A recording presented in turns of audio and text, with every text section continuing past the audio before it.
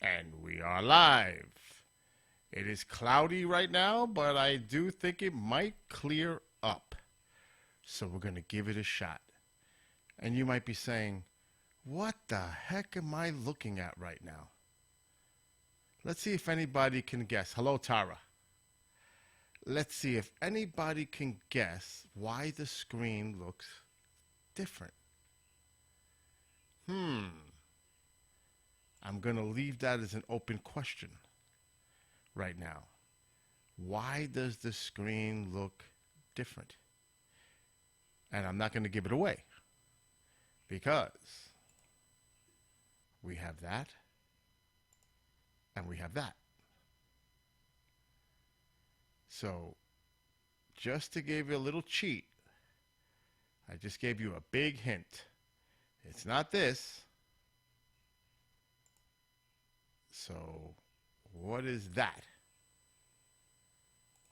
Let's see who's the first person to guess. Obviously, it's black and white. And no, it's not the camera inside. Let's just do it this way. Let's just do it like this for now. Let's edit the scene and bring it down. We'll put this guy right here. Now I feel like Bob Ross. Bob Ross will put a little... Okay, so we're going to bring that down and keep an eye on it. And then, obviously, we're going to bring that. So let's see what the guesses are.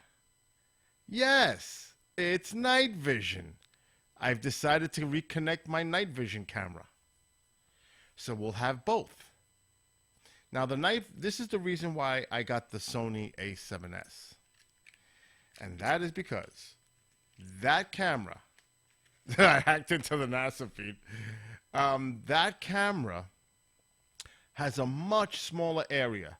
Think of the tree, think of it being zone, matter of fact, think of it being zone, half of zone 1, really zone 2.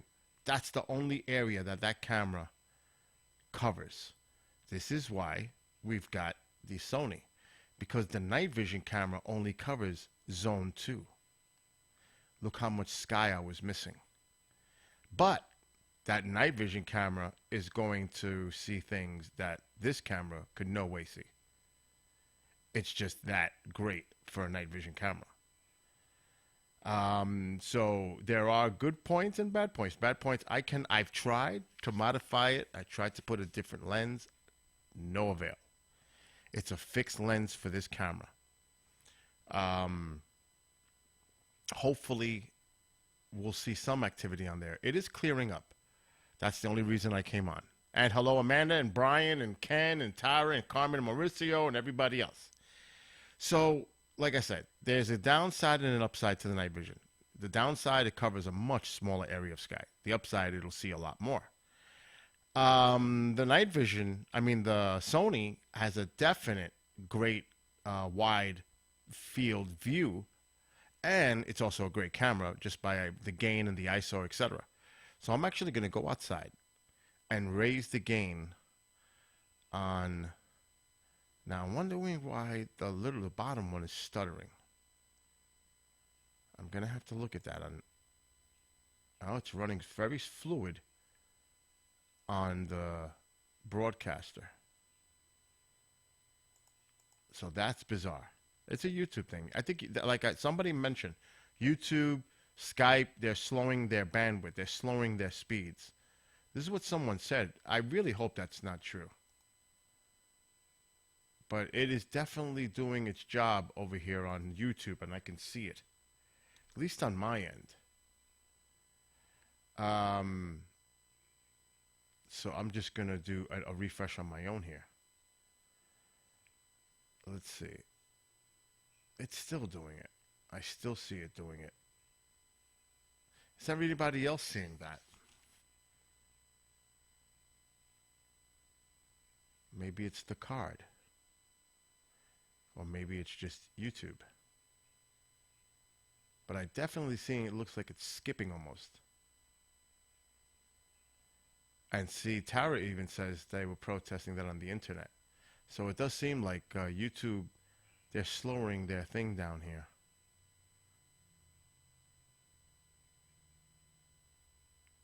I'm just checking to see if the other camera is doing it as well. Well, I'm actually going to go outside. I'm always going to check that. So I'm going to go outside. I'll be right back. I got to raise the gain.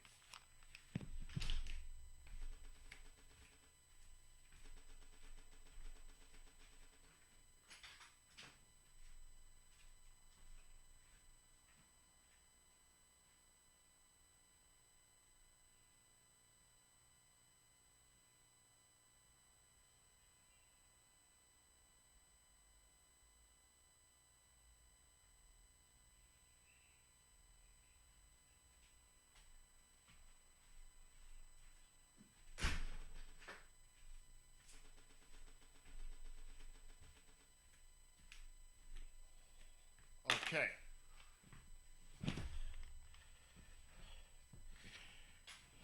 I think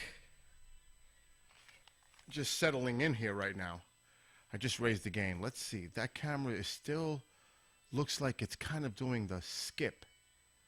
I'm going to try to open this on a different browser. Let me do that. Let's try Google Chrome, which I don't like to use. I really don't. I prefer Firefox. But let's see.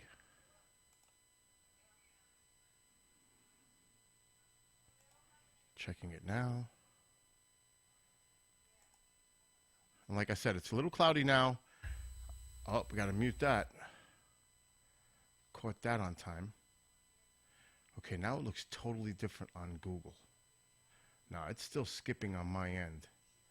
The bottom image is skipping. That could be a frame rate issue that I have it on. But then, that doesn't make too much sense. Because it looks absolutely great on the broadcaster. Matter of fact, it is clearing up nicely. I'm actually going to raise the gain on that camera too. And I have my volume low because this is why I don't like messing with my board, because then I have to change it, and I actually need to take a picture of this right now of my board before I start playing with it for producing. Let me take a picture, because this is really getting to be a bad thing when I'm doing live shows. And I got a big one starting tomorrow, so I can't mess that up. The debut of a new show. All right, let me settle in here with these levels. Take a picture really close up. Good. All right, that might help. Okay. And we'll raise up the volumes a little bit. But I'm not going to play with the board too much. Oof. And I'll get feedback. Like just happened.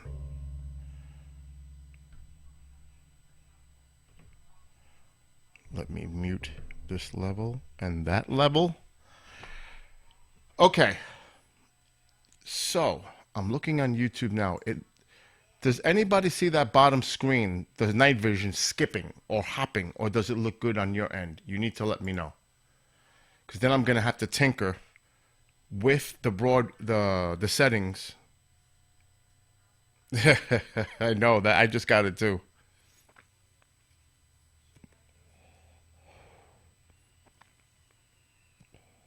There's actually another way I could do it.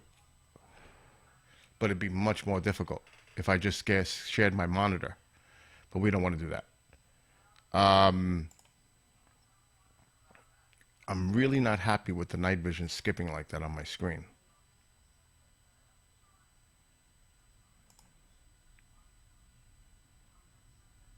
I'm looking at it now.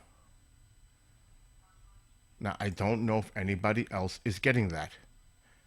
And I just wish that someone in chat would let me know if the night vision camera is it is. That's exactly what I was saying, Brian. But on my end, it's running beautifully smooth. That's what's bizarre. So I am actually going to check that frame rate. It could be the frame rate on the camera too, which I might have to go outside and check. Okay, the frame rate is right, and I cannot set it anywhere else.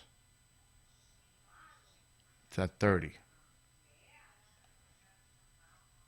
Okay.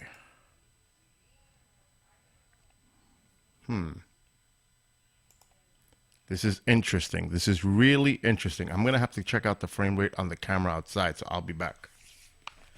That's another thing.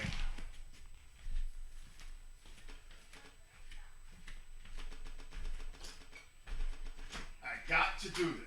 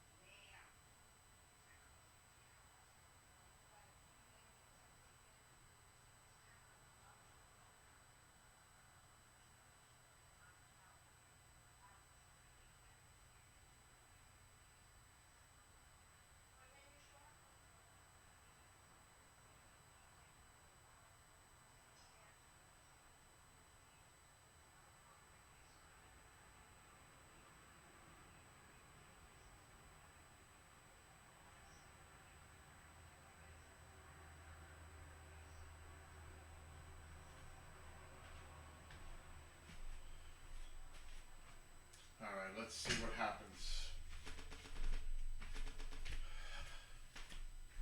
Let's see if that makes a difference.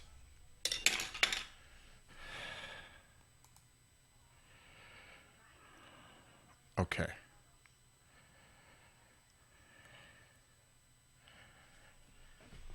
All right, let's see.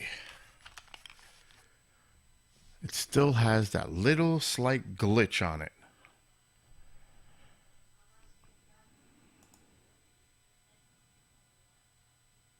That's really interesting.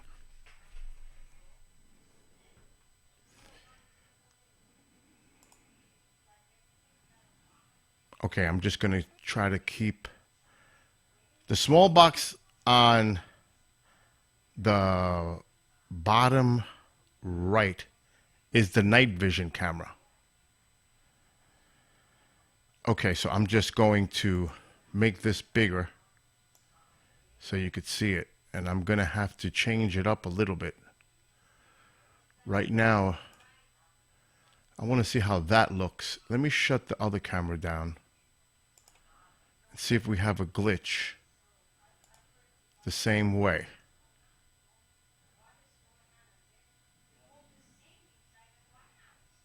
Okay. Now, Amanda, Keith is after me. See, now there, it's not glitchy. It's moving fluid. Up. Okay. So this is the night vision. Once it gets clear, I'll be able to focus in a little bit better, but it's really difficult with all these clouds. So we're definitely going to play with this at some point for Skywatches. I definitely want to implement this as well. Now I shut the camera in the background. And we're going to turn it back on. And let's see if I leave it at a little bigger size, if it's still glitchy.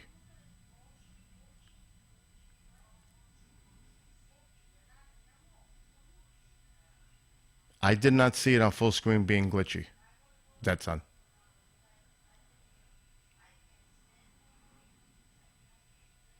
At all. Okay.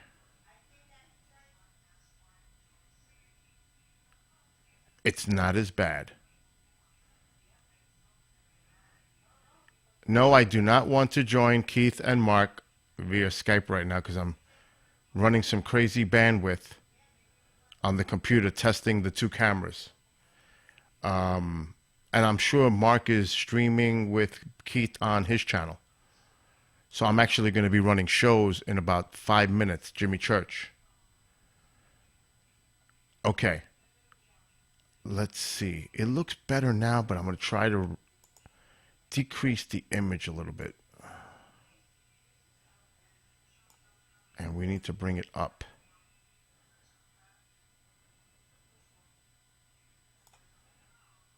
And now I'm going to shrink it just a little bit. Let's see if that is still glitchy.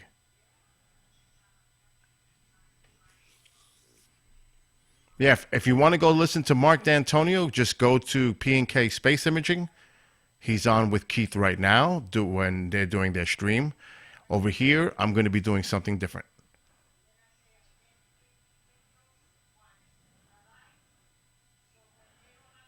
Okay, let's see.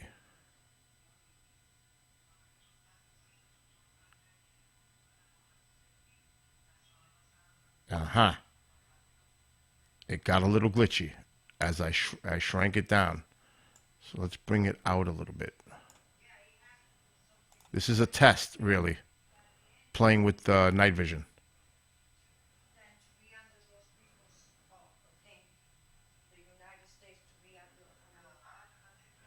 Okay, it should get bigger any second.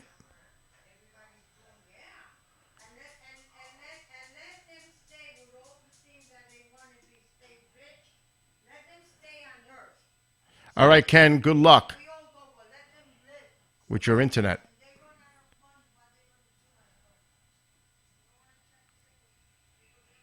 It's still skipping a little bit. I could see it. Which is going to be an issue. I cannot change the ratio. If I try to change the ratio, it ruins the video completely because I did this with Amanda the other day, and when I changed ratio sizes, it didn't want to work at all. So thank you for mentioning that, but it's not the ratio.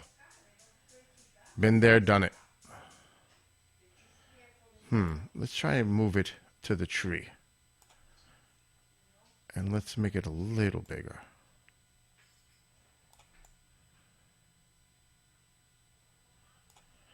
Let's see what happens. So now I moved it to the left side, where that tree is. So we're going to try to move the night vision to the bottom left and make it a little bit larger.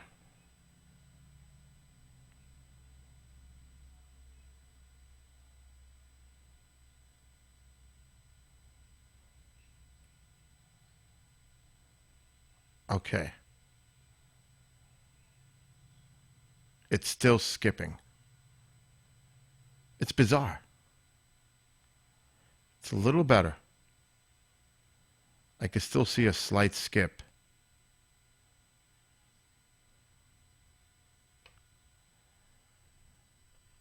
That's bizarre, Ken, that you're having all that issue.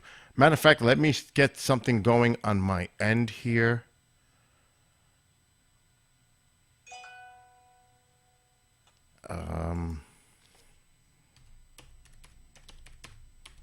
And then I'll talk about a few things.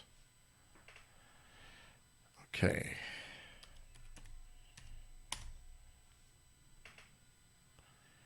Interesting.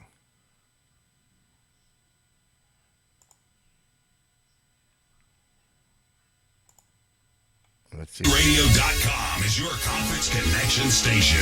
Hi, this is Ray Solms with KGRA Radio calling for Kendra. This is Kendra. Kendra, recently you went to KGRARadio.com and clicked on the contest tab and registered to win a cruise. Is that right?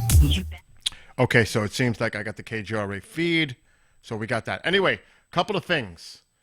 Tomorrow night on KGRA, the station that you're listening to, will be listening to shortly, Jimmy Church, I think it's open lines. So I may play a show from last night with Linda Zimmerman as the guest. And she does paranormal research here in the Hudson Valley. And I had a ball. I just enjoyed the show because being in the Hudson Valley, it was great to have somebody on a show talking about the Hudson Valley. So I'm actually going to probably do that because open lines I'm not too crazy about, to be honest, for a Jimmy show. So I may cut that. Also, tomorrow night starts a new show on KGRA at 8 o'clock p.m. Eastern Time. It is Dark Matters Radio with an S. Dark Matters Radio with host Don Ecker. And tomorrow night his guest will be Kevin Randall. And I'll be at the helm of that. So it looks like I've really got a full plate now on weekends. It's 7 to 12 live shows on Friday, 8 to midnight on Saturday, and for right now, I can't say no more, but for right now, 7 to 10 on Sunday nights. But more to come on that. Just not right now, or I'll get in trouble. So those are going to be my nights.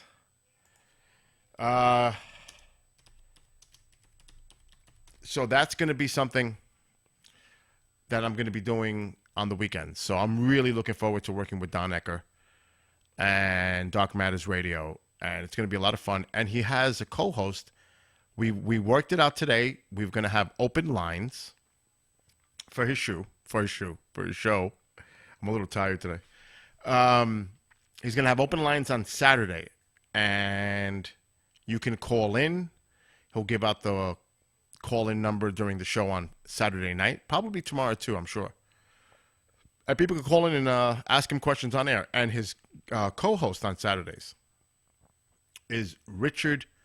I got to get his last name because he's on my list here. Saraday. He's an actor.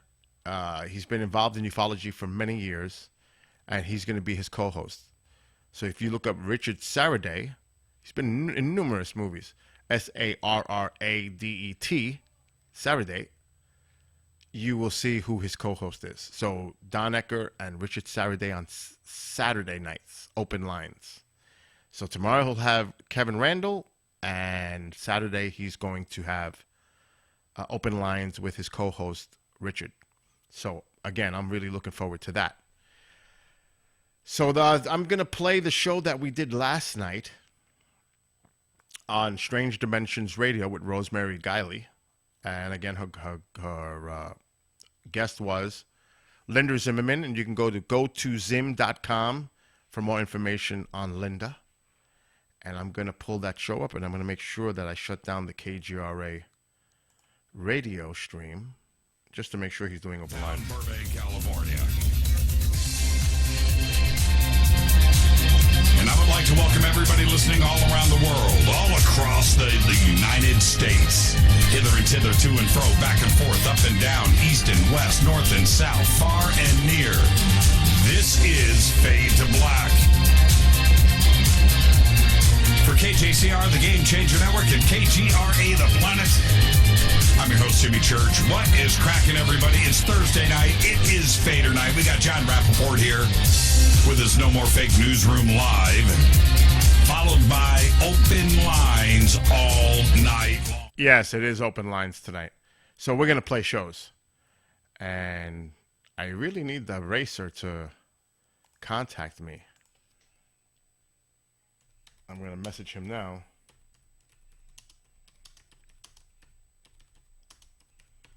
I should call him and bust his chops on air on a live Skywatch. I think that would be priceless. I don't even want to tell him because he'll go, "What? You're talking to me like that on a Skywatch?" That'd be funny. Actually, I'm going to call him. I'm going to actually give him a call. He's probably going to say he's busy, he has to get the music to me for tomorrow night for the new show. Pick up, Hobbs. Come on. Pick it up. Oh, that's right. He's putting Jimmy on the air. Yeah. It's being forwarded. What you want to do, join in on the conversation. Yes, we do every night on this show a couple of thousand tweets.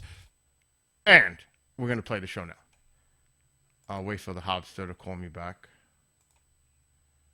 It was really a good show. Really good show last night.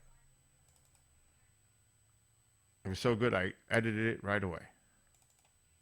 So it can get up on the archives. It even might be on the archives now. I'm not even sure. Just might be. Let's see if it works. Welcome to Strange Dimensions. There's the boss. Alternate realities. What's happening? What's happening? You are, just so you know, before you even say a word, you're on a live Skywatch with me. Before I say a word. How's the weather up there? It looks like it might clear up. It was pretty bad all day. Actually, it's been bad all week, but I'm looking at the radar, and to the west, it looks like it's breaking a little bit. And if I'm going to get any meteor activity, it's going to be after midnight anyway, so I got time. So what's cracking? I was just wrapping up the night, getting going, and about to run the dining room and grab. You are breaking up, and I hear an echo. Yeah, I do too. You want me to try to call you back? Yeah. Bye.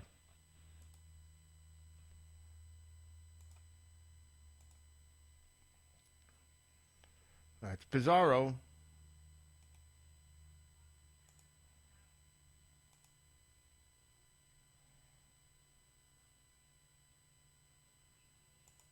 Uh-oh.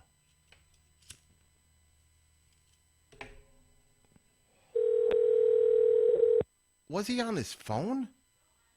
No. He couldn't have been on his phone. All right. We got to find out what's wrong with the Hobster.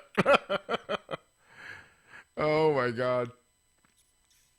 And for those that are tuning in and you're seeing that little gray black and white screen on the bottom left, that is the night vision camera. That's going to be, you don't even know. I've captured my best stuff with that camera right there. Because that picks up everything. Forget about planes, satellites. That thing does it all.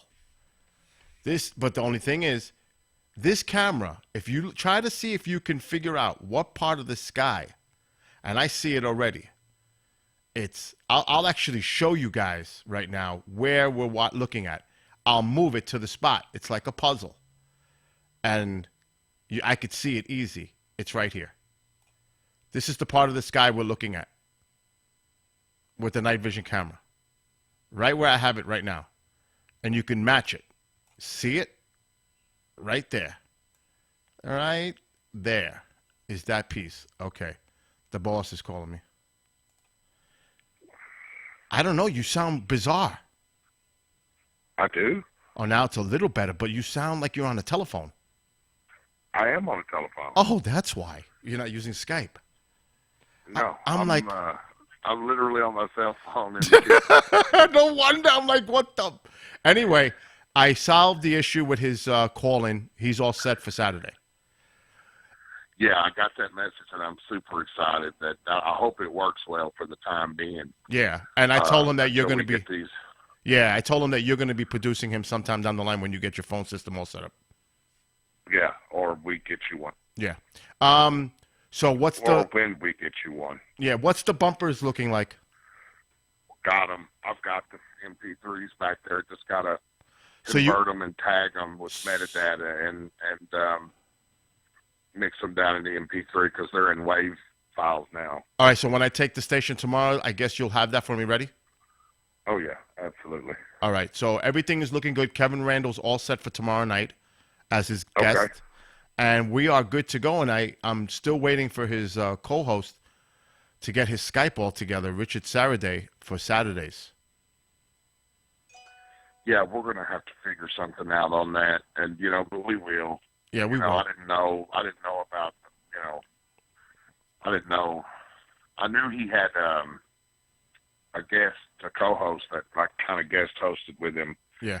From time to time, but it never has come up along the way through here with everything we've had going. So, yep. We'll get it sorted. Yeah, we'll get it sorted. And I just want you to know that everything's okay. I really appreciate it, Bill. I really do. And you're doing a fantastic job, brother. Thank you. And listen, as always. everybody in the YouTube is saying hello to you. And this is Race Hobbs of KGRARadio.com, the founder, station. He's in charge of station operations. And for those that I have always talked about this, and he allows me to play the streams of KGRA shows here on the Skywatch. You go to KGRARadio.com, and you'll hear all the great shows. And that's about it. So, Race, go rest up, and I'll talk to you sometime tomorrow in the afternoon. I'll see you tomorrow mid-morning for a meeting. All righty. Have a good one. And yes. Thank all of your viewers on YouTube for me, will you? Well, they hear you, and they say hello. Good night, y'all. Have a great night and a great weekend, everybody. Good night, Race. All right, so that was Race. We're all set. And, yeah, the night vision, and I'm going to play that show in a second, but the night vision is all set up, ready to go. Like I said, it's covering a small area comparison to what the Sony is doing. And you can see that. And pretty much when I moved it before, you can actually see. And sometimes, for those that are asking the question about Jimmy Church, Jimmy has issues sometimes. He has issues at times with his website. It's known to have those type of issues. It could be overwhelmed. Maybe it's the servers. Who knows? Maybe there's just an internet connection problem tonight. I don't know. And I can still see that camera is still acting up, but I'm going to leave it for now. It just bothers me to see it skipping that way. But there doesn't seem to be much that I can do about that right at this moment. I tried pretty much everything. The odd thing is, it looks good on full screen. That's bizarre. Now, if I try to change the rate, I know I'll be in trouble. And there's really nothing I can do. I can go slower. And that might totally mess it up. And it did. Now it's really skipping on my end. Okay. So we have to put that back. I knew it wasn't that. But I had to try anyway. Let's see what else I can do. Maybe I can change the overall frames per second. It might be splitting the frames per second between the two streams. So I'm actually going to raise my bit rate up.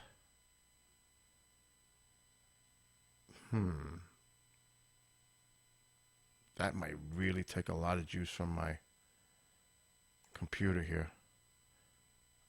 Oh, it won't go into effect until the next time I start streaming. So I'm actually going to cut the stream and restart it. So I'll be right back. Okay. Let's see what happens now.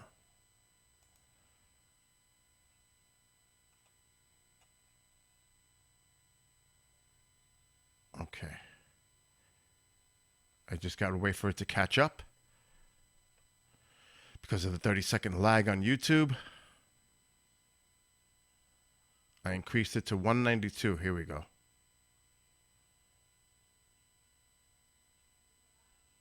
Oh, it looks fluid right now. Now let's see when we shrink it down.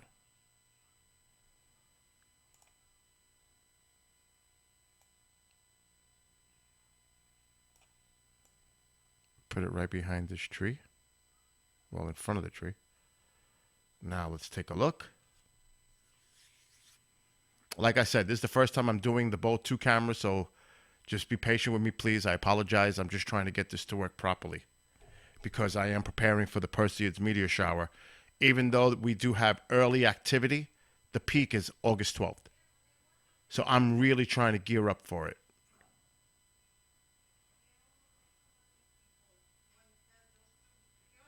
Okay, she's still skipping.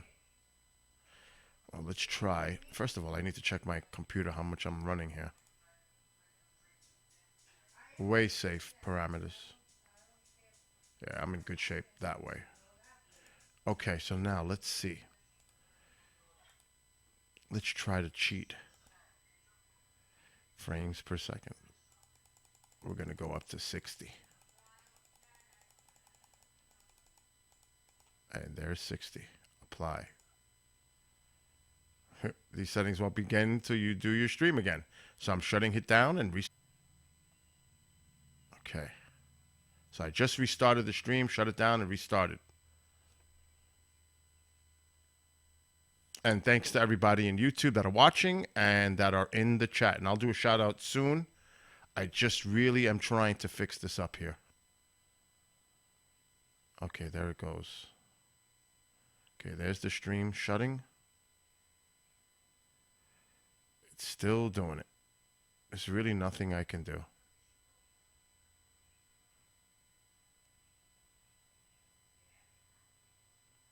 That is so bizarre. Yeah, that's me shutting down the stream because it's running smooth on my end. That's what's the bizarre thing here. It looks absolutely great on my real-time OBS software.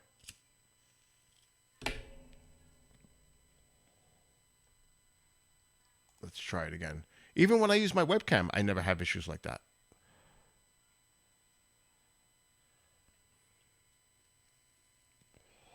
If I lower the frame rate, I may lose quality. That's why I'm trying not to do that.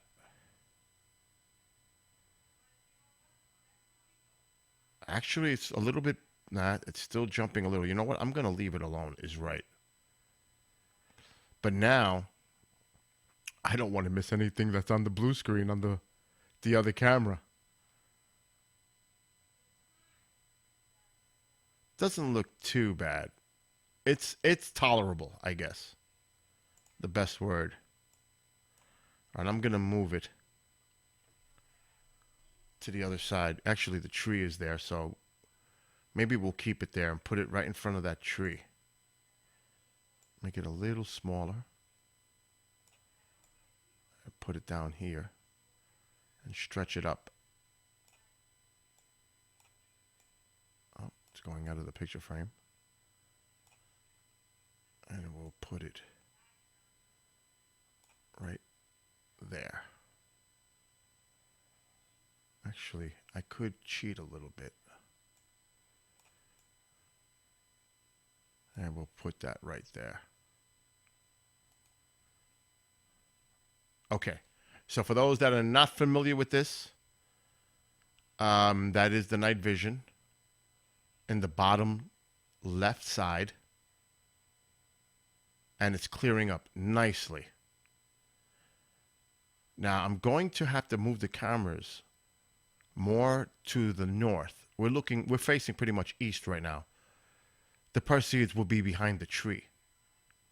So I'm going to have to go outside and move the camera a little bit. And I'm going to put some music so we just don't have no dead air. Actually, I'm going to put the show on. And hello to Heidi. So let's do the shout-outs right now. And I'm going to create a pop-out so I can look at this in full screen and monitor it much better.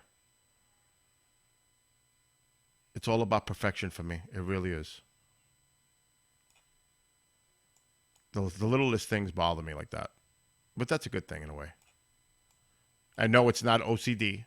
It's just you want to do the best quality stream that you possibly can. Okay, so now I'm going to play the show and make sure all my sounds are okay. And hello, I'll do the shout in a second. I just want to set up, get this show all ready to go. Welcome to Strange. We'll pause that a second. Whoa, CPU 81. Oh, I've got to lower the bit rate. Definitely got to lower the bit rate. Definitely got to do that. Right now. This computer never bounces that high.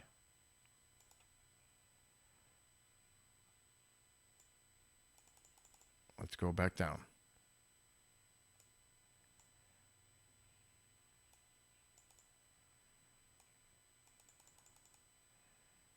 Apply. Yeah, she's pumping out big time right now.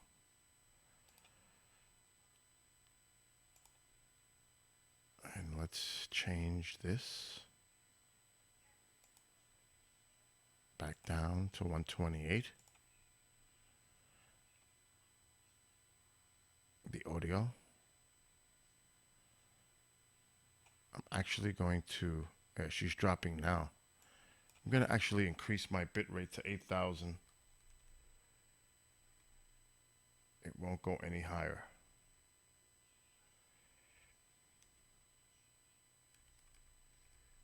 Whoa.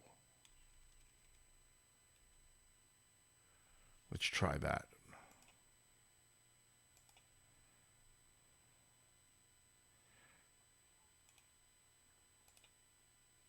What the heck is running so high?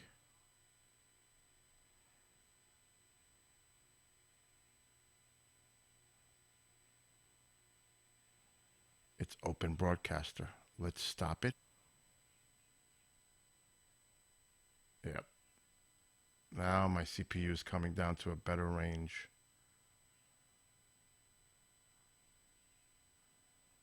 Okay. So I'm going to move the cameras around a little bit outside. In the meantime, I'm going to play this show. And then I'll be right back. So this is Strange Dimensions Radio from last night.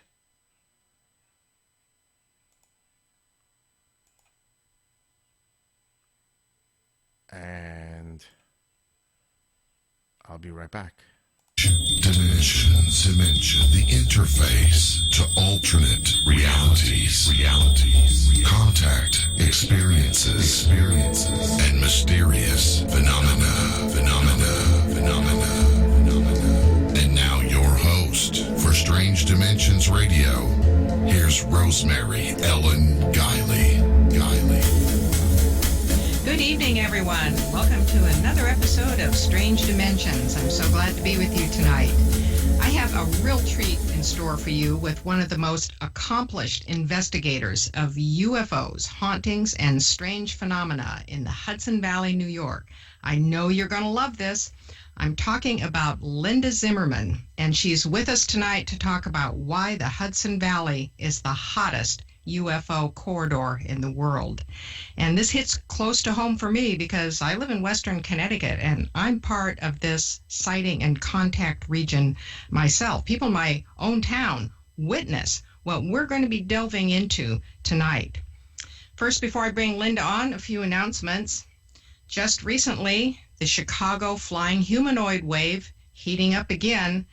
A witness reported a dark humanoid figure with a combination of bat and insect wings leaping off the Willis Tower, formerly known as the Sears Tower. That's 108 stories high. And he watched this figure leap off the tower, dip down, flap its wings, and then gain altitude, and it swooped off into the sky. This is about the 17th sighting of a flying winged humanoid in the Chicago area since the spring. We've had a couple of updates on this show. It's time for another update. We're going to be having that coming up in August. I've got Nicole Tito Graycheck, paranormal investigator on the scene in Chicago, checking out all the leads. And you can also check Lon Strickler's Phantoms and Monsters blog for updates as well. Tomorrow is the last day to take advantage of the super sale for the Paranormal Mysteries Cruise in the Caribbean, November 8th through the 13th. You can reserve your cabin. I know why it was glitchy. I remember now. And I forgot to do the shout out, which I promised, so I'm going to do it now. I remember now while she gets glitchy. If there's so many clouds on this screen, it's the camera. It's the camera that does that. I remember now from using the night vision camera. There's a lot of clouds. She tends to do that. If you notice, when there was hardly any clouds, she wasn't skipping as much. I remember that now. It used to do that when there was a lot of cloud cover. So that's a good thing. So once we get some nice clear skies down there, we should be okay. And hopefully it will continue to clear up because I'm seeing more clouds to the west. But it looks like it's clearing up nicely. So let's cross fingers and we'll go as long as we can with that. So in the meantime, I'm going to do a shout out to everybody. And we need to restore this. Hello to Tana and Ben Davis, Sherry, CND Boy, Arnie, Carmen and Mauricio, Derek, Heidi, Jay, Kathy, Nancy, and Zombie. And everybody else who's in there. And all those that are watching on YouTube. So just before I continue playing the show, we should see maybe some early activity of the Perseids. Now, the battery, okay, that was weird. I thought my battery died. But I'm going to go outside and raise the gain as well because it looks a little dark. The peak is August 12th, but you usually have activity from now all the way to the third week of August. So we may see some activity. I'm not saying it's going to be a full-blown Perseids meteor shower tonight. No. The peak is August 12th. But we should see some shooters from time to time right after midnight. So hopefully the skies will continue to clear up and we're in the direction where the Perseids will be rising right there behind the tree. So hopefully we'll see some activity. And hello to Dead Sun and Truth Seeker. I will be right back. I'm going to continue playing that show, Rosemary Ellen Guiley, Strange Dimensions with guest Linda Zimmerman. So I'm going to do that right now and resume the pop-out chat here and get everything all coordinated on my end. And I'll be watching it in real time on my screen as I set myself up here. There we go. Wow, look at the cloud difference on the night vision in comparison to the Sony. I used to love using this night vision camera. And you could see that the bottom left corner is the stovepipe. So that's where it's looking, which is a great spot to be in because that's where the Perseids will be. All right, so I'm going to continue playing the show and do a few things on my end over here. Join me and Micah Hanks and Jim Harold for a paranormal adventure, an amazing trip down the Caribbean and back. And speaking of Jim Harold, I just did a paranormal podcast with him, now posted on his site, my book, The Road to Strange, Travel Tales of the Paranormal and Beyond, because travel really opens you up to having paranormal experiences. So take the cruise, get the savings. The super sale ends tomorrow, July 27th. So don't delay, mysteriescruise.com. Now, anyone interested in the Hudson Valley UFO activity should know about a special live feed Skywatch posted on YouTube by none other than my producer tonight, Bill Skywatcher. Bill, what's going on with the Hudson Valley Skywatch, and what have you been documenting? Well, actually, I started this about 4 years ago, and I started with a simple camera setup. And now I'm using a Sony A7S camera, so I'm able to detect a lot more that's going up in the skies above us. Now, about 4 years ago, I captured something of real interest. I was actually on a local radio station here. It was an object that seemed to curve up and stop, and it illuminated, which I think is propulsion. And then it zipped in, zipped back into space. Now, as your guest, who I really admire for her research and all the work that she's done in this area, Linda Zimmerman, it's incredible when you talk about the history of the Hudson Valley as far as it being a hotspot for UFO activity and the paranormal. So this is something that I'm really interested in. It's a passion, and that's why I really got involved in all of this to begin with, because I have, a real interest in trying to find out what kind of phenomenon is going on around us. And I have to say, every night when I do a Skywatch on a clear night, right here in Hudson Valley, I always find something that I question and say, okay, what was that? For example, just to keep it brief, but the other night we saw these 3 points moving all at the same time. And it was satellites. But what type of satellites move in a formation where it forms a triangular shape and it's moving? And I'm thinking it's maybe some type of a military satellite system or something to that effect. But again, just being up here, being in the environment and doing this, I enjoy it so much. And for those that are listening, you can go to Bill NY Skywatcher on YouTube to check it out. And I'm sure you'll enjoy it because we have a great conversation and it's just a fascinating thing. And remember, this is not just for UFOs and looking for that kind of paranormal activity. If people want to get involved in astronomy, this is the perfect way to go. The Perseids meteor shower is coming, so I'm going to be covering that. It's just not for the paranormal aspect. It's just for the beauty of observing the skies above us. I really like that you're our eyes and ears for us when we can't always get out there and do sky watching ourselves. You know, we can check in with you on YouTube and see what's been happening. Now, you're also involved in a lot of activities at Pine Bush. Yes. The conference that comes up every May, third Saturday in May. A lot of sky watching that goes on there, and I hear there's a new paranormal center coming as well. Yes, they're right now it's in development. They're going to make it something that's going to be open year-round, and of course we'll have great speakers doing presentations there. I'm sure yourself and your guest Linda Zimmerman will be speaking there at some point in the future, and hopefully we'll be able to coordinate this where we'll bring in people from different areas, not just specifically locally, but try to make it a focal point for maybe the whole Northeast or even expand beyond that. And I'm planning to do live sky watches there.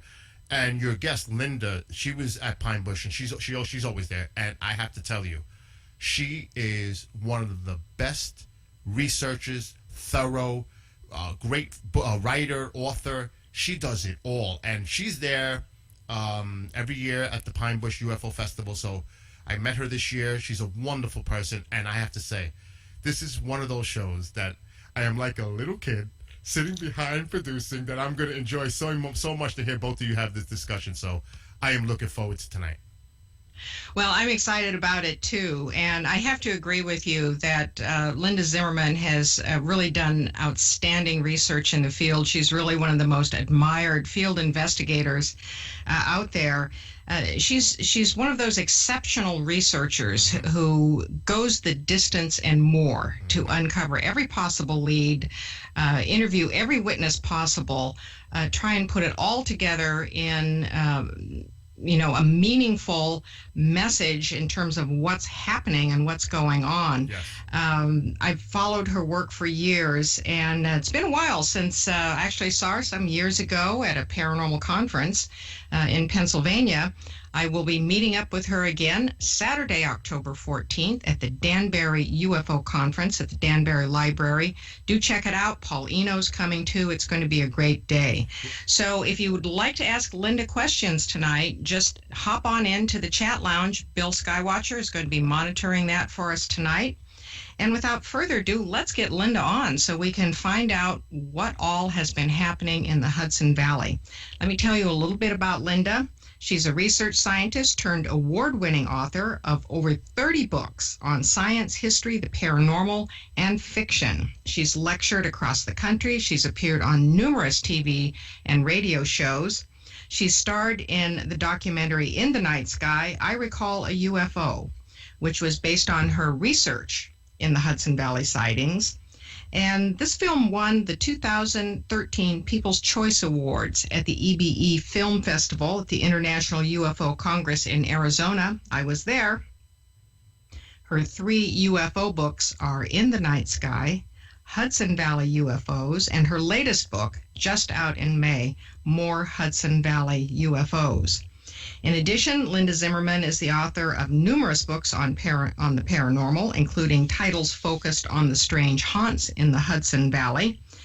And I have to really mention this one because I just love the title. This book was the winner of the 2011 Silver Medal for Humor in the International Independent Publisher Awards. Bad Science, a brief history of bizarre misconceptions, totally wrong conclusions, and incredibly stupid theories. Well, how often do we run into that in the field? There's always something going on. Now, the Danbury UFO conference that I just mentioned, Linda Zimmerman created that last year. That was the very first one, and I'm really pleased to participate in this year's conference alongside of her.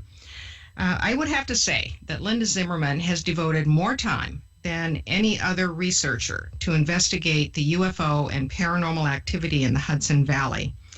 And her website is gotozim.com if you want to find out where she's going to be speaking, about her books, what she's doing, gotozim.com. Linda, thank you so much for joining me on the show tonight. Well, thank you. I don't know how I'm going to live up to that fantastic introduction, but I appreciate it. Well, where do we find you this evening? I'm at home, and I was doing research during the day, and I am very happy to put that aside to speak about what I love most. As you mentioned, UFOs, the paranormal. If it's bizarre, I'm drawn to it, but I guess I'm preaching to the choir here. Well, you sound like a woman after my own heart because I'm right behind you. Now, I think you're way ahead of me, but well, you might have a few books to catch up, but we're pretty much walking the similar paths here. Now, the Hudson Valley, what size of an area are we dealing with when we talk about Hudson Valley UFO sightings and high strangeness? Well, the Hudson Valley technically goes just north of New York City up to the Albany area, to the east and west. So it's a little over 100-mile stretch of land, which is fairly substantial. But for the most part, the bulk of the sightings, the highest number, are, I would say, in the mid-Hudson region. And why the Danbury conference came to be is I found that on the same nights that sightings were taking place in the mid-Hudson Valley, they were also taking place in the Danbury, Western Connecticut area. So we have this, I think they call it mission creep as things spread out. And it also could spread technically to northern New Jersey. I like to, I kind of say it jokingly, but I call it aliens without borders because, they don't have a specific region. Their flights, whatever it is they're doing, could take up several states, the whole country. So I can't draw a box around the mid-Hudson Valley and say they are not seen outside of it. It's very difficult to do that in any sort of description. For example, consider the Bridgewater Triangle that Lauren Coleman made famous in the Massachusetts area. Well, there's a general area where a lot of things happen that's kind of triangular in shape, but there's no real boundary. And we find similar areas all over the country. And you've documented activity throughout Connecticut, Massachusetts, New York. You've brought New Jersey into your books. It is a pretty wide area, but nonetheless, it is known for a history of frequent activity in the skies and on the land. And you've collected now about how many cases? They must be in the hundreds, probably going into the thousands by now over the years. Well, certainly the hundreds. I haven't stopped to count. I probably should do that at some point. But it's an ongoing thing. Whatever count I made today would probably change tomorrow because it's a steady stream. Email, snail mail. Whenever I give a lecture, you can guarantee there's probably a dozen people there wanting to share their information. And that's the important thing. None of us could do any of this without people who are willing and courageous enough to stand up and tell their stories.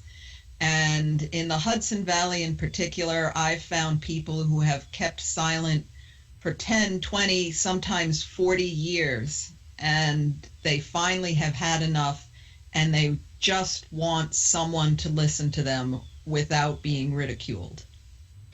And unfortunately, that continues to be a problem. I think things have loosened up for experiencers in recent years with a lot of media attention, documentaries, films, books, etc. But there still is a stigma attached to a lot of these experiences. And in spite of the numbers that have come forward, we're probably still dealing with the tip of the iceberg.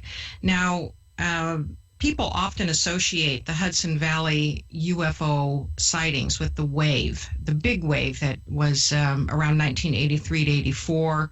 And they don't realize that this area has been a hotbed for a long time.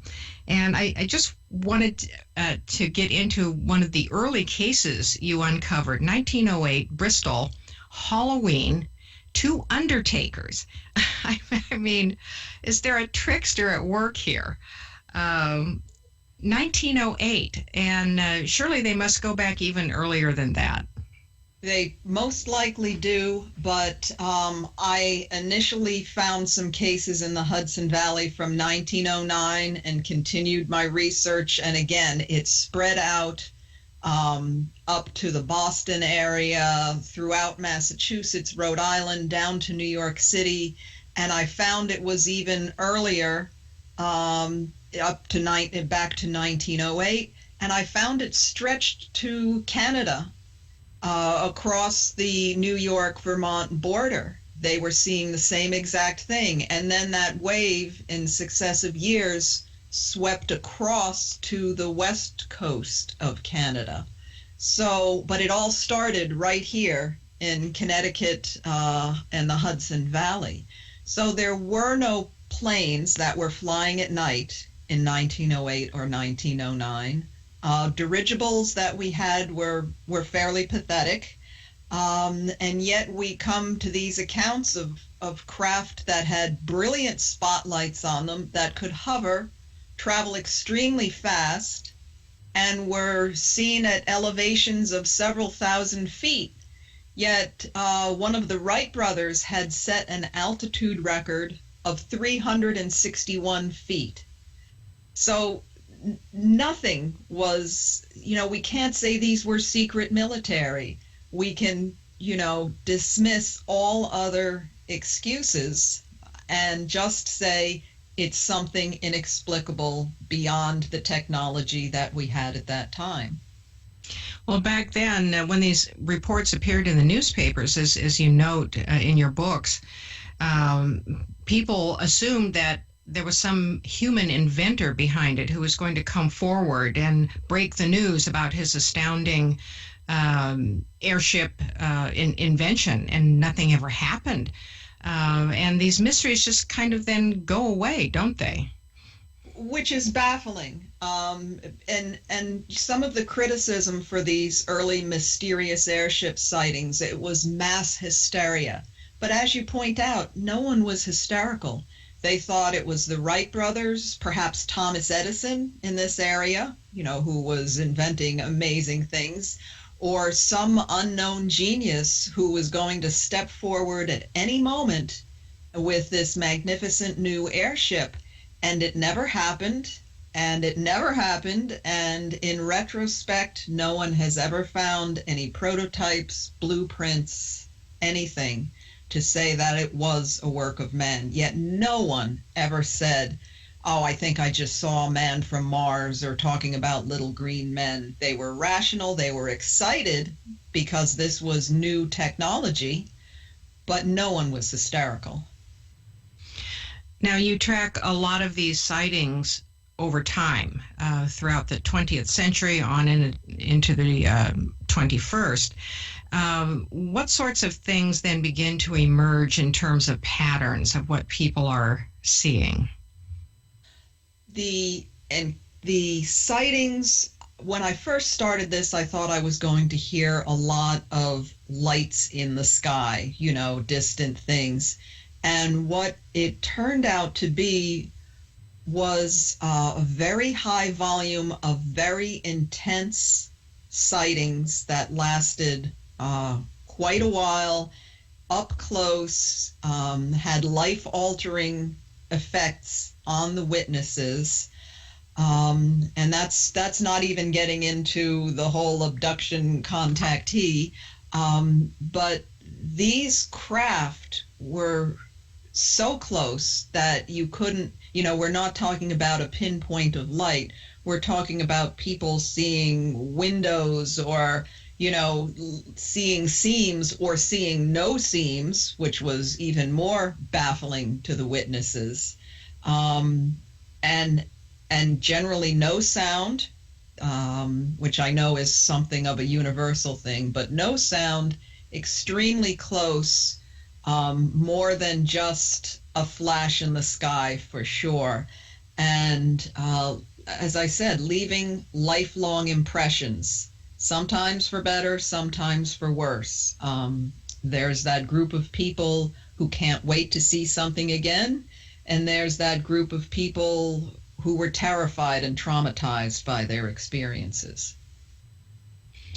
Well, you document a lot more than just, as you say, lights in the sky. And one of the things that I was amazed to learn was the contact experiences and even abductions that occurred well before they were popularized in the media and press in the 70s and 80s. Yes. As I said, when I first started this project, I thought, again, I'm going to get some curious stories, but the very first person we interviewed for the film was a lifelong contactee, beginning in the 1950s in the town of Congers, New York, which is extremely active, that small little town for some reason. And his mother was still alive. She was in her 80s. And I said, do you mind if I interview her? Because I just wanted to know, what kind of a child was he? Did he have a very vivid imagination? Did he make up stories? What was it about him? And he said, sure, I have no problem. So I'm interviewing her a week or so later and asking about her son. And then she started mentioning a few things as if she had had sightings. And I said, wait a minute. I said, have you had experiences as well? And completely matter of fact, this sweet old woman says, well, yes, starting about 1937. And I almost fell out of my chair. And she had been seeing small, short, very white figures with large black almond eyes and having missing time starting in the 1930s and continuing through the 21st century. She had over 70 years of experiences, both sightings of craft as well as contact and missing time. And of course, her son had it, his children had experiences, and now the great-grandchildren are having some sort of experiences as well. I would love for more cases like this to be uncovered because I think there is this incredible early history to these sorts of contact and abduction experiences that we don't know about. So much didn't come out really until the 70s and 80s. I remember the Tujunga Canyon case from the 1950s in Los Angeles, but even the reports of that didn't come out until much later, that D. Scott Rogo and I think Ann Druffel did the research on that. And so from the 70s and 80s on, this stuff started coming out in the media, more and more contactees coming forward, abductees. And I think to the audience out there, it felt like a new thing because we didn't have any history to pin it to. And yet now we have these cases surfacing that there is a history. Something's been going on with aliens and human beings in contact and abduction for a very long time. And I'm wondering if we could find even older cases from the literature, if there's anything from centuries ago or even ancient literature that we could interpret along these lines. Have you attempted to go way, way back in history? Well, I've certainly tried in this area, and I've gone back to the 1800s with some newspaper articles I've found about strange lights. And they handle it. They don't know how to handle it. I should put it that way. That they'll call them ghost lights, or they must be spirits, or of course the ever popular work of the devil. That is a blanket excuse for anything that we can't understand. But for certain, I would say in this area, the 1870s and the 1880s, I've been able to go back to. And, of course, there's Native American stories across the country, especially out west, about, star people and meeting people from the sky. So I really don't have any doubt it has gone on for centuries, maybe millennia, but I don't have the documentation for that. Yet, at least. Yet. So, all right, we're at the bottom of the hour. We've got to break now for a few minutes. When we come back, we'll continue on with Linda Zimmerman and the strange UFO activity and paranormal activity in the Hudson Valley region of New York State and beyond.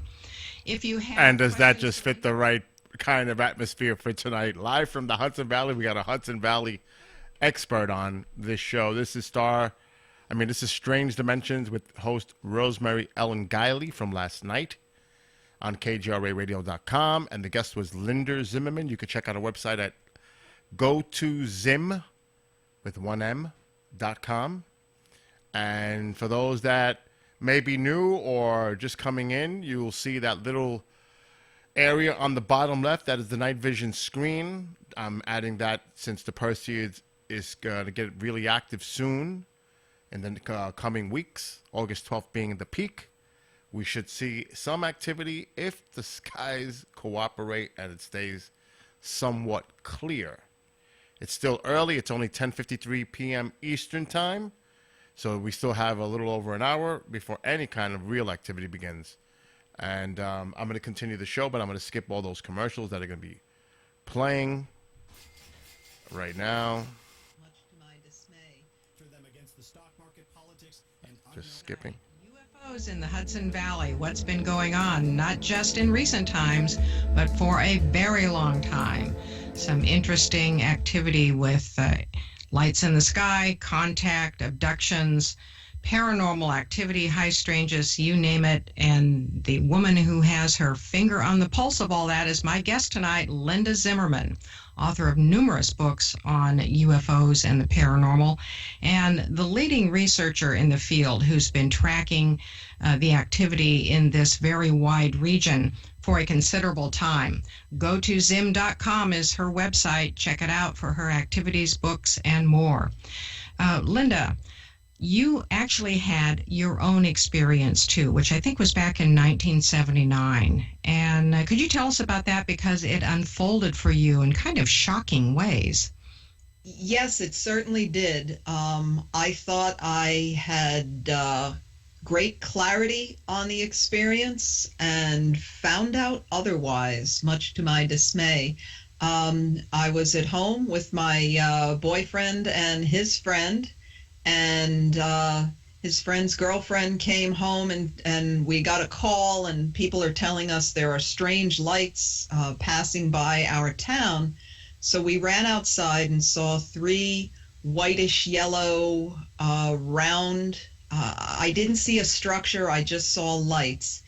And what I thought happened was we started to follow them, and they broke up and went in 3 different directions.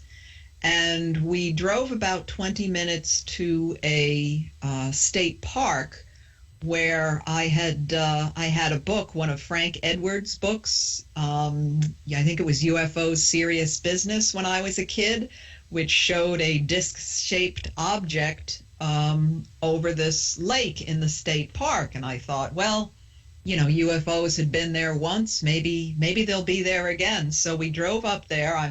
I'm just in my bathrobe because I was so excited running out of the house. And we're sitting there waiting. And sure enough, these three lights return from three different directions. And they're coming closer and closer together at a fairly high rate of speed. And we're like, oh my God, these things are going to crash together. Well, they did come together noiselessly in this brilliant bluish-green flash of light, and as a single object lowered to the top of this hill. And it was just this pulsating glow. It was mesmerizing, and bathrobe and slippers, I was ready to run up to the top of this mountain to see this. But at this point, the state trooper pulled up and wanted to know what was going on. So I told him to turn around and look, and he just turned white as a sheet, and said, get out of here now. So, when the state trooper's terrified and tells you to go, you leave. So we drove off, and he actually passed us. He was going so fast. So that's what I thought had happened. Well, last October, I decided to go through all my old diaries. I used to keep a diary every day for decades. And I said, I know the date of everyone else's UFO sightings, and I didn't know the exact date of my own. So finally I tracked it down in December of 1979, and it was like reading the words of a stranger, because I wrote that very night how we all went to this Lake DeForest in Congers, there's that Congers town again, and stood by the side of the lake for an hour watching one of these craft zip in one direction, stop on a dime, and zip back. And I was watching it through binoculars. I have absolutely no recollection of that. I called my ex-boyfriend and I said, why did I write this? And he said, well, I remember going to the lake, but I can't remember anything that happened once we got there. And I couldn't believe it. And I read the entry for the next night, and we went back to that state park and saw them again. I have absolutely no recollection of that following day either. So I was correct I did write about being at the state park that first night, watching the three objects coming together, the state trooper coming. That was all correct. But the hour before and the following day are a complete blank. And that's not me. I'm a stickler for details. My husband says, he can never get away with anything because my memory is so good. So I am baffled and stunned by that, and I can't understand what happened. Now, that's missing time that other people report too. And have you attempted to do any hypnosis or regression to recover what happened during that missing time?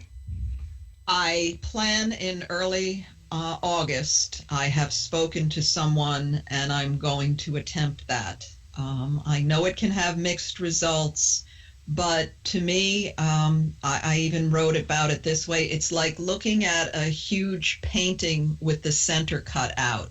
I want to know what's in the center of that painting. I want to know what happened during that time. It was, I can't tell you how that feels to discover that. And here for years, I've been interviewing other people with missing time, writing about it. I even wrote an entire chapter about sightings in Congers at Lake DeForest, and not for 1 second did that spark any sort of memories. And then had I not kept a diary and written it in my own handwriting, I never would have believed that I was there. Well, if that had happened to me, I would find that puzzling. and a bit disturbing, like what really went on. And I would probably do what you're doing. I would look for some ways to get to the bottom of it.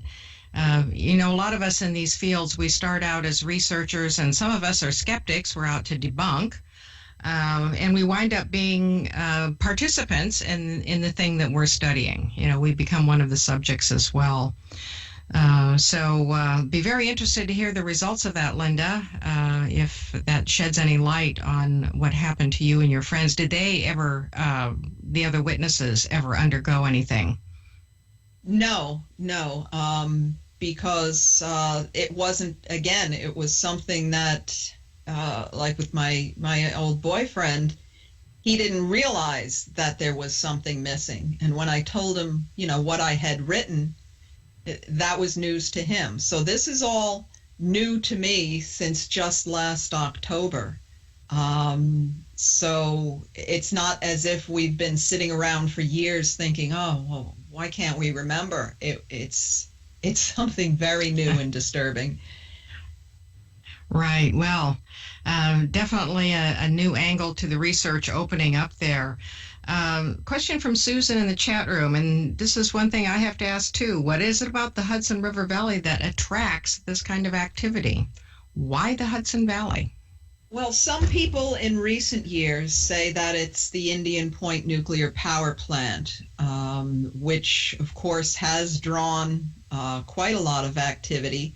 But of course, that's something very recent. If we were just looking at the wave of the 1980s, I might be swayed by that. But obviously, if we're going back to the early 1900s or late 1800s, pure speculation on my point, there could be something about the natural earth energy here. I know there's been a lot of sightings near magnetite mines, mines that have iron ore that is highly magnetized. There could be something about the geology, the fault lines. Again, just speculation, but I would think if they have been coming here for this long, it's for a very good reason. Unless it's just a long-term science project that they are checking back generation after generation. In my investigations of why some places are heavily haunted and afflicted in many ways, what I call the portal areas, where you've got UFO activity, you've got mysterious creatures, heavily haunted places, cursed land, sacred land, and areas where there just seems to be something going on all the time. I've often wondered about the contours of the land or even the contents of the soil. That are there certain configurations, geophysical configurations, that don't necessarily prove or create an area of activity, but are part of the big picture as well. So we've got this huge, mighty river, the Hudson River, and which is kind of a center point for this. And it seems that a lot of UFO activity does cluster around big rivers or reservoirs, big lakes like the Great Lakes. There may be something about running water that's involved. You mentioned the magnetite in the earth, and I have found that a lot of heavily haunted places have something in the soil like that. It's iron or magnetite or quartz, something that has a very marked field of energy around it. And also from Bill in the chat room, what about the possibility of ley lines, something that's never really been well documented in this country like it has been in England and Europe. And he also asked about the Stewart National Guard base as well, if that's been a focal point like the Indian Point nuclear plant there. Have you come across? Yes, well, as to the ley lines, that is not my area of expertise. But I have been told that there is a apparent ley line that runs right through, kind of transects the Hudson Valley. So that is certainly a possibility. As to Stewart Air, well, it used to be Stewart Air Force Base. Now the National Guard is there, and it's a commercial airport as well.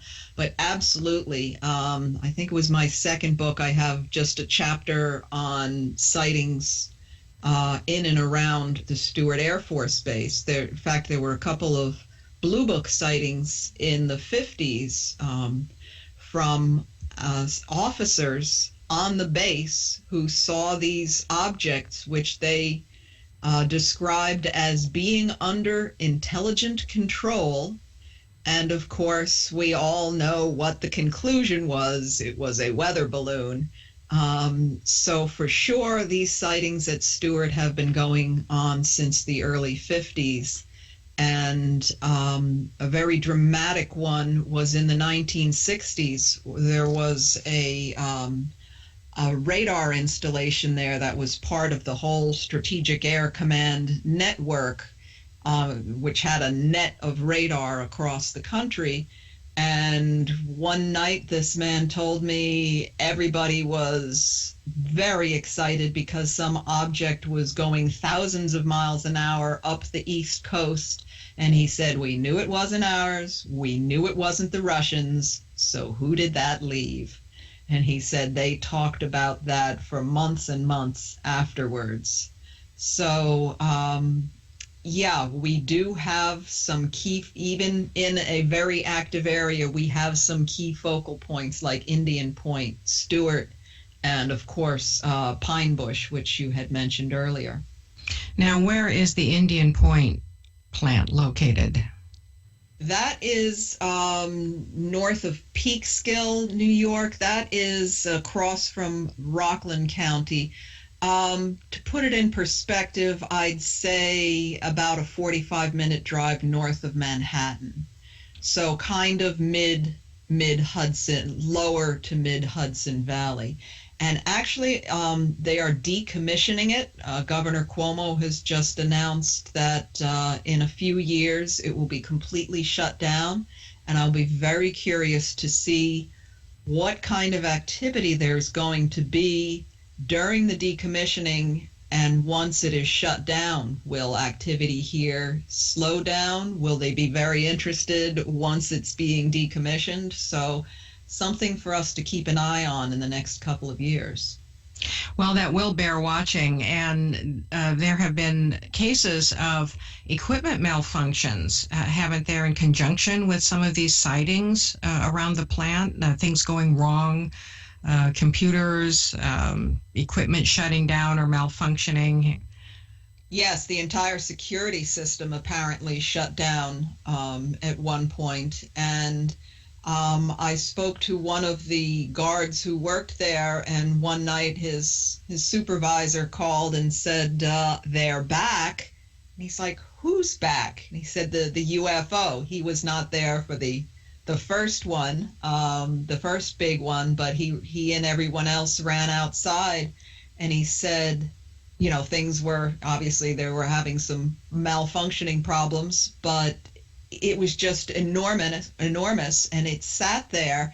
And I loved his description. He said it sounded like a canoe, a metal canoe flexing. So it did have some bizarre sound to it. And it just sat over one of the reactors. And what were they going to do about it? Were they going to fire their rifles at it? I don't think so. I also spoke to some witnesses who it's right across the river in Rockland County. Has a very good, people in Rockland have a very good view of the reactor. And he's bringing out the garbage one night, and he said there was this massive craft hovering over the plant, and he said it took off. He just described it like just gone in the flash of an eye, and military helicopter was racing down the river after it, not that it had a chance of catching it. And I said, how would you describe the size difference between this military helicopter and the craft? And he said, take your average living room lampshade He said the helicopter would have been a fly on that lampshade.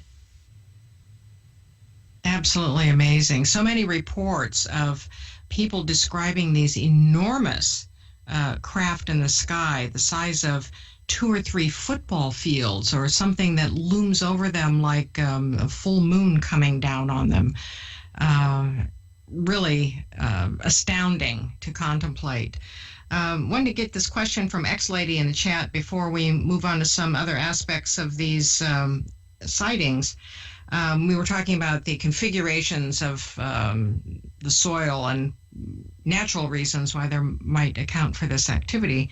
Her question, would something like radon attract UFOs?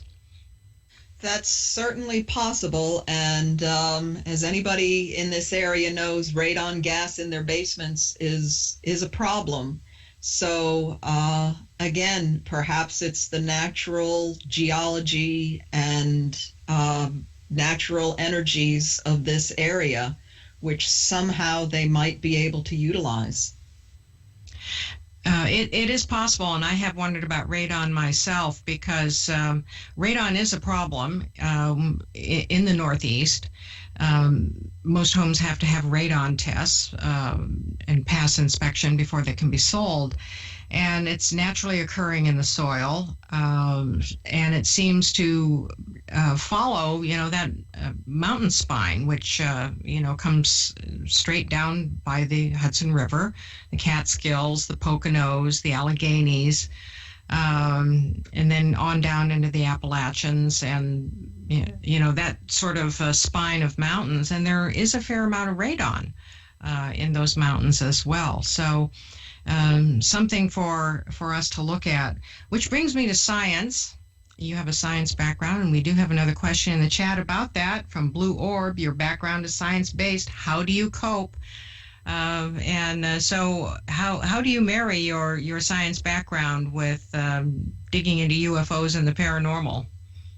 Well, I just look at the evidence. I mean, that's what science is. You gather as much evidence as you can, and then you base your theories or assumptions on that evidence. And when a few hundred people tell you similar stories and you have your own sighting that I could not explain by any science, any aerospace technology that I was aware of, you have to come to some conclusions that there are things beyond what we know.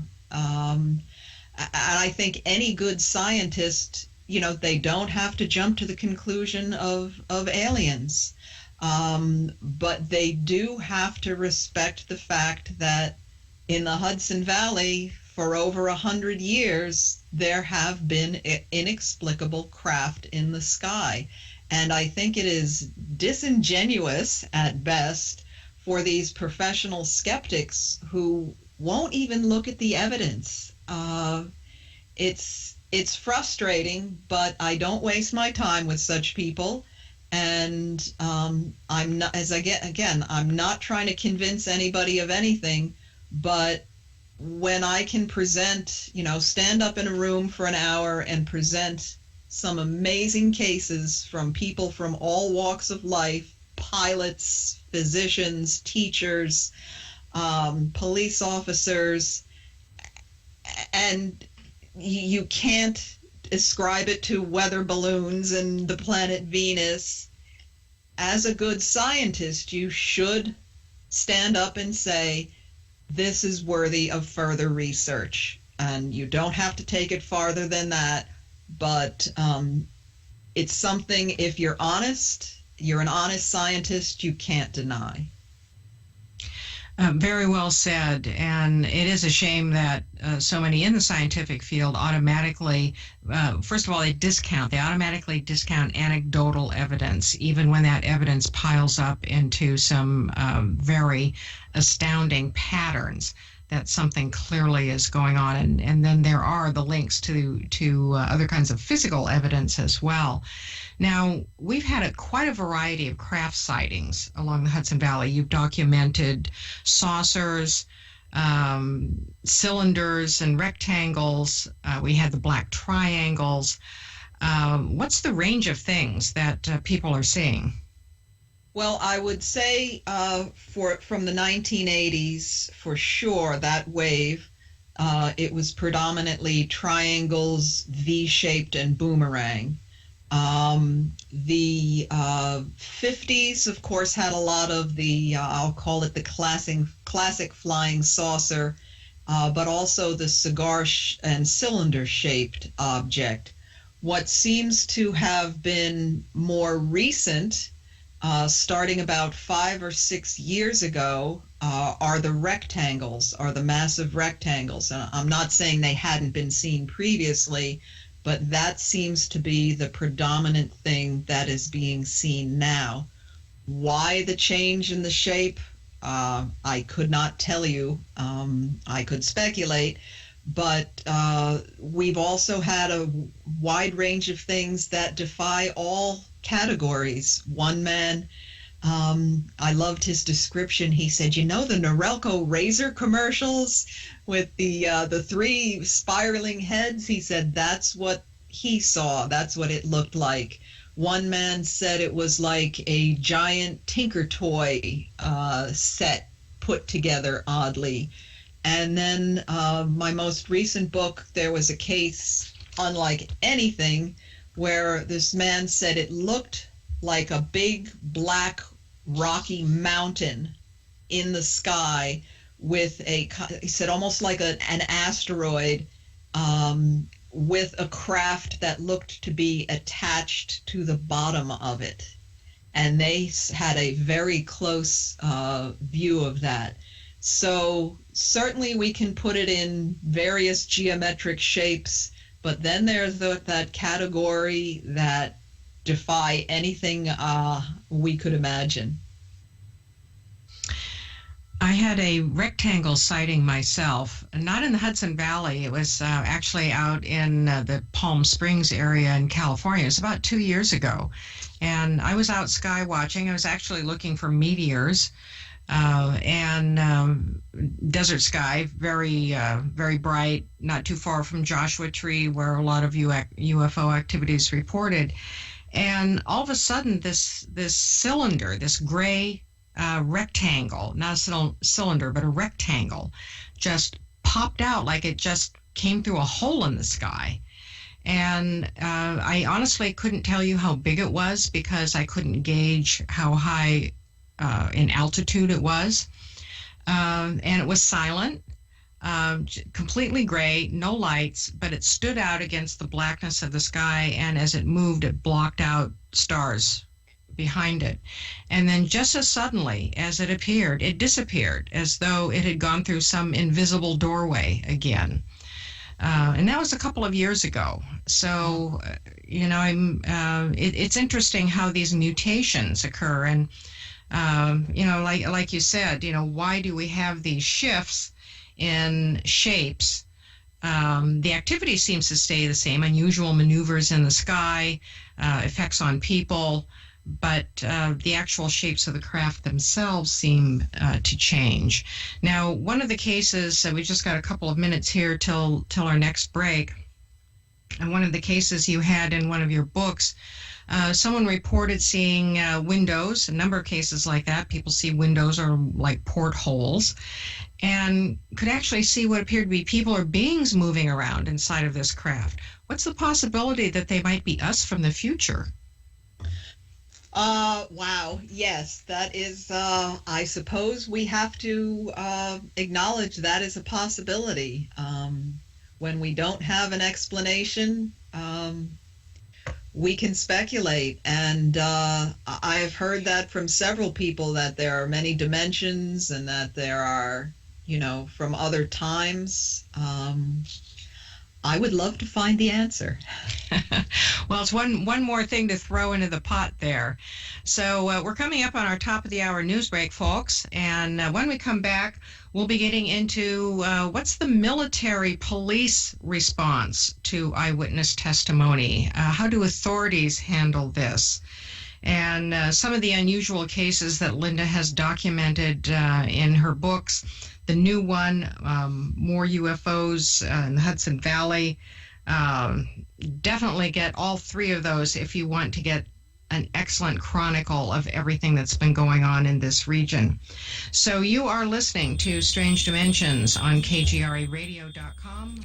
And I'm going to lower that and just say hello to everybody that's watching on YouTube and all our good friends in the YouTube chat room. I'm actually going to pause the show running in the background just to say a few words before we continue another hour of that show. Tonight's show night, I'm just sitting back and relaxing. I've got a long weekend ahead of producing new shows, and it's just going to be insane for me. Anyway, a couple of announcements. If anybody isn't aware yet, you will now. P&K Space Imaging will be streaming the solar eclipse live August 21st from Tennessee. So you need to definitely tune in. As we get closer, just Keith will be streaming and Paul numerous times before then. I'm sure they'll give updates, specific times of when they'll be streaming. I know Mark D'Antonio is also going down there as well. I'm going to try to join them depending on my schedule here. It's out of my control pretty much, so I have to let the boss know if he can fill in for me, because I know we're going to be gone for a few days. I know I won't be back in time.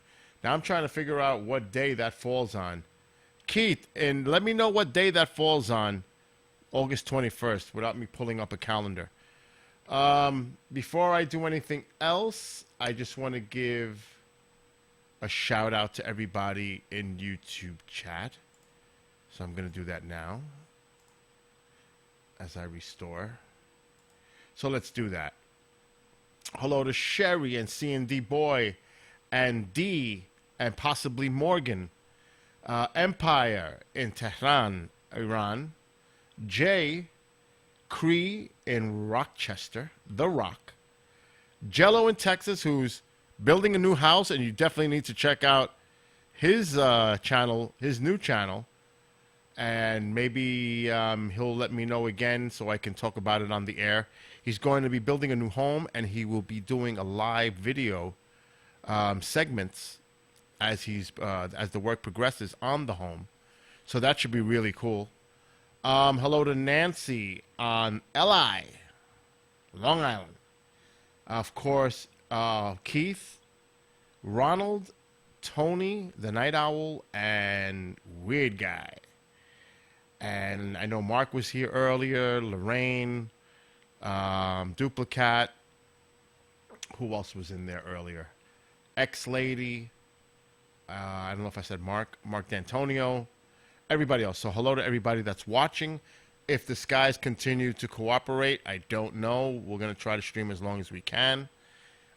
We should see some activity of the Perseids meteor shower. It's still a few weeks away from the peak. The peak is not until the morning of August 12th. So the night of August 11th into the 12th, I believe. So we'll be doing that. We'll be streaming as much as possible leading up to the night of the peak. And we'll continue to cover it as much as possible. Now, the weather here has been absolutely horrid the last few days. That's why I haven't been streaming. It's been cloudy, rainy, dreary, cold. The weather seems to be rebounding now a little bit, but I think tomorrow night we're expecting more rain. It's been very, very inclement here. It's almost been like early fall, the feel. It's been bizarre. And I know they're getting inundated with rain in the upper Midwest and down in the Carolinas. So prayers to all those that are going through all that. The main thing is to be safe and just don't drive into these areas where you see large ponding water. A lot of people lose their lives doing that. They jeopardize themselves. So just stay away from anything that you see as far as ponding roads. All right, so we're going to get back to the show. I'm going to set my stream back up and the pop out. And we'll continue this again. And just looking at everybody in chat, Rockstar is also in there. I hope I said yes. I did mention Jello, Duplicat. Yeah, it's crazy. You're right. The pool dropped big time. And hello to Bronco Kid and everybody else that's in chat. And Jay. I forgot to, I don't know if I mentioned Jay. Anyway, and all those that are watching on YouTube. All right, I'm going to continue the show. It's probably already started. Oh, yeah, I paused it, so that's good. So we'll continue that. I got to lower it to make sure I don't blast everybody's ears. Bottom vote on the beautiful Twilight.com. Our official contact for the best alternative talk on the planet. KGRARadio.com.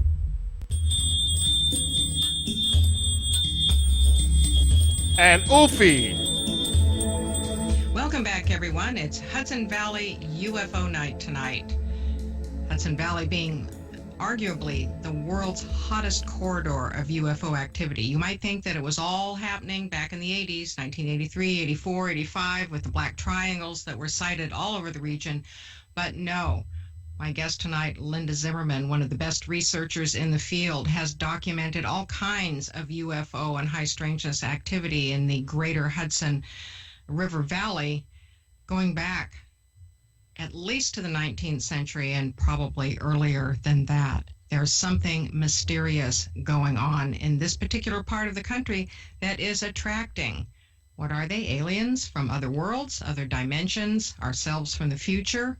We don't have all the answers, but boy, something mysterious is really going on. Now, I've just got to throw this in, Linda, because during the break, you and I chatting with Bill Skywatcher there, the trend that some people are advocating to not use the term UFO anymore, but go to unidentified aerial phenomenon, UAP.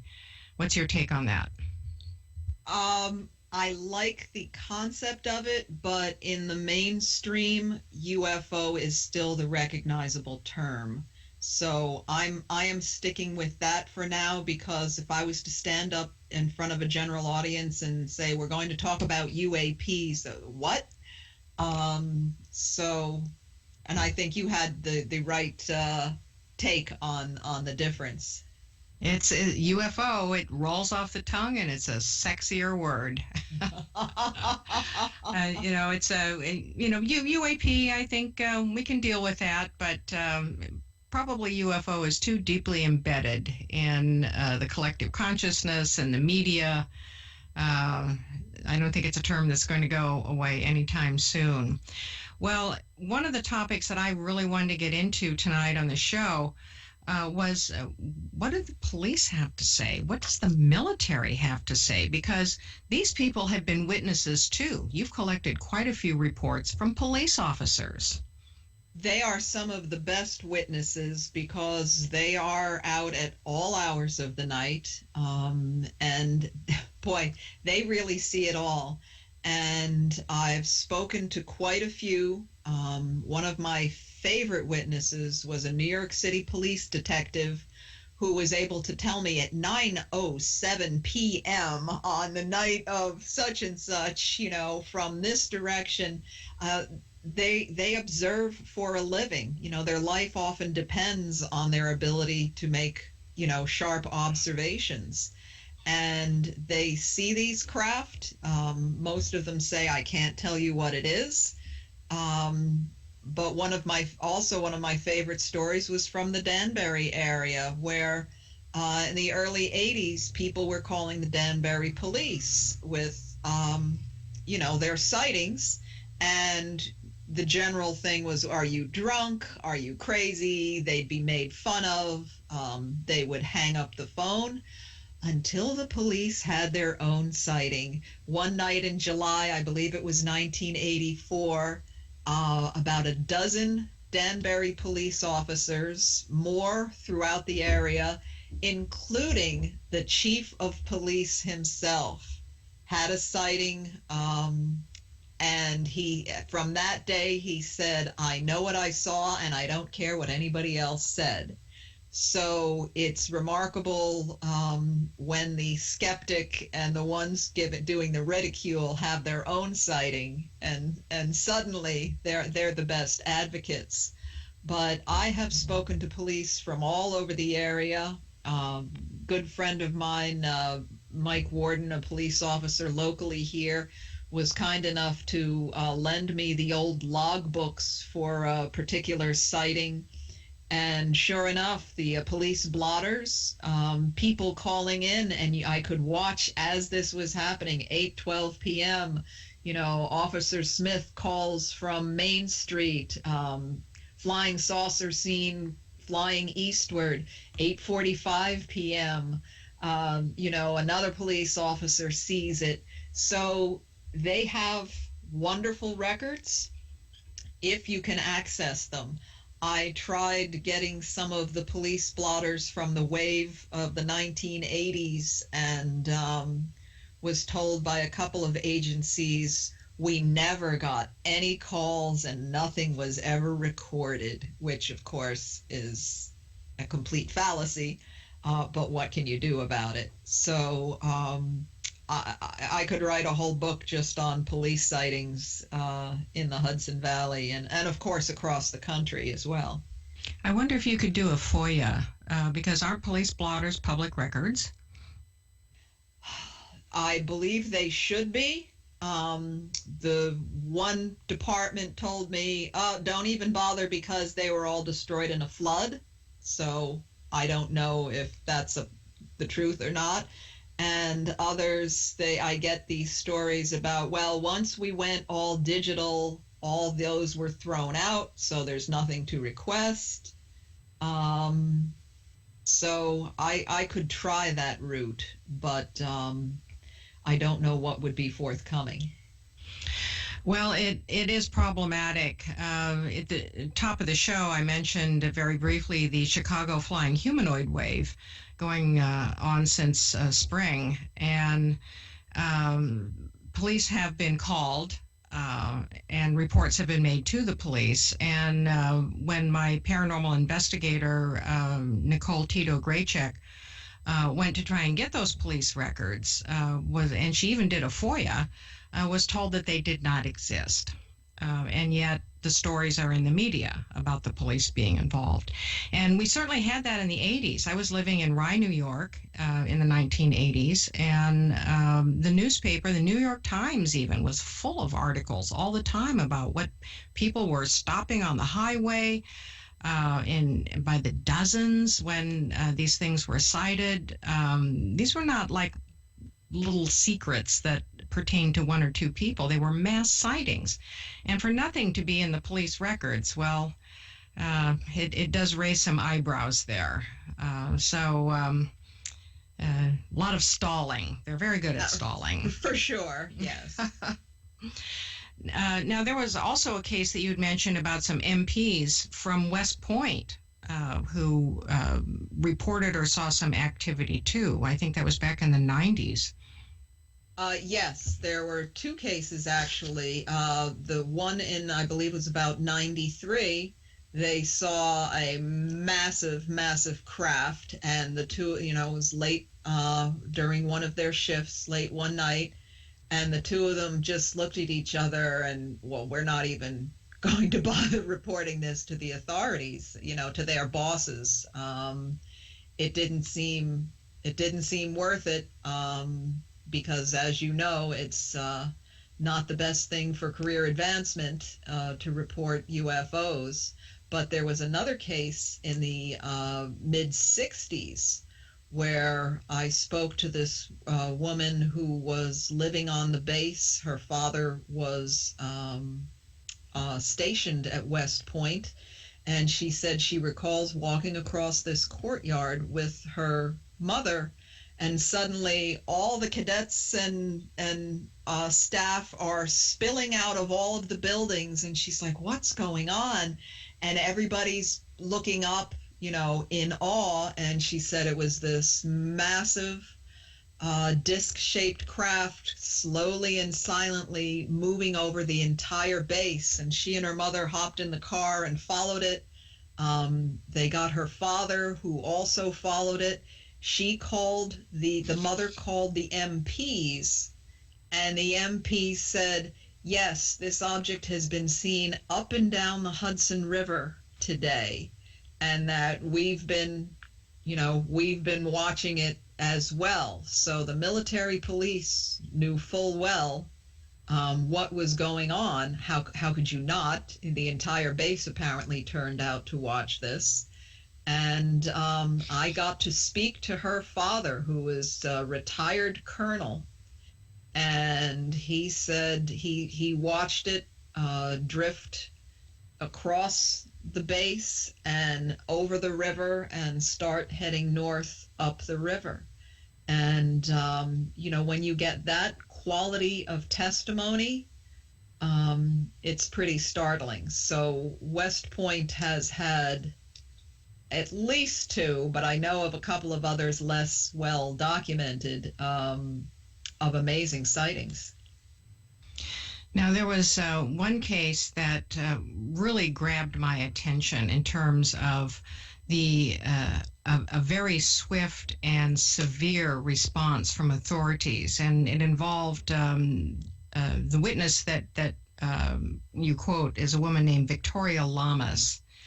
And if you could recount that story, I just found it to be one of the most chilling in all three of your books on the Hudson Valley cases. I'm glad you picked that. That might be my number one favorite witness case. Victoria was, I didn't know these existed, a professional plane spotter. Her job was to match tail numbers with transponders at LaGuardia Airport, because what would happen is, say, drug dealers would steal a plane, change the tail number, and think that nobody would notice as they're flying their drugs into a major New York City airport. Well, that's what Victoria was there for. And she could obviously identify every civilian, military, commercial aircraft there was. She did this for a living.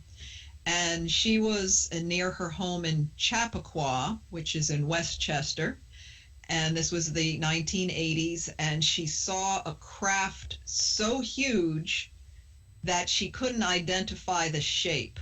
She was under this craft.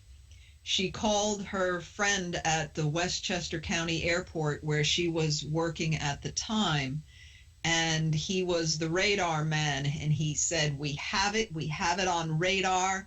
I have no idea what it is. It's massive. He was, just so overwhelmed. And she said, all right, we'll talk about this tomorrow. So as she's driving into the airport parking lot the next morning, this radar man is running around the parking lot. And she said, what is he doing? And he was out there looking for her. And as soon as she pulled in, he ran up and said, you didn't see anything last night. It was just a flock of birds. It was only a flock of birds. And she says, calm down. What are you talking about? Right after they got off the phone, speaking about this massive craft, some military men with guns drawn come storming into the tower, knocking over tables and other things, just being very violent and demonstrative, and saying, what you just saw was only a flock of birds, and you will lose your jobs, or I guess the implication was, or worse, if you ever say anything different. Now, there was a division of the Air Force or Air National Guard that at that point was stationed on the other side of Westchester Airport. I don't know if that's where these military men came from, but what gave them the right to go into a civilian tower, threaten the people on staff at that point? And even her boss called her in later and said, all you saw was a flock of birds, or we're all going to lose our jobs. And she said, how did you know I saw it? And he said, word has gotten around. So I don't know if they were monitoring the communications at the tower, or people talked, but this was the 1980s. We're not talking Soviet Russia. We're not talking Cold War, war or 1940s, 1980s in Westchester, to have armed military threatening the radar staff. Unbelievable. Was it ever reported in the media? She never saw anything in the media, and I have not been able to find any reference. You know, as you had mentioned previously, there was a lot of press coverage. I never saw anything about this event. And I even asked her, I said, "You sure you want to talk about it now?" She's, what are they going to do to me now? She would, and that's the attitude I get from a lot of people. I've been silent for 30, 40 years. I'm done with it. Let them come after me if they want. There have been other reports like this of severe intimidation of witnesses. And it does raise a lot of questions as to why, when on one hand, it is so easy to discredit people through ridicule, just by making them look foolish or explaining it away as, something natural. Why take this, which you would think would have more potential to backfire? Question from the chat. Is it possible we are witnessing back-engineered craft or top-secret military craft? Might that be a reason for this severe reaction? Well, that's certainly a possibility for some of these craft. But if it's so top secret, why are you testing it over a New York airport and getting it on radar? That, I know we're talking about the military, but that does sound counterintuitive. And I can't imagine what the purpose of that would be. It is certainly possible. I don't pretend to know what's going on in the mind of the military. But if you're interested in that as a possibility, I would recommend Michael Schratt, who that's his specialty about military black ops projects. And he does believe that the majority of the sightings in the 1980s were the result of military projects. But again, why they would light them up and make them hover over major highways so that thousands of people stop and get out and look at them, that's for the audience to decide the wisdom of that. I agree wholeheartedly with you. I take it that Victoria Lamas had no blowback then to her revealing her story at this point. I don't know. I don't say there's any mystery to this, but I have not been able to track her down since the book came out. I don't know if she's moved out of the area, but I have not been able to find her. So I'm not saying there's anything sinister behind this, but I would love, if Victoria's out there, I would love to hear from you again and find out, have there been any repercussions? I have noticed in just the course of my research as well, interviewing people about their strange experiences, that it is really strange how many of them just drop out of sight or disappear, or they stop answering your emails. It's like they told their story and that's it, and they just drop like a stone in water. It does happen over and over again. But yeah, I hope she's okay, and I hope she surfaces. Anyone knows, let Linda Zimmerman know. Go to zim.com website. The effects on people. People have reported all kinds of strange things that happen to them as a result of even just seeing these craft in the sky. What are some of those? That some of them are temporary and some of them seem to be quite long-lasting. I have heard over and over again where people start getting some heightened sixth sense abilities after a sighting. It could happen once, it could last a lifetime, but I can't tell you how many times I have heard that.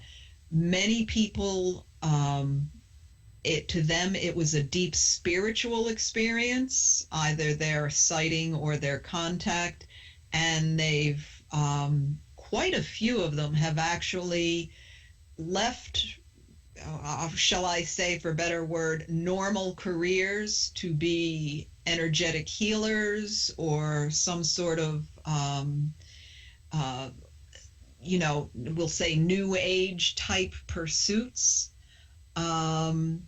It's been remarkable. And then it can be a mixed blessing. There was one man who feels that all kinds of channels within him opened up to higher levels of consciousness, yet his experiences were so traumatic, he just flat out said to me, I would shoot them all if I could. Uh, that's how traumatized he was by this. So before you hope for an abduction or contact to open up your higher channels, know that it can be a very mixed bag. And as I believe I mentioned previously, there are people who are just still afraid to go out at night. They're seriously 30, 40 years later, they're still traumatized. Now, the gentleman who had the extreme reaction, was he the fellow who had the praying mantises operating on him? Yes, yes. And from a very young age, and he had all kinds of physical problems that he just couldn't understand what was happening. And whatever you think of regression, hypnosis, trying to recall experiences such as this, they can have a beneficial therapeutic effect once you come to grips with them. And I know some people say it's all psychological, but several people, many people have told me once they've started unfolding these experiences and delving deeper into them, they can handle the problems that they have, or the problems they had start going away. So there can be a lot of pent-up fear, anxiety, trauma with these cases that may take a lifetime to work out. And I hope they do for these people eventually. I want to get this question in before we go to the bottom of the hour break. The United States is discussing the possibility of a Space Corps Department for Space Defense and Offensive Operations. Could this be viewed as a hostile threat to any advanced civilizations who may be visiting Earth? Might this be why they're patrolling the skies and taking people and operating on them? Well, I'm very excited about the possibility of the Space Corps. I grew up with the space race of the 60s, so I'd like to see us get into space. Well, obviously for more peaceful reasons, but I'd certainly like to see us getting back into space, not relying on the Russians to launch our astronauts. But would that be viewed as hostile?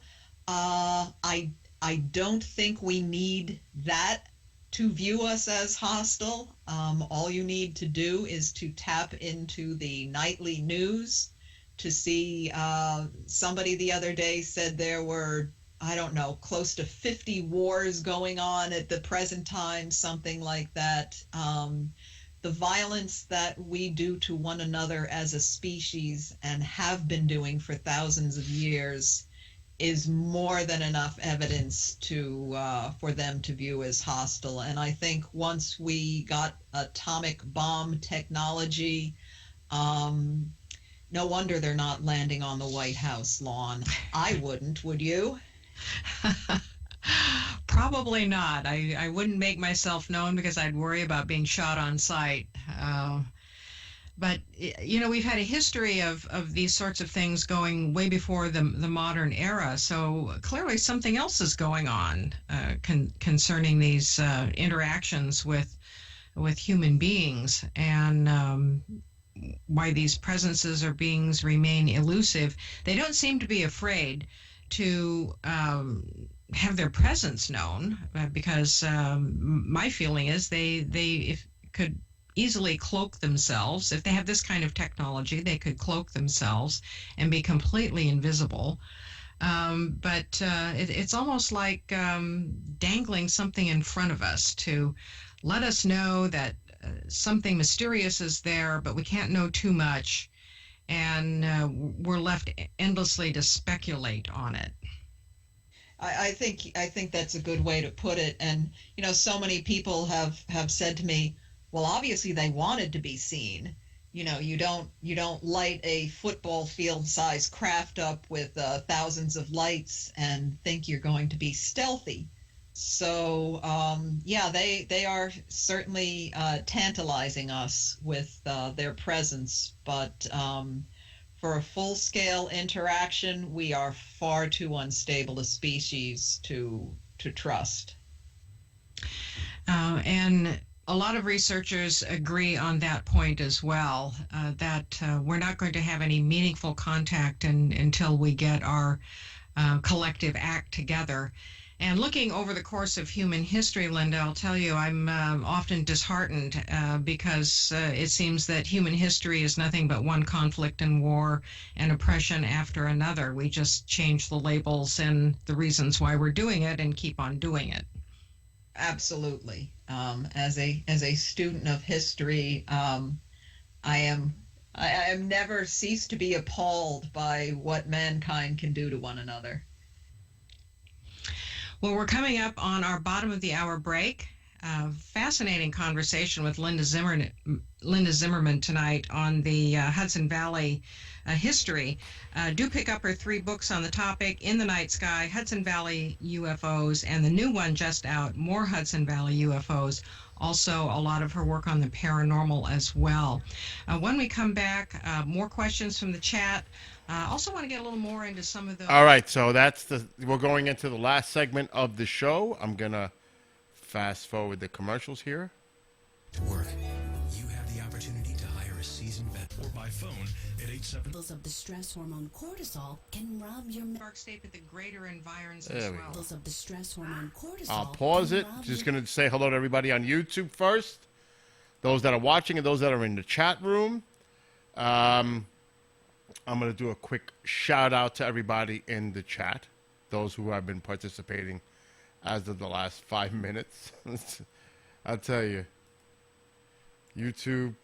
Anyway, we have Sherry and CND Boy, Dapple Ben, D, Duplicat, Empire, J, Jello, Tony, and Weird Guy. And everybody else that's in there that hasn't posted, Lorraine and everybody else. Hello to everybody in there. So, seems like we're getting a little bit of cloud activity. We'll see how this goes. I'm hoping that these clouds will clear out.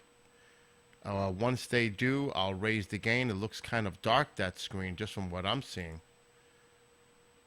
It looks very grainy, but that's because of the clouds. The clouds are causing that. There's nothing I can really do as far as that's concerned. And I will go outside and play with the camera in a bit, which I'll probably do right now. So I'm going to continue playing the music. Actually, not playing the music, playing the show. Let me just get back to my pop-out chat here. Get everything all set up.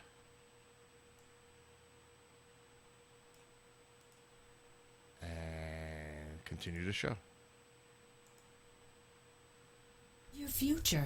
Now you can combat the effects of stress and anxiety while improving your memory and recall at the same time with the dietary supplement Calm and Clever. Studies show that the ingredients in Calm and Clever reduce cortisol by as much as 30% in as little as 1 to 2 weeks and increase your ability to recall facts, names, and numbers in 4 to 12 weeks. Calm and Clever was created by scientist Kurt Hendricks, a principal investigator in 2 NIH-funded studies on Alzheimer's disease. Try Calm and Clever for 2 months. You'll feel the difference. Call 1-800-758-8746 or go to calmandclever.com.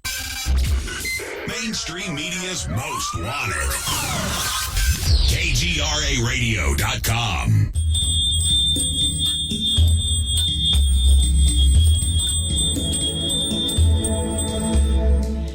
Last half hour with my guest Linda Zimmerman tonight, discussing the incredible, amazing, and intriguing sightings of UFO activity in the Hudson River Valley, not just in New York State, but the greater environs as well, stretching down into New Jersey, Connecticut, Massachusetts, going on for a long period of time. This is quite a track record that Linda's documented in her books, In the Night Sky, Hudson Valley UFOs, the new one, More Hudson Valley UFOs. Linda, what's coming up for you? I want to give you a chance to say, what have you got coming up event-wise that people can keep an eye out for? Well, lectures, appearances. Thank you. Certainly the Danbury UFO Conference. I really would like witnesses to come forward. This is your opportunity. We will have somebody there, like last year, to be taking your statements, getting your contact information. Also in December, I'll be in Tappan, New York, where I also encourage Rockland County and northern New Jersey witnesses to come forward. This is, it's not just me telling stories. I want the local people to come forward and have their opportunity to share their stories as well. And you can go to my website to see all the other things I'm doing. I guess I'm working on a fourth book because I have no choice. The day this latest book was published, I got 3 fantastic stories. And it's like, oh, here we go again. But it really is an honor and a pleasure to be able to catalog these cases. It's just keeps unfolding ever deeper. And it's an amazing journey. There's always a new chapter, and so I'm very glad to hear that you're working on the 4th book. And folks, if you have had an experience, even one that goes back years, because we'll often hear from people who want to talk about something that happened much earlier, they just haven't felt they could trust someone until now to tell it. So you can definitely trust Linda Zimmerman with all your information. It's important to get these stories collected because they do reveal a lot of things to researchers in terms of patterns that can help us figure out what's going on. Linda, you discuss in your books about hoaxing, and that pilots and other skeptics have said, oh, yeah, those aren't alien craft. They're just a bunch of guys on ultralights having a joke on people. What's the likelihood of that? Well, unfortunately, there were a group of ultralight pilots as well as small Cessna single-engine plane pilots who thought it would be very funny. They called themselves the Martians, and they would fly in a V shape or try to fly in a V shape. But when I first started hearing all of these excuses of the ultralights from people who didn't know what an ultralight was, I decided if I was going to speak with any sort of authority, I'd better educate myself. So I actually spoke with an ultralight instructor who then took me up in his ultralight plane, which was both terrifying and exhilarating. But it proved to me categorically that ultralights are very noisy. They can't hold a tight formation. They tried to hoax it. It may have fooled some people at a great distance. But an ultralight is basically a go-kart with wings with a lawnmower engine. So people described when they were trying to fly in this tight V formation, they were bouncing all over the place and sounded like a flock of lawnmowers. Yeah, so quite different from the massive silent triangles that would not move for 20 minutes. But yet, I've spoken to several police officers who said at the time, when anybody called with a UFO story, all they would have to say, it's just the hoaxing pilots, and, click, end of story. Somebody identified one of the pilots of the Cessnas. I wrote to him pleading for him to come clean, but unfortunately he had recently passed away. And actually, when I was in Danbury, a woman came forward and told me her friend's father was one of the ultralight pilots, and I recently communicated with her, and she went on to say how funny he thought it was that, they were going up trying to fool people. So that did exist. I can't extricate it from the wave of the 1980s, but I could probably present 100 witnesses who saw the massive silent triangles and the formations of planes and told me categorically you could not mistake one for the other. And that's usually the case. So when skeptics try and dismiss something as a joke or something natural, we've all heard it from the witnesses. I know what I saw. Exactly. And interestingly, there are noises associated with some of these craft. People have reported like humming sounds. Yes, a humming, deep throbbing. I know a couple of people said, I don't know if I heard it or just felt it. That deep resonance. Some people have heard, like a swishing sound. But for the most part, the prevailing thing is silence. Many people have described it as an eerie silence because you're looking at something so huge that can move in the blink of an eye, and yet you don't hear a sound. That has to be very disconcerting. And certainly strikes people as something that may not be of this world. Now, you had mentioned early in the show that there were hot spots within the hotspot, the hotspot being the greater Hudson River Valley.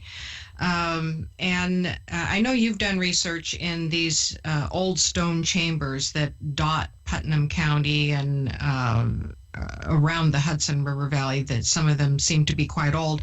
I've done some research in them. Has there ever been any evidence linking UFO activity to spots like that? Well, certainly some of these old stone sites have had a variety of strange sightings. People see lights around them. There are definite magnetic anomalies, again, natural earth energy anomalies around these sites.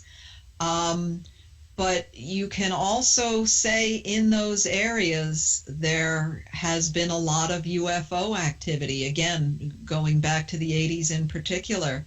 One man I interviewed, he had actually moved to this one area in Putnam County because he was so fascinated by the chambers.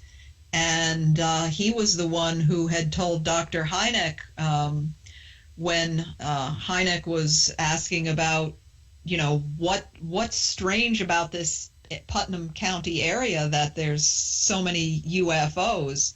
And he even said to this man, he said, to Hynek, he said, I don't think this has anything to do with it, but we have all these stone chambers. And I think that was the point where the connection was starting to be made.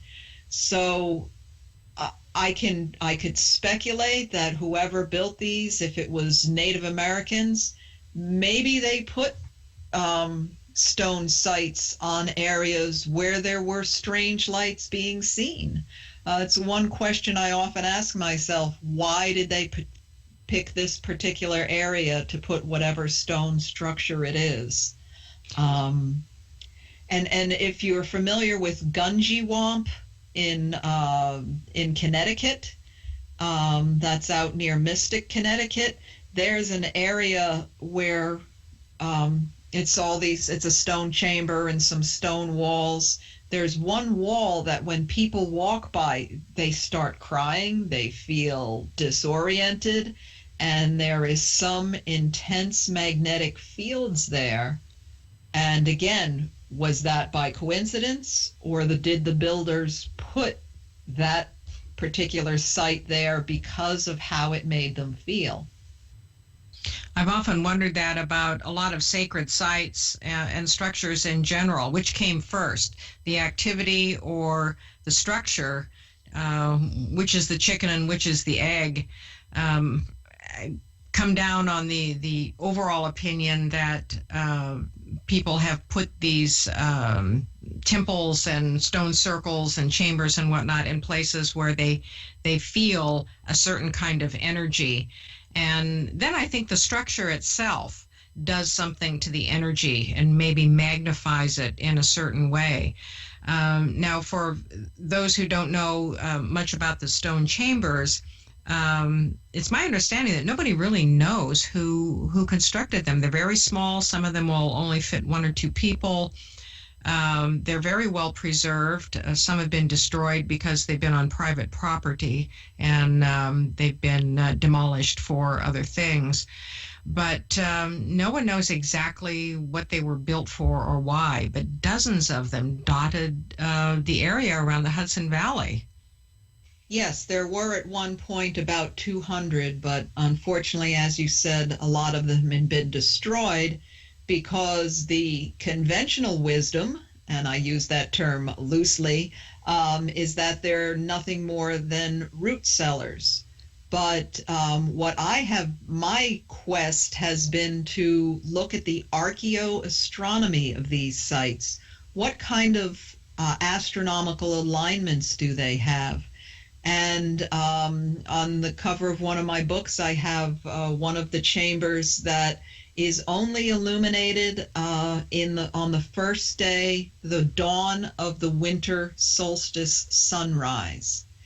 And 270 feet from there is another chamber that is aligned for the equinox sunrise. And you're telling me that a farmer dragged tons of stones to build a chamber for his potatoes with the alignments of the solstice and equinox? Again, let's look at the evidence. And I'm finding that so many of these sites are carefully mapped out using a common form of measure with precise astronomical alignments, which, we were just talking about how cloudy it is tonight. You know how many years you have to observe at a site to get a precise alignment in the Northeast with the bad weather we have? These were unbelievable works, and not just, a farmer throwing together stones, again, to store his root crops. It was a rather frivolous kind of argument. The colonials, that's where they put their roots. Well, even the Native Americans said they didn't know who built them. It's interesting that this might be part of the mix. We've talked about a number of factors that might make the Hudson River Valley a magnet for this kind of activity, haunting activity, UFO activity, contact. And there may not be any one reason. It might be a collection of things that sort of come together in the perfect storm. And that may be what we're looking at. Yeah, I like that. The perfect paranormal storm in the Exactly. Hudson Valley, for sure. Now, one of the things I wanted to go back and touch on one thing that we hit just before the last break, which was about the changes that and the effects that people feel when they have these sightings and even contact experiences. And you had mentioned that some of them are lifelong. People go through dramatic changes, and you had also mentioned a number of cases where people's psychic abilities broke open, just sometimes as a result of a sighting. That's pretty amazing. It is remarkable. And the first time I heard it, I said, okay, well, that's an interesting coincidence. And then, the 20th or 30th time you hear it, you say, okay, we have a trend here. From something as this one woman, she had a very intense silent triangle sighting And a few days later, she's driving on this road she always drove on, and something told her, just stop the car, stop it now. And so she did. And at that moment, a car blew through a stop sign and would have most likely killed her had she not stopped. And then that was it. She never had any type of experience again. But yet other people, they've developed their intuitive abilities seem to, whether it's a direct result that they're attempting to open our sixth senses, or it's just some byproduct of whatever energies they have. People have told me that they've gained these remarkable intuitive abilities, and as I touched on earlier, they've actually left their regular careers to follow the careers of intuitives, psychic healers, artwork that has come out, people who weren't artists before. Suddenly they're becoming very artistic in a very spiritual way. These are undeniable, dramatic, life-changing events. It really does beg the question, are we being activated in some way? If we're having deliberate, intelligent interaction of some sort, are we being activated? And I've been doing some research for several years now with the Foundation for Research into Extraterrestrial and Extraordinary Experiences. And we did the largest ever global survey of experiencers, and we released some preliminary results of that about a little over a year ago. And one of the things that really stood out were the numbers of people who reported just what you've been talking about, Linda. Psychic changes, spiritual changes, what I would even call Kundalini awakenings that are very characteristic of intense spiritual study via yoga, happening to people just simply as a result of having some extraordinary contact, which could be anything from a sighting to communication with a being to an abduction. It almost doesn't matter what the experience is. It's something otherworldly, and it just seems to break people into a new paradigm. Have you speculated on, are we on the threshold of a new earth, a new humanity? Do you think that all of this ties into that? Well, I would like to think in that positive direction, and as you say, it doesn't have to be a missing time experience. People seeing these things at a distance have experienced this. I actually have a question for you. What do you know about what percentage of these people have this type of awakening? I couldn't say exactly because we're still doing a proper statistical analysis of it. The questions that we asked were about 600 multiple choice questions, and then we had another phase where people could write open-ended answers. But in the multiple question phase of the survey, it was an overwhelming percentage of the people. We had about 3,000 respondents to the survey, and of the respondents who answered those questions, because not everybody did, about 78 to 80% were affirmative about these kinds of changes, reporting precognitive ability that opened up, healing ability in their hands, nervous energy running through their bodies, which is very characteristic of a Kundalini awakening, the ability to experience telepathy, a sense of cosmic connectedness, feeling more spiritual and less religious. So more than, I do know that more than, thinking off the top of my head, more than half of our respondents answered the question. So we have about 78% of about half. And what that boils down to in terms of the whole survey, I'm going to have to leave that up to the statistical analysis people. We'll be releasing those results. But it surprised me because I really expected things to be skewed more on the negative end, since that's been so emphasized in the media, the scary sightings, the abductions that terrify people. And I was surprised at the number of people who reported these more uplifting kinds of experiences. And I think that this bears watching in our research and the questions that we ask experiencers. Those sorts of things need to be factored into the mix.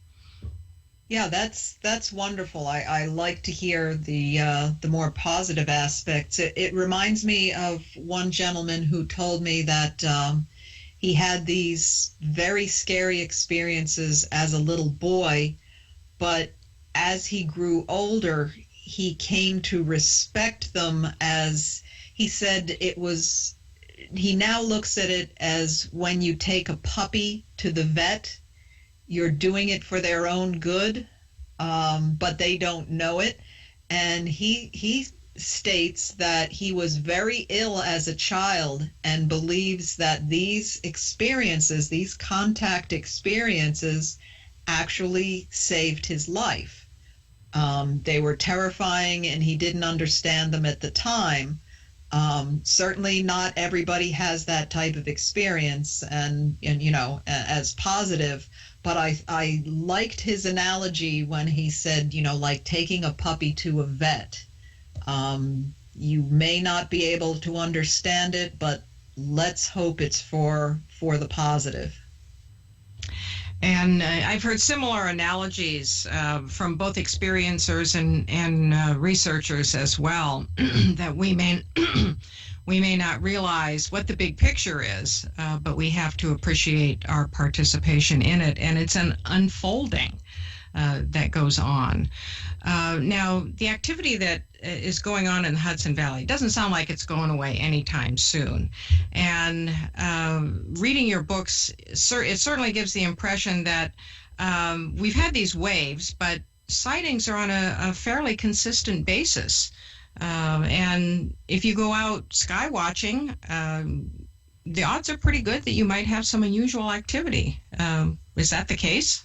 Yes. In fact, I hope to get back to Pine Bush before the cold weather sets in, to do another sky watch, because there for sure there is still activity on a regular basis. I've seen quite a few anomalous things, let's say, and really throughout the whole area. But I definitely recommend, if you have some time and people are interested in trying to see something, go to one of these dark sky locations in Pine Bush some quiet night and just stand and watch. It's worth your time. And if you aren't able to get to any of those locations, do tune in to Bill New York Skywatcher's live feed on YouTube, because he's got a camera in the area, and you can certainly catch something there. You just mentioned a few minutes ago Alan Hynek, who was briefly involved in the 1980s Black Triangle wave. What was his take on what was going on in the Hudson River Valley?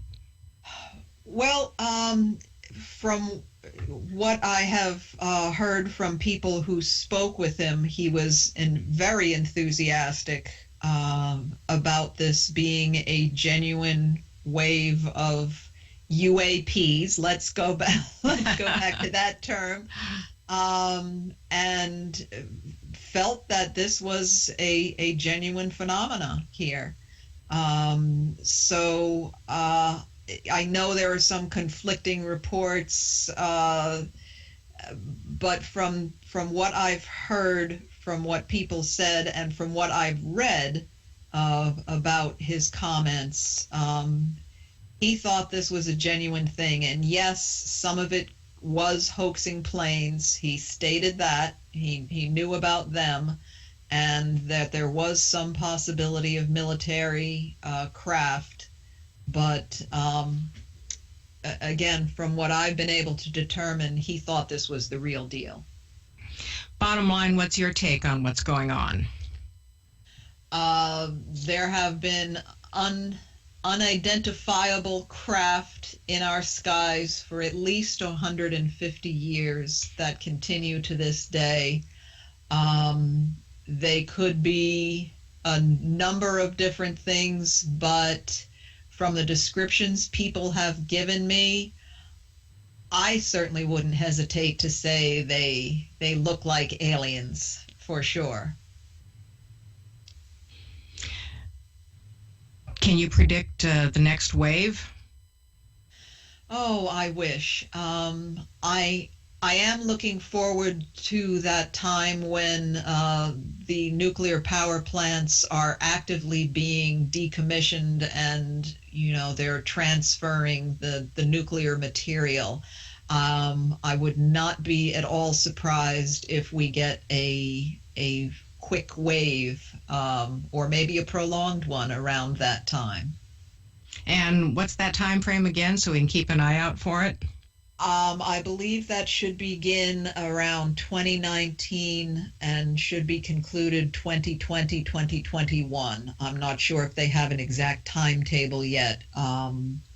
But definitely, if you are interested, keep an eye on the news about the Indian Point nuclear power plant decommissioning. Quick last question. We got to wrap it up here. We're at the end of the show, but one last one from the chat room. Will the solar eclipse coming up bring a wave of sightings? Are these things linked to that sort of activity? They are certainly linked to darker skies and millions of people standing outside watching the sky. So, yes, many bizarre things have been seen during a solar eclipse. So, solar eclipses, if you've never seen them, are marvelous things to view. So, I strongly suggest take some time, go outside, and actually look at the sky. Well, we've got to wrap it up tonight. Linda Zimmerman, thank you so much for coming on the show and illuminating this fascinating topic for us. Go to Zim.com is her website. Do check it out. You've been listening to Strange Dimensions Radio on KGREradio.com, and Jimmy Church is coming right up in just a few minutes with Fade to Black, so don't go away. All right, so that was the show from last night. Rosemary Ellen Guiley, host of Strange Dimensions, and I'm just trying to find something online. I've got to talk to Jamie because I am missing so many of the shows that we did together. I'm trying to find them right now, but it's definitely it's not easy to find them. I've just got to contact him to find out where all the shows are. I've got a few, but I lost them all when my computer crashed. I ain't going to say the word, but I'm not happy. Let's just say that I am not happy losing everything that we had. I am seeing a few here. But Jamie, I don't see any of the audio on this site. It's bizarre. I remember us doing that show together. It's a shame. We had a lot of good shows. But he doesn't have. I've got to contact Jamie. Anyway, I'll just play a show. Wow, I'm looking at the shows that we did. We had some really good guests on. I don't remember that one. Oh boy, I am definitely not going to play that one. I wish Jamie would update these. I wanted to play the Scott and Suzanne Ramsey one, but I don't see the audio from it. And that was such a good show. Yeah, I don't see the audio connected to it. That's a shame. Jamie, if you're listening, contact me so I know where your archives are. I know you sent it to me way back in the day. I'm actually have to scroll up on your messages. So I'm just going to try to find a show that we did that I thought was really good. Actually, this one was really good.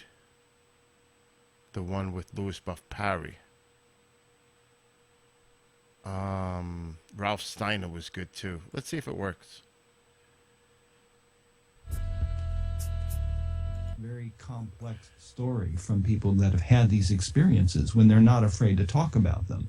And it involves many aspects of spirituality, the paranormal, even memories of past lives and previous incarnations and communication with the dead. So it's not simply black and white. It's not a mirror image of human imperialism where people are exploiting one another just writ large on an interstellar panorama. It's something a lot deeper, and it involves the very fundamental nature of what it means to be human. So what we are endeavoring to do at Free is to, using scientific methodology, using statistical samples and surveys, the kinds of things that polling organizations and scientific research institutes utilize, to gather the facts and to make those available in as unbiased a way as we possibly can, and at the same time to provide support for experiencers, for people that have these earth-shaking, ontological, gut-wrenching experiences that transform their lives, and to provide a buddy system for people to connect with one another and to support one another in their efforts to come out of the closet. So in a nutshell, that's what the organization is oriented to do. And we're open to all ideas. We have scientists, we have professional physicists and cosmologists, we've got statistical people and sociologists, and we've got therapists and researchers that have been following the UFO beat for decades. So, and it's growing at an exponential rate. It's a remarkable organization. I'm new to it, but the organization is as new as my involvement with it. So I've been involved in the subject area since 1986. The person who spearheaded Free is a very unlikely candidate for something like this. He is he is currently an attorney for the Internal Revenue Service who never had a paranormal experience in his life, and then the world simply, the cosmic egg cracked open. And just, I believe it was in 2012 when I first heard from him, he was completely taken off guard by the so-called extraterrestrial presence in his life that just erupted. And the result is he was motivated to do something tangible, and he contacted everybody on the planet who's doing anything about this subject and suggested that we band together and create an organization. And it came into being. And it's just, the synchronicities are amazing. Yeah, it's amazing, and I have to say that you guys work closely with Starborn Support, and I think there's a lot of organizations out there, and I think that they all need to come together and form one basic one, or all work together to really get to the bottom of this subject and to help people that are experiencing things that really have no place to turn or are afraid to look for help, so that's basically what you guys are out there doing, and it's helped a lot of people, and I'm sure in the future it'll help, and it can only grow with everybody out there. It's growing exponentially in terms of public participation. We have over 600 respondents to a 3-part survey that we've posted on the Free website. The Free website is experiencer.co, and when you go there, if you're listening to this and you are an experiencer, we urge people to dive in and to take the customized anonymous survey, and it'll go as deep as you want to get, as deep as you feel comfortable with. What we're hoping to do when we get to the 3rd level of questions, which are in development, and I help to participate in the contriving of this survey, so I'm not just simply speaking about it in the abstract. I've been involved with this process of creating this instrument from year 1, which was just a few months ago, actually, that if you want to talk about what happened to you, there is space for you to do it from the platform of remaining anonymous or revealing your identity, and that's a choice. And we would like to be able to record a video and audio, subsequent audio interviews with you if you feel comfortable going through that process. And I also produce a radio program called The Other Side of the Universe, which is currently in production. So experiencers who would like to record their testimony and get it heard by millions of people worldwide can be featured on that program, along with the analysis of scientists and researchers that have been plowing this field for a long time. So what we're trying to do with the survey and what we're trying to do with the radio show is to convert credibility on the subject once again, and to remove it from the purview of the tabloids. Does Free look into past cases that are on record, or are they just specifically using the research that is done by their own field investigators? All of the above. Basically, past cases, we've got people like Leo Sprinkle, who are on our advisory board and part of our research subcommittee, who helped to devise the survey questions. Dr. Sprinkle has been collecting case material, if you want to call it that, but experience or testimony, since 1962, so it's well over half a century. And he's made all of his files available to us to put in the database. We're also gathering new material, and I've got a lot of cases on record. I've been researching the subject since the 80s, so there's nearly 30 years worth of experience or testimony in my archive that can be loaded into this database. And if some of the people are still alive and they're willing to allow their audio testimony to be broadcast or placed on the website, I can then post all of that. So we're trying to paint the big picture, to give people a panorama of what the experience is like to those who live it. And you have to reach back into the past in order to do that successfully, because the phenomenon has been with us for a very long time. And you really only get a picture of its nature, of its morphology, of its structure and its contours is if you go into the past cases and then sum it all up into the present.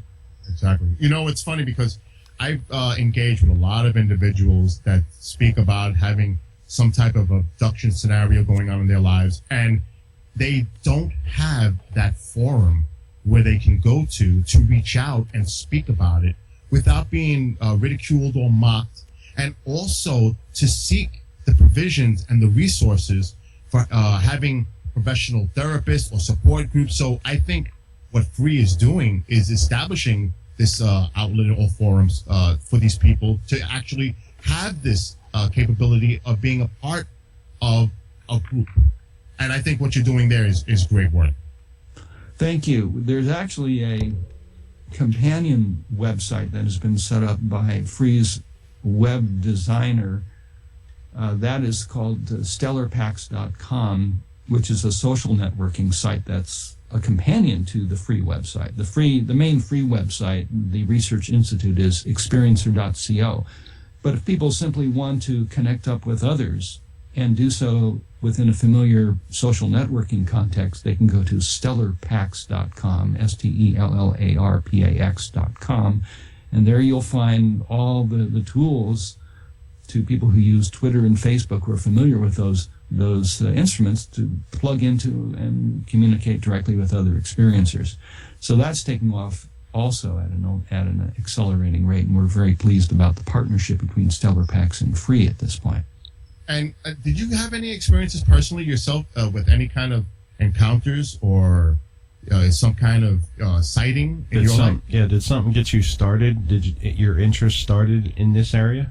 Oh yeah. I before 1986, I was pretty much a straight-laced science journalist and broadcaster, public affairs producer at a public radio station, who has a background in theoretical physics and environmental sciences. And I was covering global politics, the environment, and the nuclear arms race during the nuclear freeze era in the early 1980s. And then by the mid-80s, I was working on developing a radio series about human survival of the environmental crisis and the nuclear crisis. And in 1986, I had my first UFO sighting. And what really challenged me is the fact that there were so many layers associated with that sighting. It could not be written off as some sort of fluke, or it couldn't be explained away as simply a rare natural phenomenon that I had observed. And it occurred within the context of my life and the work that I was doing. So, and I was fully aware of that. So that really piqued my interest. I'll tell you exactly what got me started. After developing a grant proposal to the Corporation for Public Broadcasting that would have funded the production of a 13-part series called The Human Future Beyond the Nuclear Age, that would have gone on National Public Radio and Pacifica Radio and a number of other networks. I was in the midst of drafting a letter to none other than Dr. Carl Sagan, the astronomer at Cornell, who was also a paramount UFO debunker. At the time that I was involved in completing the syllabus for, or the project description for this 13-part series, I decided that I would take it in a visionary direction and move away from outlining all of the problems that humanity faces, but what could it possibly be like if we do survive? What would be the next step for human evolution if we can get beyond the primitive stage that we now seem to exist within? And my thought immediately went to communication with advanced civilizations elsewhere in space. And so I figured, being a rather cautious but open-minded scientist, what better avenue for that discussion than the SETI project, the radio telescope search for extraterrestrial intelligence, signals sent by radio at 186,000 miles per second from other civilizations similar to ours that might be in the Milky Way. I didn't believe that anyone was visiting the planet because I had adopted the current wisdom, which is false, that the distance between the stars statistically prohibits contact between potential advanced civilizations because, number one, it takes light forever to get across the galaxy, thousands of years, and two, that would obviate against the probability that they would actually be here. So my take on the UFO issue was, oh, that's nice. I enjoy science fiction. I'm an avid reader. I loved Close Encounters of the Third Kind. I cried when Michael Rennie landed on the White House lawn during the day the Earth stood still. But I didn't think it was really happening, and I was ignorant, completely ignorant. Yeah. I was writing this letter to Dr. Sagan on my word processor. At 9 o'clock at night, I decided to rest my eyes, put my computer on pause, go outside in the patio, and just take a stretch break, and I observed the full moon. And there, 1 inch from the lunar disk, at approximately 1 or 2 o'clock position, was a quote-unquote star, a source of light about as bright as the planet Saturn, makes it about 5 or 6 magnitude. It was not super bright, but it was visible. And as I watched, this star was making a complete circular clockwise rotation around the full moon at a subjective distance of 1 inch from the lunar rim. And I watched it. It took about 60 seconds to make a complete circular rotation. It did 3 of those, paused in the 11 o'clock position, and then reversed itself and went counterclockwise for 2 revolutions and then blinked out. Wow. Now, there's no other interpretation of that phenomenon than under intelligent control. Just for starters, because of the symmetry that was observed. Mm-hmm. A natural object would not behave that way. Had I been so privileged to observe a comet fragment or an asteroid making a close pass at the moon, it would have arced into a parabola and gone out into space, and I would have been privileged to have observed a very rare near miss. This could have been an impact on our own planet, but that's not what I observed. I observed symmetry. I observed the reversal, which completely contraindicates the laws of gravity and mechanical motion that we know of. So the thing had to have been under intelligent control. And then the question arose, where was it in space? Was it very close? Or was it actually 250,000 miles away? Was I observing a light source that was actually making polar revolutions around the moon and doing so at an alarming speed and yet not ricocheting off into space? So if this was a natural object, it wouldn't behave that way under any circumstances. Right. If it was in our atmosphere, keeping pace with the moon, it would have had to have been close enough to the ground to be able to make those tight revolutions, and yet far away up in the upper atmosphere to be able to hold that position, but also calibrated so that an observer on the ground would see the revolutions as a circle. If it was closer down, if it was actually close to the ground, then this intelligently controlled light source would have to be focusing its presentation to one or two or maybe 3 or 4 observers that could possibly view it as a circle. Somebody else separated by 10 or 15 miles would see an ellipse by parallax, the distance between one point of observation and the other.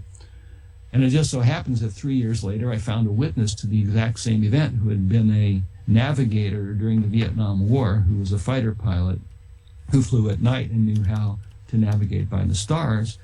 And he described exactly what I saw, and that was the presentation of a perfect circle. And we were separated by at least 15 miles distance between our two homes. So that suggested that what I observed was quite high up or far away.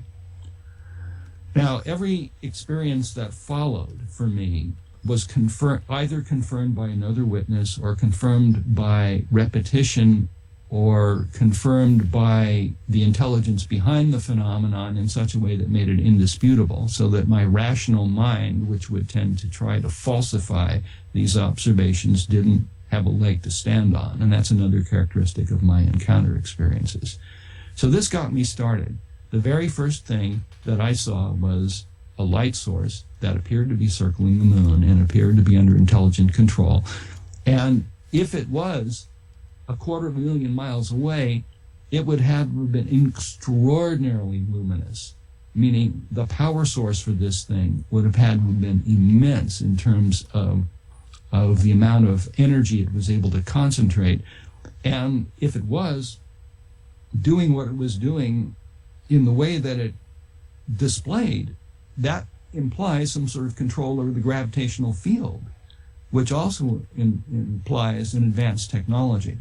So that literally turned my world on its head. Here I was fully aware of, my God, I'm writing a letter to Dr. Carl Sagan, and I'm writing a letter to Dr. Philip Morrison, the Manhattan Project physicist at MIT, who had co-founded the SETI project with Dr. Sagan, asking them for a radio interview on the search for extraterrestrial intelligence. And I had just been given this. Wow. So I was off and running.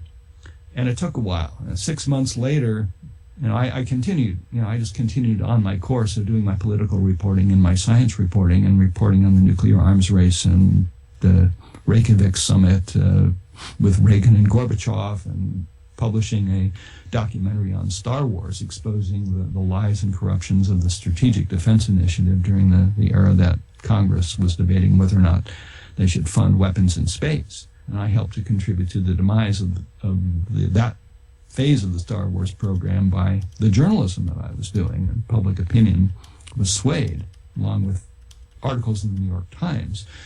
So I was on my way to a career as a national science journalist, a national security journalist, with the focus on science, technology, peace, and security. And then I got thrown this complete left hook. What did I do? Gradually over the next few months, my attention shifted completely to the UFO issue, because if this was real, I needed to learn more about it. And if it was real, it was obviously the most important subject in human history. It trumped everything else by magnitude. Yeah, that's amazing. Go ahead. What were you going to say? It's interesting because like I said, mentioned 2001, you had another encounter. That's quite a distance between 1986 and 2001. But the reason I bring that one up is because I think that for some reason they actually were trying to form some type of communication with you, and maybe use you as a conduit, or you're doing some kind of service as a means with these entities. I agree with that statement, and I've been gradually forced to accept that interpretation over many years because I've been beat over the head by it over and over and over again. Humorously, with compassion, with petulance, and with deference to my state of mind and the orientation of my personality, all of which I've been hyper aware of as these events have been unfolding. Before we get to July, August 2001, there were things that were even more dramatic that occurred, but without my chance to obtain a photograph, which that event that you're alluding to was a spectacular presentation where I got a number of photographs of the craft. But what happened is that I found myself in conflict with priorities. I had a burgeoning career in investigative journalism and broadcasting, which I was about to trash. And people were beginning to mock me at my home station. The news director and public affairs producers that I worked with thought I was kooky. And so I just plowed the field of learning about the subject, reading declassified government documents. I had people who came out of the woodwork who just, one person, I don't even know how I met this individual, but he began to send to my post office box manila envelopes filled with declassified historic documents on the subject of the UFOs and a cover-up about the topic at the highest level. And I later got to know this individual and became friends with him, but the life of me, I can't figure out how he ever found me because I wasn't publishing anything or saying anything publicly about my interest in the subject. But here he was lavishing me with evidence that couldn't be denied. So that sent me to the books, and I began to read all about it. And then 3 years later, in 1989, right before Bob Lazar gave his testimony about Area 51, that classic interview that he gave with George Knapp in Las Vegas, I almost bailed from the field because I couldn't get any closure on it. It was destroying my credibility with my previous community of colleagues. And I didn't really want to do the environmental reporting that I was doing any longer. I had contracted to produce 2 13-part radio series, and I had to complete the tasks by 1989. I had gotten paid to do these things. I was on contract, and I knocked them out, but I couldn't keep my attention on the work that I was doing. So I was actually seeing a career counselor, and I was driving home from one of those counseling meetings. I live in Berkeley, California, in San Francisco Bay, which is across the bay from San Francisco, and I actually had to go visit a therapist in Marin, which is quite a drive. It was maybe about 15, 20 miles. So it took me a while to get home late at night and across the bay. And I got off the freeway and entered Berkeley and stopped at a red light, just waiting for the light to change with a bunch of traffic behind me at the University Avenue and 6th Street in Berkeley. And all of a sudden, there was this, how do I describe it? It was like a CB radio going off in my head, except it wasn't audible. It was a thought form commanding me to look up. And I just said, what do you mean, look up? What kind of a game am I playing with my mental self? This time, the override came modulated my internal monologue with petulance. Look up. Okay, I'll play with this. I'll look up. So I rolled down the driver's side window of my car and looked up, and folks, there, hovering above my car, no more than 75 feet above me, was some sort of brilliantly lit circular object that was rotating like a pie or a pinwheel very slowly in the sky, that had protuberances with colored lights on it that were all blinking multicolored on and off on and off in unison as this thing rotated above the car. It was a scene out of Steven Spielberg's Close Encounters. I swear to God. It's like, what the hell? You know, and I was just staring at this thing, just like Richard Dreyfuss, who was depicted in the movies, staring up at a row of, parked his energy company car near a row of post office boxes and staring up into the light of this thing. Well, that was my experience. I had that Steven Spielberg experience 3 years after my initial lunar sighting. And then the horns started, right? Because I was blocking traffic and I hadn't realized the light had turned green. So it took me all of 10 seconds to jump across the intersection and park the car. And I jumped out and I spent the next half hour looking for that object. Now, I got a question. I didn't mean to interrupt you, with Ralph, but did you notice if other people that were behind you or around the scene were also seeing this object? I didn't notice anybody paying any attention to it. I wouldn't either. No. I'd be looking at it.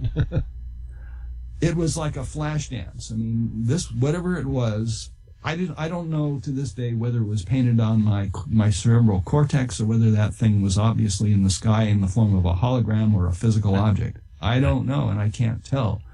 But it was provocation to take the subject seriously. And that was my course correction experience. That forced me to not give up. In fact, I was arguing with myself as I was pulling to a stop coming off the freeway after having the session with the therapist. I was cursing inside. My inner monologue was literally cursing and castigating myself for being a fool, that this subject, you can't get any closure, you can't get any confirmation of anything. There's just disinformation floating around there and hyperbole and a pseudo-religious cult. And you can't, as a journalist, you can't do anything with that. If you start to spout off about this, you'll sound like a laughingstock. So I was really angry. I need to get back to environmental and political reporting. This is ruining me. And that's when the command to look up occurred. So it was very much like a course correction bop on the bean to no, you got it wrong, kid. We're real. Now, take stock of it and make the right choice. Well, I did make the correct choice in my case, and that is it led me to continue with the subject, and I had a number of other sighting events since.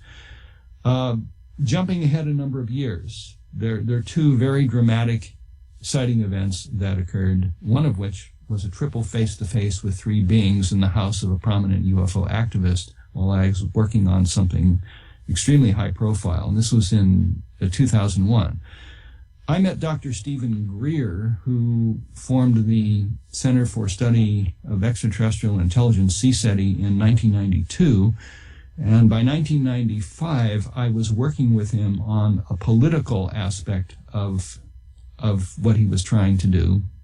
Greer himself, an emergency room physician, is a contactee. And he can train people to make contact with the intelligences behind the phenomenon. He's a controversial figure. I'm not going to go into his situation, but nevertheless, that aspect of what he was doing was very valid. But then he met people deep inside the power structure who were willing to help him break this cover-up, and to do so in a way that would enable credible testimony to come forward in mass, to create some sort of a group process so that people who had been with clearances, who had been working in prestigious positions, wouldn't have to fear for their lives or the lives of their families if they could come forward in mass and inform the public about what's really going on. So I jumped on board. Being a political journalist, I felt that was extremely important work to do, and became an activist. And I have an activist background. I've been an environmental activist and anti-war activist dating back to the Vietnam era. So I just jumped in with Steve and began to work on what became the Disclosure Project. So listeners probably are familiar with the term disclosure. It's been bandied about by many people since the early 2000s, but it was Dr. Stephen Greer who coined the phrase disclosure in use within this context. And the Disclosure Project we named as a group in 2000. It had been called something else beginning in 1995. And we finally consolidated the concept and a game plan for going out and getting the testimony of former government and corporate military-industrial complex corporate witnesses to UFO events, getting them to go on the record to sign affidavits to verify that their careers were indeed what they stated they were. And here are their bona fides. And by the way, I had this experience. I was in the control panel at in this Air Force base. I was there when a flotilla of UFOs hovered over this over these ICBM silos at Malmstrom Air Force Base, and they shut down the launch codes of 5 missiles. I was there. So that's the kind of testimony we got on the record. And I was traveling around the country interviewing people on video with the camera crew as of 2000. Okay. Now, in June of 2000, we had a pivotal organizing meeting that kicked this project into high gear. It was at Dr. Greer's home in Virginia, and I stayed there for 7 days with a dozen other people. We had funders there, people associated with Lawrence Rockefeller. We had a representative from the Joint Chiefs of Staff who was wearing a white hat working with us, advising us on how to do this, participating in the process. We had a documentary filmmaker that was in training sort of to see whether he could handle the project and do a fair representation of it. So it was a fairly high-level organizing meeting. Myself and the journalist Leslie Kane were personally there. So I got to stay in Stephen Greer's eldest daughter's room upstairs. And on the second day of our group meeting, which lasted a week, I went to bed in Elizabeth's room. She was away at college. And I closed the door, turned in around 10 o'clock at night. And then by my digital watch, I was awakened by a brilliant but soft golden yellow glowing light that was emanating from the foot of the bed, which meant that the door to the hallway was open. This is the second floor of this house, the veranda. And there were 3 humanoid forms that had entered my room. They were standing in single file, one behind the other, looking over each other's left shoulder. And they were leaning to the right. And they were absolutely still, like frozen, like deer frozen in a headlight. And I propped myself up on my elbow. I'm nearsighted. I didn't have my glasses on. I had protected my glasses by putting them in one of my shoes at the foot of, right below where I could reach them with my hand. But I just locked eyes with these beings, and they were the light source that was flooding the room. The door to the bedroom door was open perhaps maybe 120 degrees at most, so that all 3 beings could stand in the doorway and slightly in the room. So I said, hello, okay, I really want to see you guys. And I reached down to very slowly, not taking my eyes away from them, to find my glasses so I could pull them up to my head. And the next thing I knew, I'm awakened by sunlight pouring from over my left shoulder. Wow. It's 8:30 in the morning. There is the sound of commotion downstairs, and people are making breakfast and giggling and chatting away. And the only thing indicating that something unusual indeed had happened at 2:30 in the morning, and it was a complete jump from 2:30 to 8:30, is that the time. Yeah, there was a missing time element there.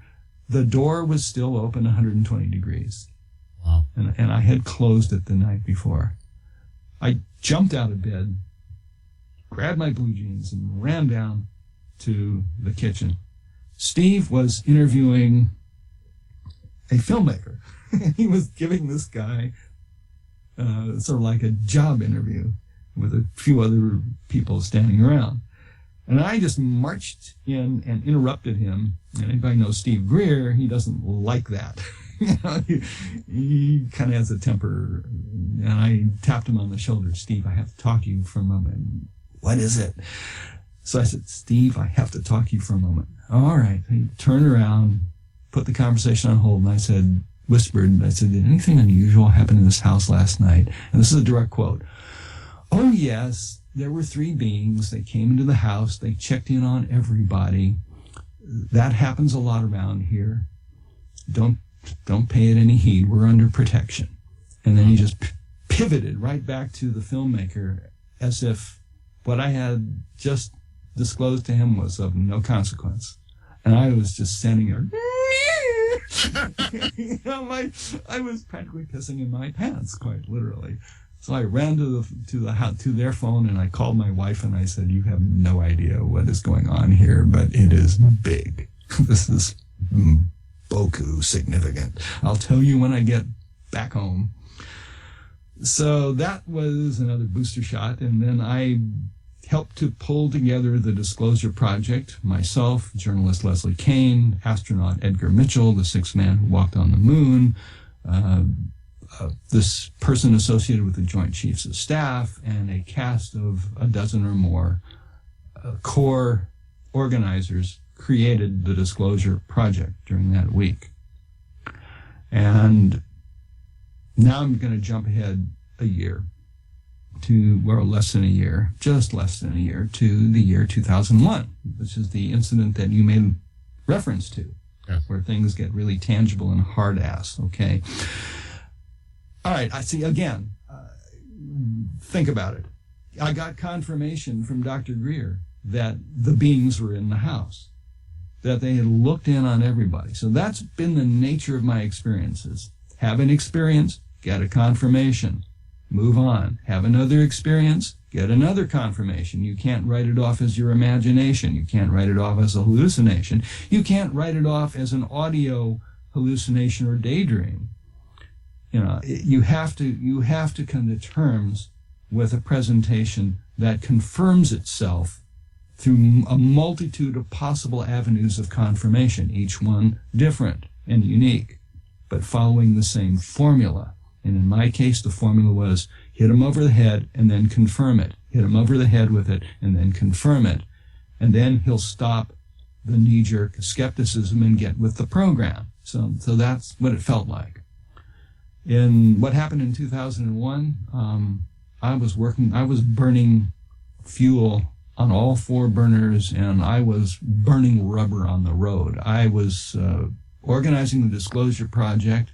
I had been traveling around the country with Leslie, getting interviews on video with witnesses. We had just in May of 2001 held the seminal press conference at the National Press Club in Washington, D.C., where we had 22 of our 250 witnesses step forward before the cameras of the world and give their testimony. This is the first public disclosure event of its nature ever. It was streamed online. 250,000 people watched it. It was even hacked by the NSA, according to an inside source who informed us of this, so that people couldn't watch it in real time, but have been watching it ever since as a posted video that has been on the Disclosure Project website for 15 years now.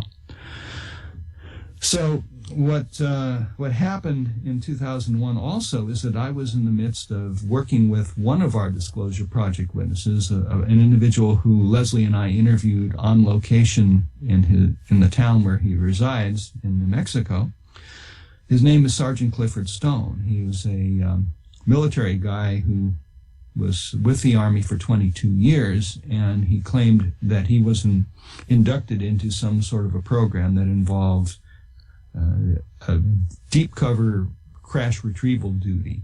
He had clearance to do one thing, but his real mission was to go out with a rapid deployment force somewhere around the world and bring in the goods, and to communicate with the beings if there were living beings that were in the wreckage of the craft. So he claims that he was involved with at least a dozen of these over the course of a 22-year career.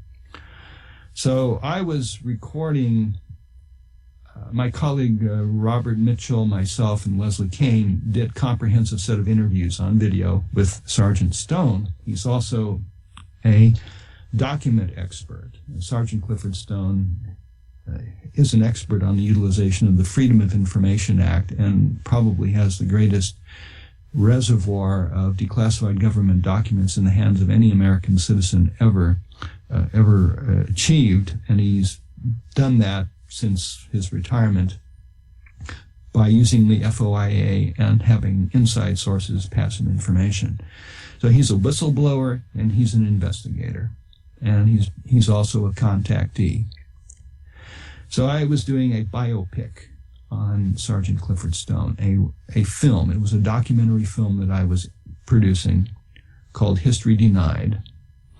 And I was wrapping up the production of this film and producing the video cassettes and the DVDs for distribution. So it was being marketed, and I was involved in the marketing process. So I was doing the Disclosure Project. We had just had the press conference. I was doing the Clifford Stone movie and an audio program that would go along with the DVDs and the video cassettes. So I had my plate full.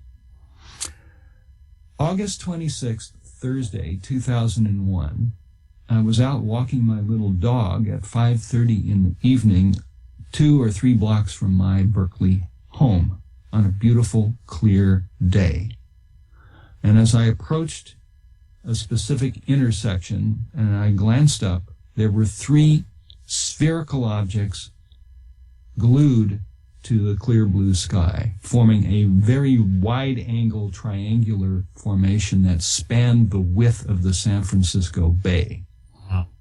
I was facing due east. Anybody who's familiar with the morphology of the San Francisco Bay Area knows that east are the hills, the Oakland-Berkeley Hills. West is the water, the bay in the Pacific Ocean and the city of San Francisco. South, where if you're facing south, the bay west is to your right, and the East Bay Hills are to your left, and you're facing San Jose, Silicon Valley, Mountain View, and Apple, and all those other companies, right? That's Silicon Valley, due south. And these craft were positioned so that one sphere was over the Berkeley-Oakland Hills, maybe just 3 or 4 miles from me, linear distance, about 3,500 feet up. By judging from the height of the hills, I could determine their height. A second object was positioned over the city of Oakland, due south of me, and the third object was either over the bay or over the city of San Francisco.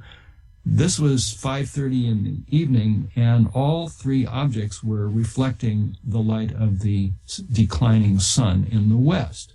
Right. The coloration of these things was really, shall we say, prominent? If anybody had noticed them, they stood out.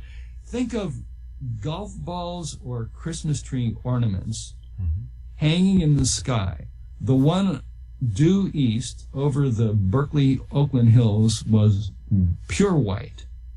The one over San Francisco, which was catching the greatest reflection of the sun, was bright white. But the center one, hanging over the city of Oakland, was bright blood red orange, like the kind of vest orange that a city employee would wear so as not to be run over by a car. I mean, this thing stood out. And they're stationary, right, Ralph? They're not moving. Absolutely stationary, rock solid against the sky. You could see striations, vertical striations on these craft, and texture. So they looked very much like mechanical contrivances. These were like buoys, but they were like physical objects that were in the sky. Right. And they had little stems, vertical stems sticking up from their top side. All 3 of them. And you could see that. And I had been trained by Dr. Greer in the art of overcoming one's assumptions and reaching out to ET. And you do that with thought forms, and you do that through meditation. And one of the things that was pioneered by contactees worldwide is to engage with these beings, and you can just go on the offensive, take the initiative, and ask questions.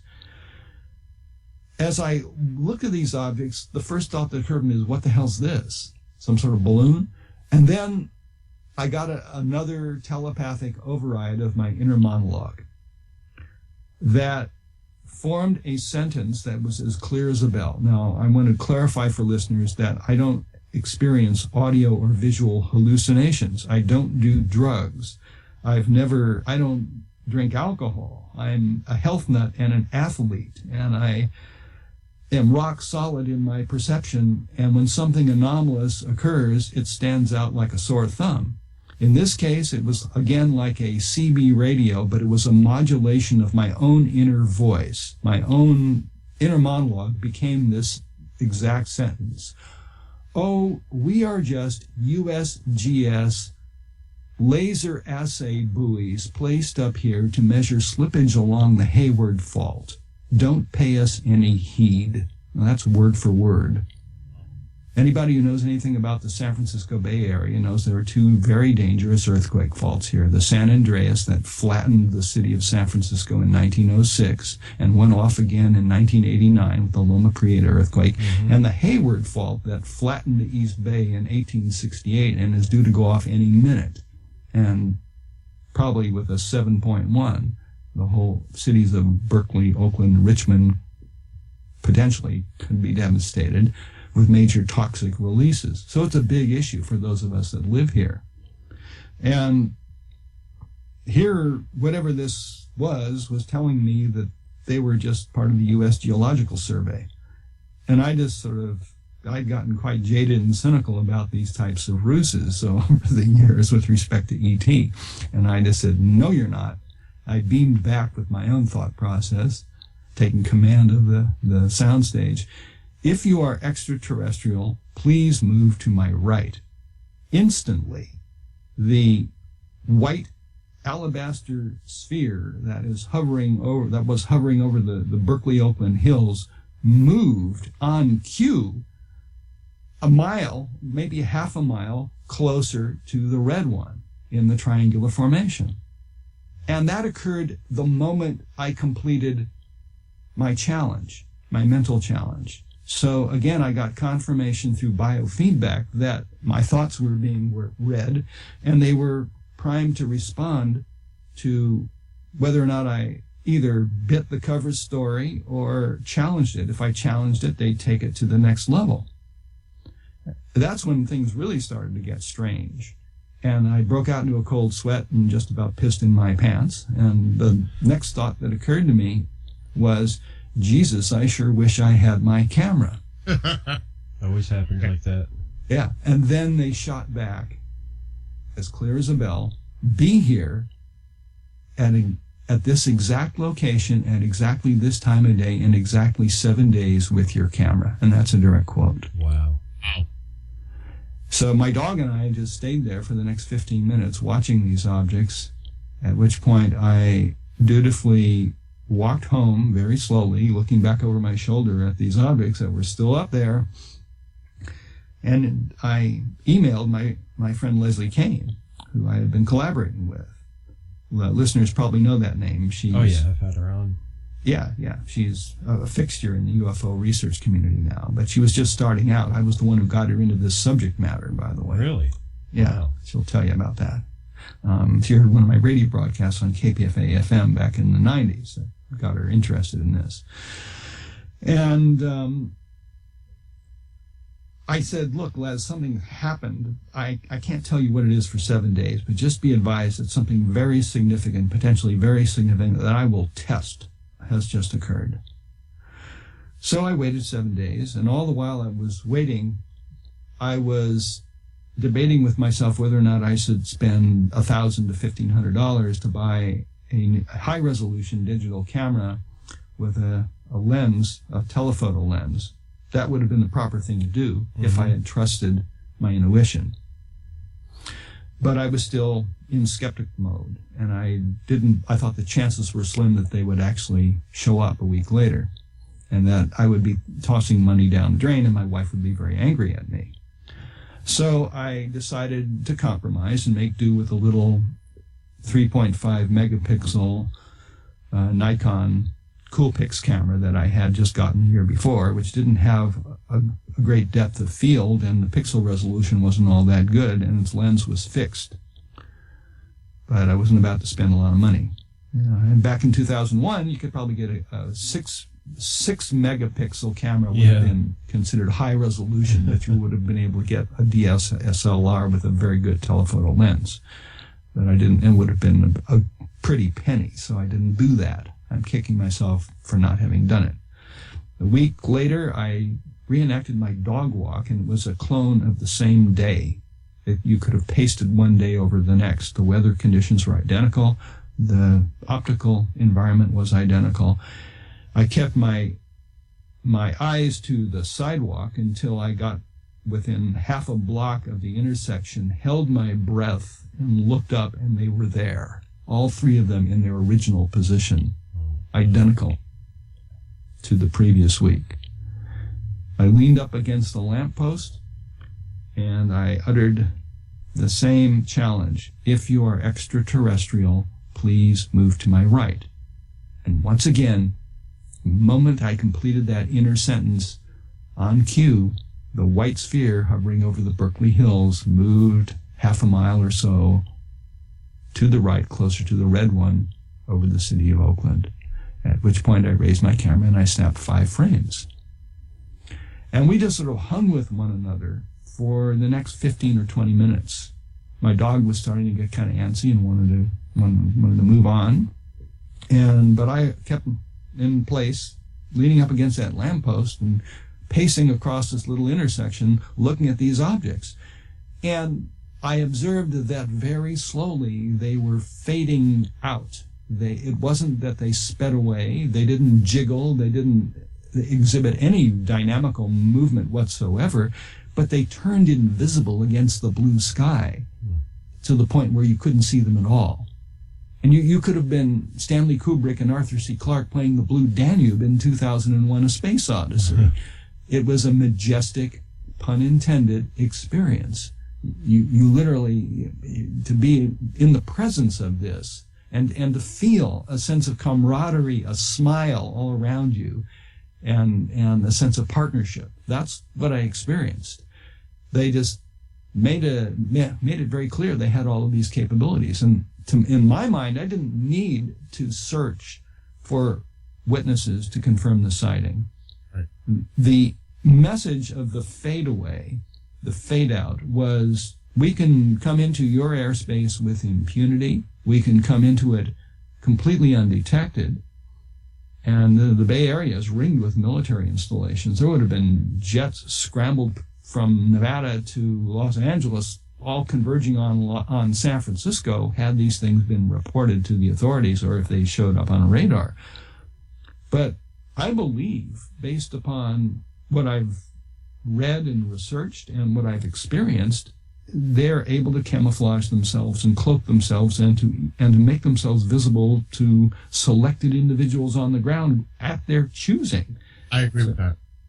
Yeah. And they also could be interdimensional. I mean, there could be so many explanations. You know, I got to tell you, Ralph, I've actually had a couple of sightings myself. And I am a sky watcher. And Jamie's seen a couple of my videos. And I've captured an object where it comes up, stops, has 3 lights. And if you put the 3 lights, or propulsion, because it could be propulsion as well. And if you were to put a line around these lights, it would form a triangle. And this thing just zips off and looks like it's going warp speed. Yeah. So, you know, there is a lot of activity going on in the skies. And what you just said, exactly, it really affected me because it kind of explains some of the stuff that I'm capturing on my video. Mm-hmm, mm-hmm. Oh, boy, I could describe another event that occurred in 1996, in November of 1996, where a row of these objects were positioned parallel to the Golden Gate Bridge, creating a false bridge hovering over the Pacific Ocean for viewing by a group of contactees, myself included, during a CSETI contact protocol exercise that occurred at the Marin Headlands. These were blue. I don't know whether they were spheres because it was like at 2 o'clock in the morning, but they suddenly appeared after we did this group exercise of reaching out, and there was a line of very bright blue light sources all in a row spanning the half a mile distance of the Golden Gate Bridge, just west of the Golden Gate Bridge. We were in the Marin Headlands staring out to sea, and the presentation was a row of these things, and you could see their blue lights reflected in the ocean waves. All right, with that, guys, we have to take our break. Tonight's show is a limited commercial break show. We're going to take one break, and that's it due to our time limit. So you're listening to the Jamie Havocan Show right here on KGRARadio.com, The Planet. And our guest tonight is Ralph Steiner. We'll be right back after this. Did you know that there is another way to listen to all of the great UFO paranormal talk radio on KGRA while on the go? All right, so while that's playing commercials, I just want to say hello to everybody on YouTube. It looks like it cleared up pretty good on the screen.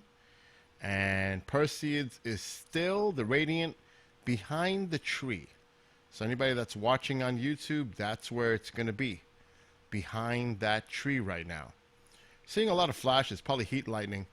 I'm going to continue playing some shows, but we should see some more activity as Cassiopeia is right above the trees, dead center of the screen. And Perseus is right below it. So once it comes up a little bit, we may see some activity. We've been seeing a couple here and there, but it's right where the tree is, in the center of the screen, the lower center. That's where Perseus is. So we need that to come up a little bit higher. Cassiopeia should be pretty much to the upper center of the screen, and then Perseus will be in a perfect location. It's 1:21 Eastern Time. I want to say hello to everybody in chat, and again, those that are watching on YouTube. And I'm going to do a quick shout out, as I always do, to everybody that's in that chat room. And I just want to say good night to Daryl that was here early, and Prow. So we have Clerkster, Duplicate, Jay, Jello, Rob, Ronald, and Tony. Wow, that was a nice shooter. Wow, that was nice. Whoa, I missed that one. That was really nice. That was great. A green one. Whew. And it's funny because I seen it on YouTube. That had to be the best one tonight. A nice green streaker. That was a really nice shooter just now. So, just as I was talking about it, we're not going nowhere. I just had some coffee. I'm staying up till at least 4, if it stays clear. And it's going to get more and more active as we get closer to the peak, August 12th. So that was really cool shooter just now. So hope everybody's enjoying it. Hopefully that was dead center. And it was a long trail too. And that green color, this is why I love this camera. I really do, because it gives you all the effect. Now, hopefully, not just the Perseids, which is the peak is August 12th, but again, we will see activity. It runs from July 17th all the way up to August 21st, I believe. So, yeah, this is the early stages of the Perseids meteor shower. But if that's any indication, we just seen a nice one right in the center of the screen. Also, in December is another great meteor shower, and that's the Geminids. And it's known for colorful trails. And I always look forward to that as well. So this flash is bugging me out on this heat lightning. But, or dry lightning. So those are the two biggest meteor showers of the year. So hopefully the weather will cooperate like it is tonight. If we can get a night like tonight with these skies right now for the peak, all bets are off. It's going to be simply amazing. We'll see so much activity. But we shall see how that goes. So I'm going to continue the show, and then I'm going to probably play a Phenomenon radio show with Linda Moulton Howe and John Burroughs. I'm thinking of the Annie Jacobson show. And I'm just keeping an eye on this screen because it's getting a little bit more active. And that last shooter was excellent. I need to get a time stamp on that. 121.46, I think Jello indicated in chat. So I need to definitely get a pen and paper for the rest of the night because it looks like the activity is going to get really interesting. Hopefully, if that was any indicator, that was really nice, really bright. So I'm going to get a pen and paper, and I got to write down what Jello just put in chat. 121.46. So I may also play a couple of my songs. I'm kind of a little bit tired of the shows right now. I'm typing in the dark, so it's a little difficult. At least the keyboard lights up now, even though it's so tiny. All right, so I'm gonna turn on my stereo. I don't think it's gonna work through my mixer board here. If I don't, I'm gonna give it a shot though. Give it a little test. I don't believe it will. It might. I'm gonna find out right now. Okay. I can't remember where I have all the music. Let's see. Yep, those are the newer ones. This is the one from 2 years ago. I always liked this one that I wrote, the first one. Here's some household. All right, I gotta stop the Jamie show.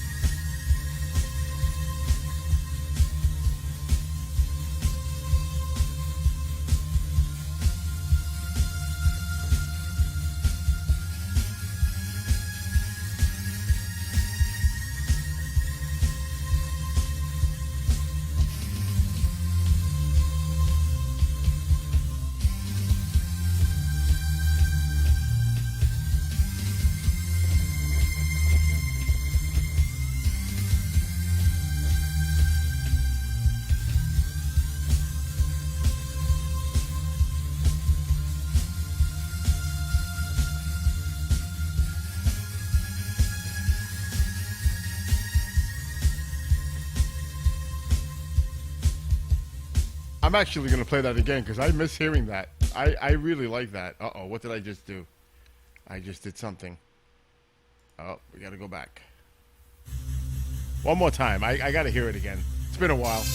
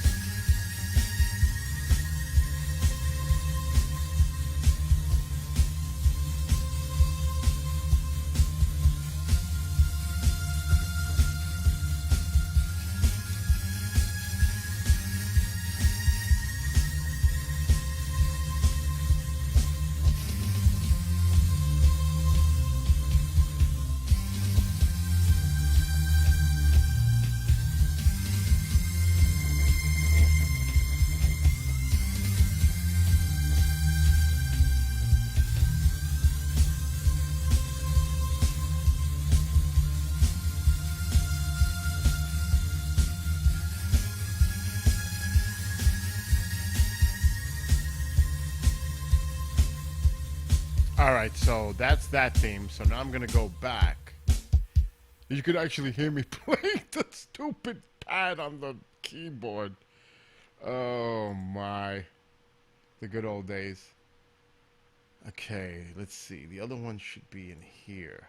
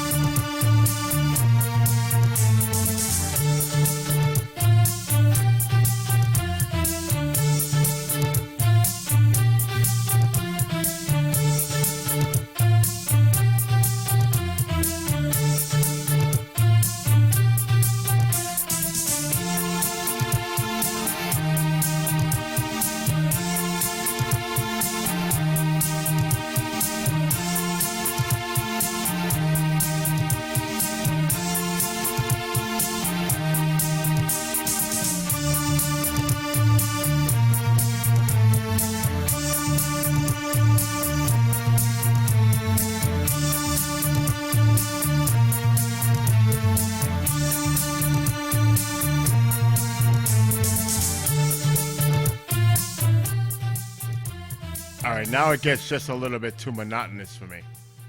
So I'm going to skip to this one. I don't even know. I don't remember writing them. That's the funny part. I haven't heard them in so long.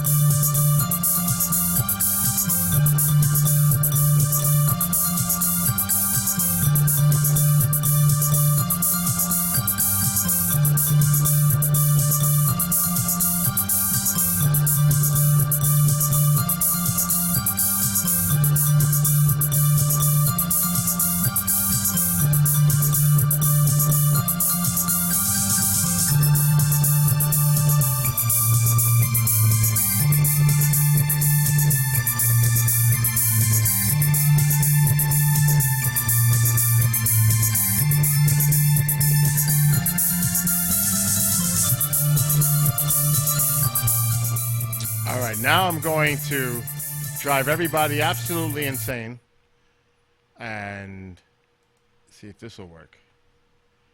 Anyway, I want to say hello to everybody that's watching on YouTube. Yes, I'm playing some of my music and just taking a little break from playing shows, which I'm going to get back to in a few minutes.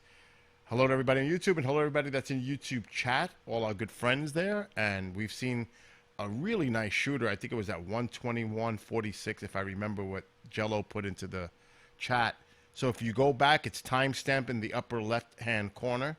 Go check out 121.46, a beautiful green meteorite. Beautiful shooter. Be nice. Okay. Let's see if this will work. I have no idea if it's gonna work. I need to minimize everything. I just gotta be careful not to play any of this music or I'll be in big trouble. Then I'll have to delete the whole stream. Okay. I better put this really low before I even think about it. Original number 8. Original number 8. Notice they have no titles. They're just numbers.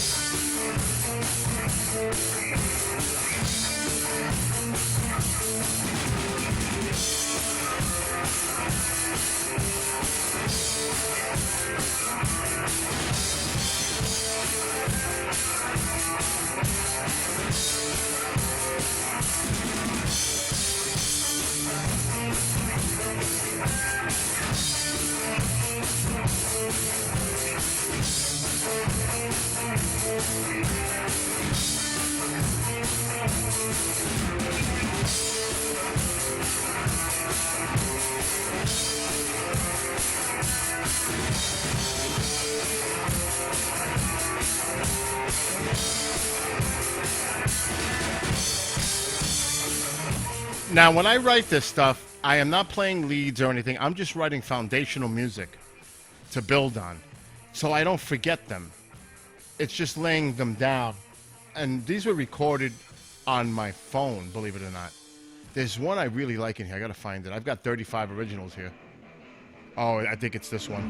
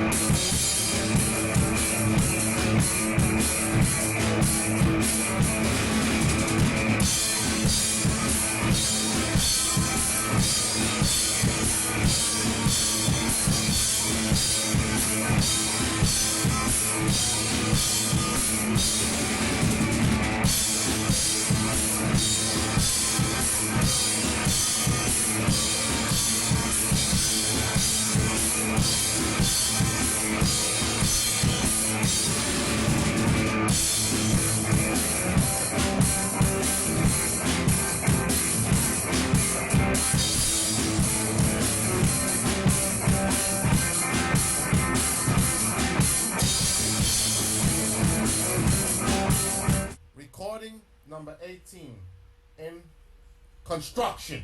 I was so pissed when I did this.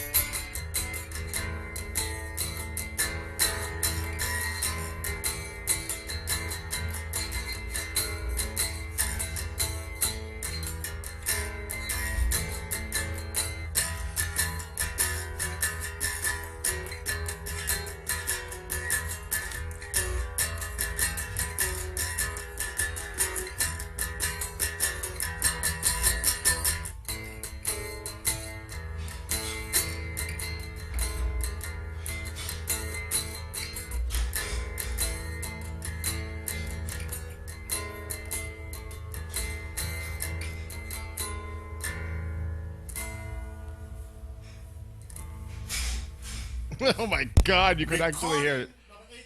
It's crazy because I have so many of these, and this is when I did it with distortion. It sounded terrible. Ugh. Number 21. As you can see, I've got a lot of numbers.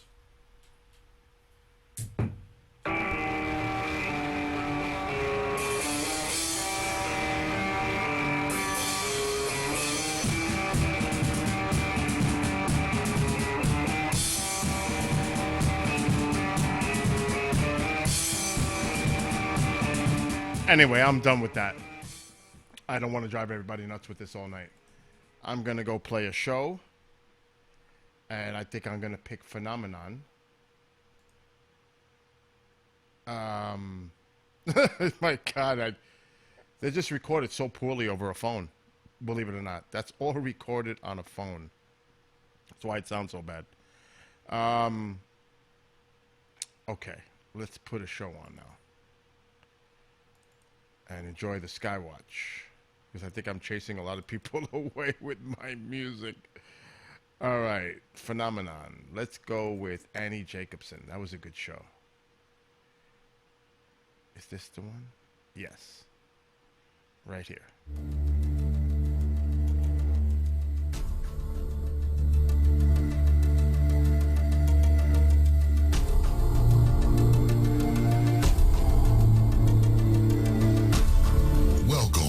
Phenomenon Radio, the show that covers thought-provoking breakthroughs in the fields of UAP UFOs to discover fascinating truths, first-hand accounts, and investigative insights into the expanding confluence of physical and mental exposure to this worldwide phenomenon.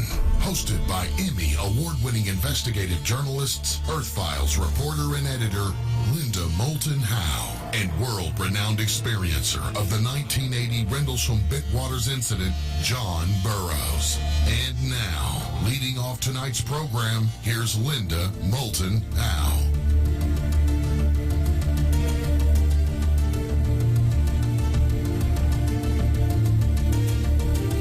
Extrasensory perception, ESP, instinct, premonition, intuition, gut feeling.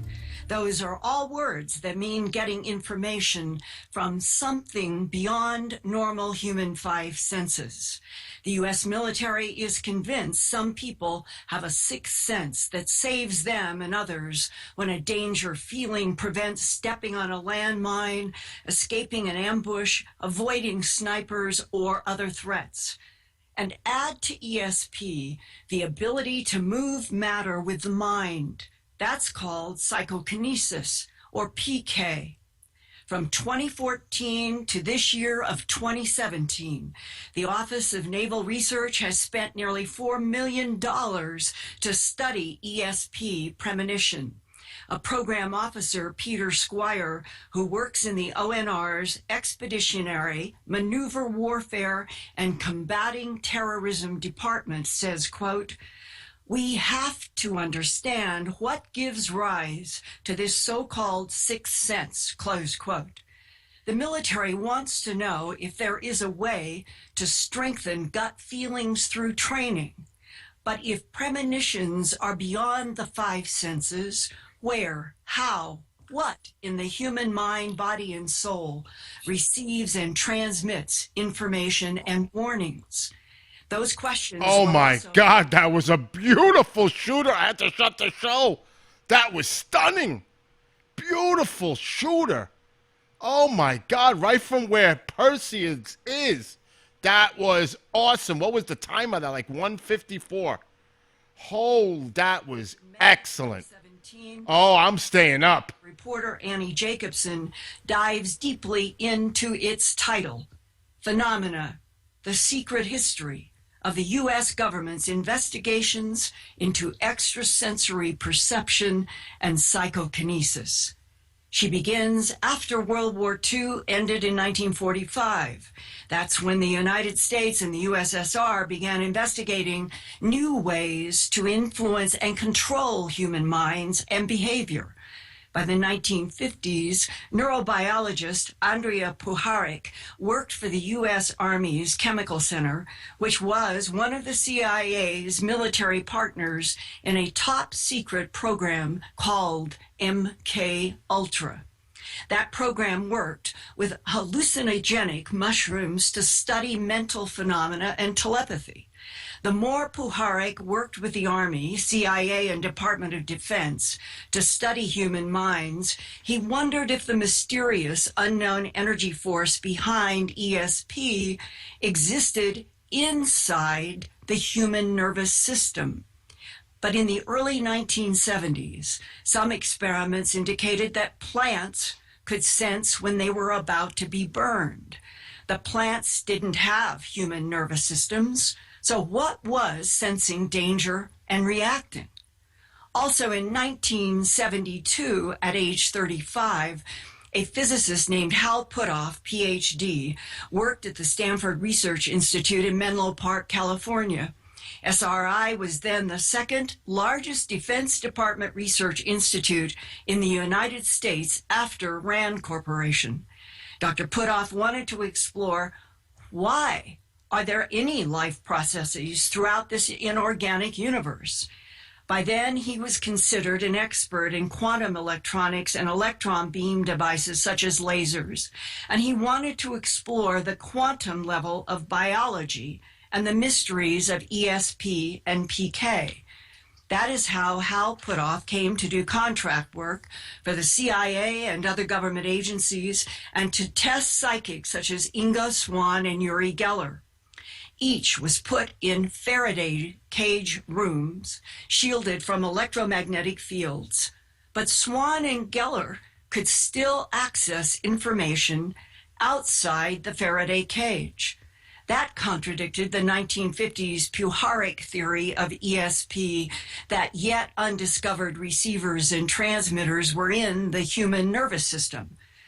Annie Jacobson also found another ESP experiment from a 1956 Russian test in which baby rabbits were put on a submarine and their mother was kept far away in an onshore laboratory. The goal was to put the submarine down so deeply that all known frequencies would be cut out except extreme low frequencies. Then, one at a time, each baby rabbit was killed. At the precise moment of death, up in the onshore lab, the mother rabbit's brain produced detectable and recordable reactions. Did that mean the carrier of the ESP information between babies and mother was in the ELF frequency? Wanting to answer that question, quantum and laser physicist Hal Puthoff teamed up with another laser physicist at SRI, Russell Targ, to work on a 1976 contract from the Naval Electronic Systems Command to investigate ELF and mind control, as the Navy official in charge said. Puthoff and Targ called it sensing of remote EM sources. Paralleling Puthoff's and Targ's efforts to understand ESP and PK since the early 1970s has been other brain-body work by Dr. Christopher Kit Green, MD, who then ran the CIA's Life Sciences Division in Langley, Virginia. After Dr. Green left official employment by the CIA in 1985, he has worked as an active military and intelligence science advisor to the CIA and Department of Defense. Recently, in 2016, Dr. Green was asked to join a classified science advisory board for James Clapper, former Director of National Intelligence. Further, Dr. Green also recently served as chairperson of a 19-member National Research Council examining the future of military intelligence science and brain research over the next 20 years. After this short break, the author of the extraordinary Phenomena book, 49-year-old investigative journalist Annie Jacobson, will join John Burroughs and me to focus on the military and intelligence ESP and PK research of the past half century, in which the frequent partnership of quantum physicist Hal Puthoff, PhD, and neuroradiologist Kit Green, MD, have woven together. One of their joint cases has also been what happened to our Phenomenon Radio co-host, John Burroughs, when he was engulfed twice inside the light of unidentified aerial phenomena, or UAPs, at RAF Bentwaters Woodbridge in December 1980. You're listening to Phenomenon Radio live right here on KGRARadio.com with Bitwater's experiencer John Burroughs and Emmy award-winning investigative journalist and Earth Files reporter and editor Linda Moulton Howe. Tonight's very special guest, Annie Jacobson, will join the program right after these messages. Stay with us.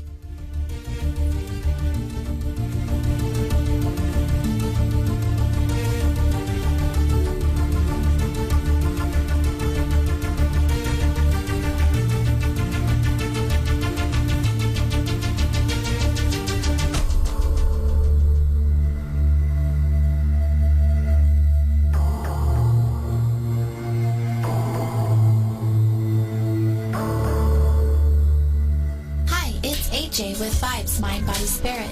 The Vibes Tribe seeks to assist you in creating and maintaining an uplifting and balanced state of being in your personal space.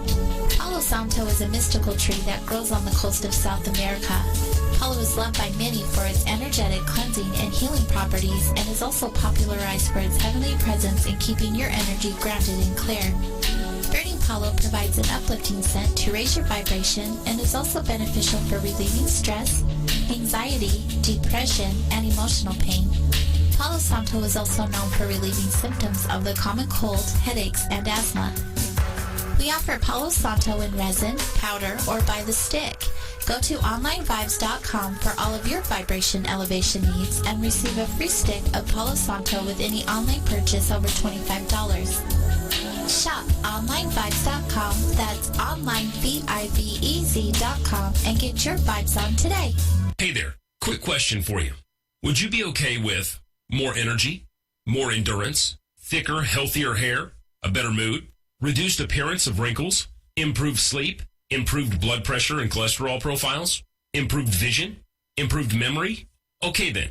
Well now, have you heard of Nature's Youth RSF? It's from the anti-aging experts at nature'syouth.com. nature'syouth.com.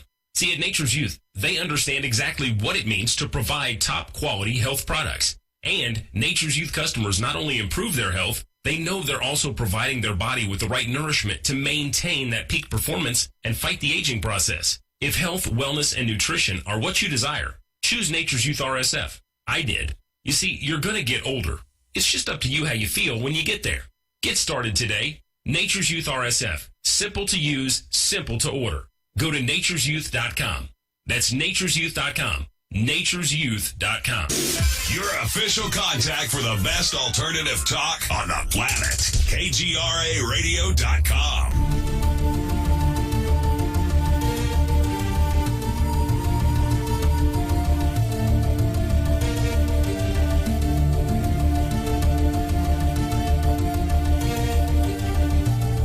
Thanks for joining us tonight for another edition of Phenomenon Radio Live right here on KGRARadio.com with tonight's very special and honored guest, Annie Jacobson. To start tonight's interview, here's Linda Moulton Howe. Linda? Thanks, Race. And Annie Jacobson, welcome to Phenomenon Radio, in which our subject is like your phenomena. And I want to start out with going to page 422 of your remarkable and excellent book, and to repeat the title for listeners who may just be joining us right now. It is Phenomena, the Secret History of the U.S. Government's Investigations into Extrasensory Perception and Psychokinesis. And you write on page 422 about your own internal thought process that began in your mind before you actually produced this book. And you say, thank you so much for having me. It's a real honor to be on the show. And, you know, people often ask me, why did I write such and such a book? This is my fourth book dealing with national security issues, weapons and war and secrets in our post World War II world. People often want to know how I get my different ideas for the books. And so I've taken to writing that little vignette in my acknowledgments, which is what I believe you're referring to. And how I came across the idea of phenomena was, to me, just an extraordinary experience of driving in my car, listening to the radio, listening to National Public Radio, and there was an interview between a very intelligent-sounding British professor of mathematics and the host. And he told this story that I found absolutely remarkable. So the brief version of it goes like this. The professor tells the story. It's the summer of 1972, and the actor Anthony Hopkins is in London going about to different bookstores in search of a novel, a rare, obscure Russian novel called The Girl from Petrovka, written by this author named George Pfeiffer. And Hopkins is looking for this book because he's going to star in a film about the book, and he wanted to read it for research purposes. Well, he goes to numerous bookstores in various parts of London, and no one has the book. And he goes home empty-handed via the subway, the underground. And he's standing there in the subway and he sees a book, a discarded book, lying on a bench. And he walks over and he picks it up, and lo and behold, it is a copy of The Girl from Petrovka, the very book he had been trying to buy without success all day. And he sat down and he began leafing through this book as the subway took him home. And what was remarkable, he later said, was that in the margins of the book, someone had written notes, little annotations about the text. So months pass, he's on the set filming, and George Pfeiffer, the author of the novel, which the film is based on, shows up on set. Anthony Hopkins takes a moment to tell him this remarkable story. George Pfeiffer says, well, do you happen to have a copy of that book with you? He says, I do. Have a look at it. Well, as it turns out, George Pfeiffer says was his own copy, and the annotations in the margins were in his own hand. They were little notes that he was writing for the translation of this book into French. And so you have this remarkable story. And at this point, I'm listening to it on the radio. I've arrived at my destination, but I just can't wait to hear what this British mathematics professor has to say about it. He was a sort of very erudite man. He was the former president of the Royal Statistical Society of the UK.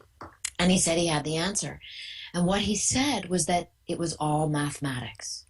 And that this kind of remarkable thing happens all the time. And I listened to him there argue this case, that there was absolutely nothing extraordinary about this story. And he suggested that anyone who thought it was extraordinary or dared to use a word like miraculous, and this is my interpretation of what he was suggesting, but that they were somehow intellectually inferior. And I just found the whole story and the professor's scientific take on it remarkable, and it made me want to investigate a long time story that I knew about, which was that the government had done its remote viewing program in the 70s and 80s and 90s. And I really wanted to look long and hard into the big framework of the psychic and psychokinesis programs and interest by the CIA and the Defense Department starting at the end of World War II. And that is what I did with this book. And John is standing by to talk with you and share with you from his personal experience with UAPs. But I thought before we go to that there is this question that is hanging over your book from beginning to end and is still in my mind. You take us through the various hypotheses that went from the possibility of the human nervous system to all the way to extreme low frequencies deep in the oceans. And what I'm wondering about is, has anyone to date, to June 2017 proved or disproved whether extreme low frequency or anything else is the receiver transmitter of ESP and PK in biological life? Well, you know, it's a great question, and it's a big puzzle and a conundrum. And I would say no one has been able to prove that. And that is why this subject matter is so polemic, so divisive. The scientists have their take, the supernaturalists, if you will, have their take. What I found remarkable as a national security reporter was just the breadth and scope of these multiple programs across decades, the dedication of certain individuals to this subject, their dogged research to see if they could be the one to prove, to finally be able to give that answer that you're asking. And also the battlegrounds that were created among the different individuals involved in these programs, because it is such an incendiary topic. And it remains in the hypothesis stage if you're talking about the scientific method. But what I find so interesting is that the actual boots on the ground experiences that I was able to, find in declassified documents really kind of keep you shaking your head and wondering, and really wanting to join along in this quest. And I was so intrigued by your read of the programs that I was able to report on that I don't think have been reported on otherwise about the current programs that go on. So we have this, here we are again in a new age, in this advanced technology era, and yet scientists are determined, and I'm talking military and intelligence community scientists, determined to try and figure out what this idea of intuition, of precognition, what this sensory, enhanced sensory ability in some people is. And Annie, this goes right to Kit Green, MD, and physicist Hal Puthoff, who, if I said that there were protagonists in your book, it would be that those two who have partnered for several decades on various things and played a key role in the survival of John Burroughs, literally, when he was collapsing with a heart problem that was a mystery to his VA doctors. And John, I want to turn this over to you for you to explain to Annie what was happening and how behind the scenes that Kit Green and Hal Puthoff ended up helping with new information. Annie, before I do that, I've got a couple questions as far as you could help the listeners understand. What did you feel from interviewing these guys their goal was? As far as I understand, they wanted to discover this, but what exactly do they want to do with this? Why is that important to them? And you're talking about the broad applications research they do, or? Well, right. You basically, you got to meet with them, you got to interview them, you got to talk to them. They opened up to you about what they were working on in their programs. What, as a reporter, and when you went in there as investigative reporter, what were you looking for, and what did they give you, and were you satisfied with what they gave you? And then last but not least, as far as do you feel they held back, and do you think that this is not over yet? Well, as a national security reporter, I'm most interested in the personal stories of scientists who work in these military programs and intelligence programs. And so it's my role to interview them at length, and then I begin to sort of track the story that I want to tell as I learn more, and then supplement the information that comes out of our interviews with documents that I'm looking for from the Freedom of Information Act, from secondary sources. So, it's a very broad story, and you're absolutely right that these are the protagonists of my book, Phenomena, two of the major protagonists. I mean, their stories interweave in as much that Hal Puthoff led the original psychic program also called the Remote Viewing Program at SRI, starting in 1972.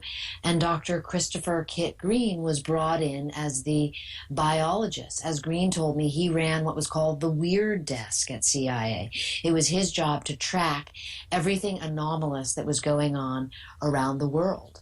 And this is how he got brought in. And so the two of them have this remarkable decades-long history of working together. And it might be more helpful to the reader, to the listeners, if you ask, like, specifically, maybe in terms of a program or a decade, because, of course, as I report in the book, they worked together on and off from 1972 until the present day.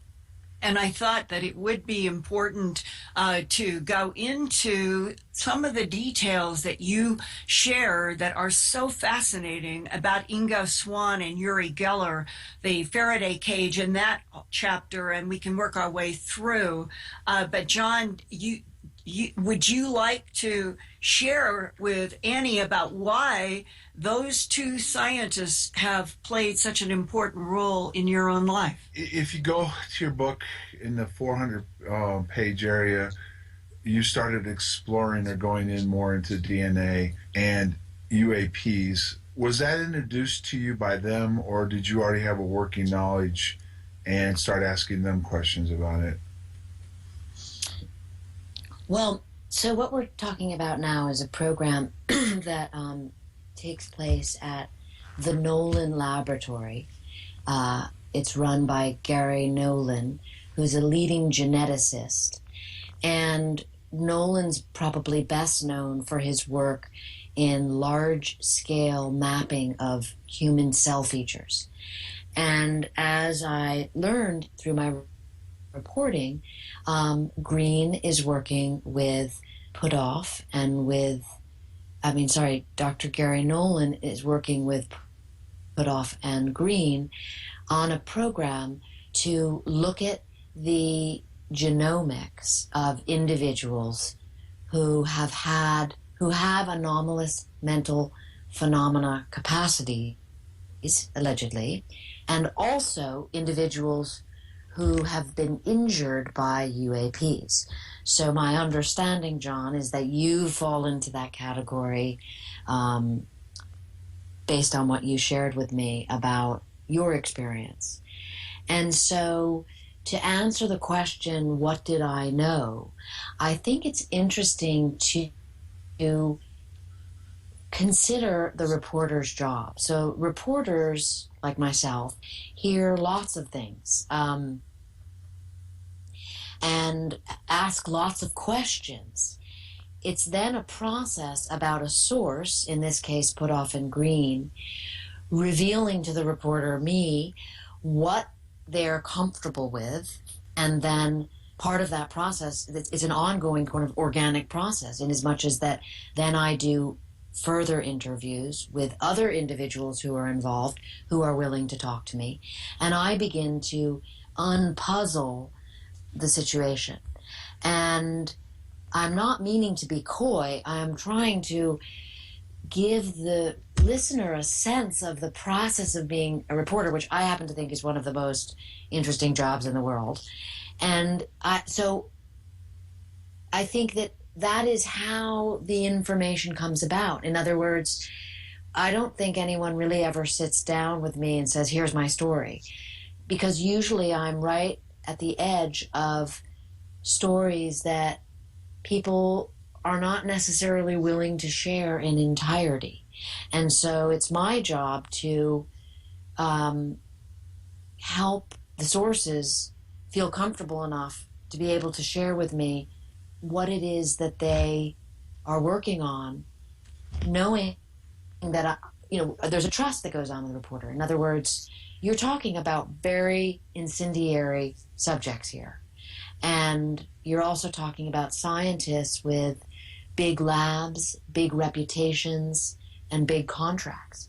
And I think that there is an ebb and flow with trust and response, if that makes sense. The reason why I asked you this is simple. Okay, your book was going one way, and you definitely had, like Linda said, interwove them into the book and what they were working on.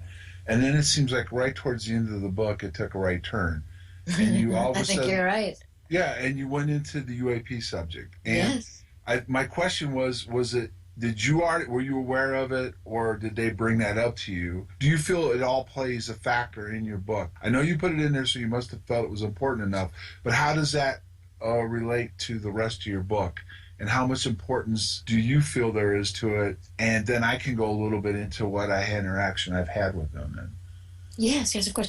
So I made a conscious decision to write about extrasensory perception and psychokinesis, also map dowsing, things that are anomalous mental phenomena. And were I to bring in issues of UAPs and unidentified flying objects, the book would have been a different book. And I made a conscious decision, hence the subtitle of Phenomena, to stick with the former, not the latter. Now, UAPs, UFOs, etc., which your listeners are entirely familiar with and educated on, far more so than this reporter. Those two subjects came up often in my research, in everything from declassified documents that were with CIA and with DOD. What I found peculiar and interesting, and this is not reported in my book and was part of the reason why I did not report it in the book, but for listeners I'll give you the short version, is that I noticed that the CIA had one way of dealing with its psychics, Ingo Swann, Pat Price in particular, talking about UFOs and UAPs. They were both real believers. And they would write up these reports, and these are now declassified. I got 1,000 pages of documents declassified from CIA through the FOIA. And what I found interesting, and also interviewed at length Putoff and Jacques Vallée and Kit Green about this, was that there seemed to be a kind of what I would call an Ivy League gentleman's attitude toward UFOs at CIA. In other words, they were perfectly fine letting Ingo and Pat write about UFOs, talk about UFOs, believe in UFOs, but the kind of subtle Ivy League version of it was, just don't make too big of a deal of it. Sort of keep it to yourself as if it's a hobby or a pastime. Okay? Now, at DOD, it became an entirely different animal. UFOs, UAPs, what ended up being called fantasy targets. And it became a problem, and it ultimately, in my interpretation, led to the downfall of the Defense Department program. And so I do write about UFOs and UAPs in that context. Again, the reporter reporting on the documents, trying to withhold judgment about all of this. So I felt that I had a responsibility to report that to readers. And when the issue of the current work that Putoff and Green are doing specifically at the Nolan Lab, and John, specifically with individuals like you, who of course I did not know about until you shared that with me, because they don't share any kind of specifics about patient information. I put that in the book because I personally found it remarkable. And as I asked Green and Putoff, and I write about in the book, what's the link between anomalous mental phenomena and UAPs, UFOs? Because previously, as I just kind of gave you the long spiel, it had always been a sidebar issue. And what Green and Nolan made clear to me that really was astonishing to me was that they are searching for the genomics of individuals who seem to attract this phenomena. From a scientific standpoint, because you're talking about the Nolan Lab being a major laboratory at Stanford University with big NIH and DOD grants, I found that, as a reporter, very interesting to report on. And Annie, may I insert just for a moment your own quote in interview with Dr. Nolan? You said, he said to you, "I have met and worked with many of Kit Green's patients, and I have looked deeply at the relevant medical data. These people were injured. I have seen the physiological consequences of the harm they've endured. He agrees with Kit Green that in many cases it looks as if it is an electromagnetic field of some sort. Continuing now with Dr. Nolan. It has led to inflammation and other biomarkers in their bodies that can be seen in MRIs, tissue, blood. We are now working on both the genetic and epigenetic components, Dr. Nolan says. I am relatively certain we are the only individuals in the field doing this, close quote. Using mapping technology the Nolan Lab is renowned for, technicians are mapping Green's patients' DNA and their immune systems. They are looking for patterns among the patients using biological data to create an integrated theory. All kinds, this is Dr. Nolan, all kinds of trauma can be picked up by the immune system. Every event that happens to you is recorded by your immune system, close quote, which in turn creates a biological database. Every surgery or bee sting, Dr. Nolan says, every incident of H1N1 flu, head cold, allergy, or chickenpox, it all is sensed and recorded by the immune system. With the technology that is emerging from the Nolan Lab, doctors will likely soon be able to take a snapshot of a person's blood and read the historical record of that person's physiological life. And that's from your incredible book. And I'm turning it back to you because I felt this is one of the most important pieces in your book. I couldn't agree with you more, Linda. I wrote the 425-page book, and I have to say, these few pages around where you read are the ones that are among the most remarkable to me for two reasons. One, this is currency right here. I mean, this is happening here and now, and that is remarkable. And having been someone whose last book was on DARPA, the Defense Advanced Research Projects Agency, which was a finalist for the Pulitzer Prize, and having learned about the extraordinary advances in technology that the Defense Department is making, when you consider what we are able to do with bio-nanotechnology in a military and intelligence community environment, and you look at a program like you just described coming straight out of the doctor's mouth, Dr. Gary Nolan, this to me is big news. And I'm surprised in many ways that it's kind of slipped under the radar. I'm glad you've brought it up. And I think that people perhaps are not really quite ready to confront this kind of thing. Well, let's back up for a second. I mean, consider this. From prehistory to the modern era, superstition and magic have influenced national security the way that science does now. So imagine if science is able to give us the answer that has always been relegated to superstition and magic. What if science is able to tell us something else? And that is what I think you've hit upon, being excited about in reading these few pages. And that is certainly what was exciting for me to report on these pages.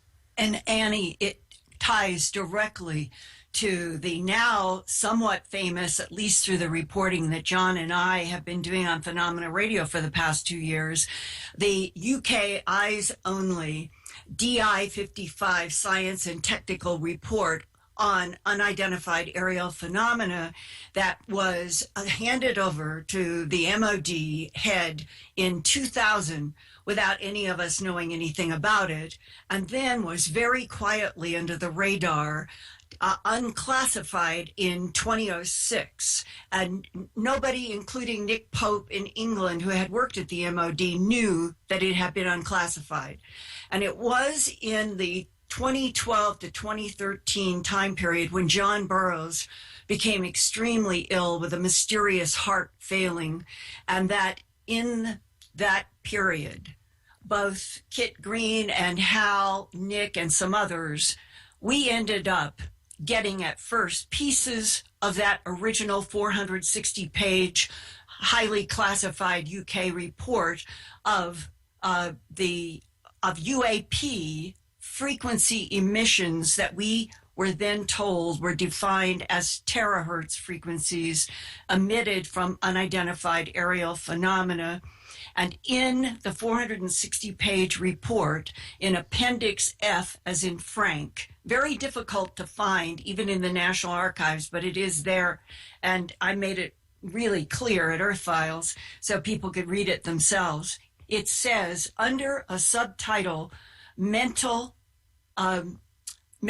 effects. That's the subtitle inside of the DI-55 report. And then it says, as in the Rendlesham incident, and it's talking about the frequencies emitted by unidentified aerial phenomena, and says that can manipulate human minds and damage human tissues. And that is directly linked to these sentences to you from Dr. Gary Nolan when he says about Kit's patients that I have seen, these people were injured. I have seen the physiological consequences of the harm they've endured, and that he thinks from Kit Green's cases that they were exposed in an electromagnetic field of some sort that caused consequences in the mind and the body. And right there in your book is connecting the, we'll call it the UK highly secret report on UAPs to what happened to John Burroughs. Yes, exactly. And I mean, again, we're talking about science fact, not science fiction, although it sounds like science fiction. Now, you know, what's interesting is if you want to take the skeptical approach with the terahertz and the UAPs and the tissue injury, you could take the approach that these are advanced technology weapons. And of course, that is in part Green's summation, because he has spent, you know, as you mentioned in your intro, decades serving on Defense Department committees like the Tiger Committee at DIA that studies advanced technology. So there's always an out with, you know, Defense Department scientists, I learned. Meaning there's the hypothesis, what is it? But then there's the statement, it is likely advanced technology.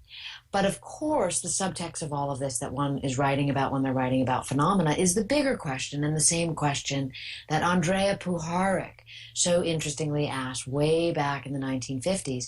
Is this from within, or is it from without? And that is, again, why the subject is so polemic. I can tell you as a national security reporter who lives on the outside of the world in which many of your listeners inhabit, who follow a lot of these stories, that is where the polemics come from, because as soon as you bring up the without, you're talking about the supernatural, and then people scatter. But what I found fascinating was Green, Puthoff, and others were very careful to call the anomalous mental phenomena the supernature or supernormal as opposed to paranormal, because it allows a discussion based on the idea of what they call the Mozart analogy. And that would be that Annie can't sing in the shower, but you listen to the music that Mozart composed and you realize that some people are supernormal. Where it gets complex with John is in this idea that I write about in this chapter of phenomena that Nolan and Green explained to me, which is this idea of the antenna. And I think maybe John could talk to us more about that, since he's, you know, got the firsthand experience. Why don't you define what the antenna is to the listeners before I go further? Well, they're Green and Nolan and others at work on this project, while they look for the, you know, they're mapping, searching for the genomics of supernormality. What they are finding is that in the fMRI, those are the very high resolution brain scans that are now available through advanced technology, they're seeing patterns in the brain scans of individuals who have purported remote viewing, as Green says, and they're seeing it as kind of a cluster, as a marker, if you will, and they call it the antenna, as which, you know, suggests that it's some kind of, you know, poetic beacon, if you will. In other words, certain And then again, you can close this loop by saying, well, think of the Mozart analogy, you know. Annie can't sing in the shower, so she doesn't have the antenna. Mozart had the antenna. But then then, you can go off the reservation and say, well, what's the antenna connecting to?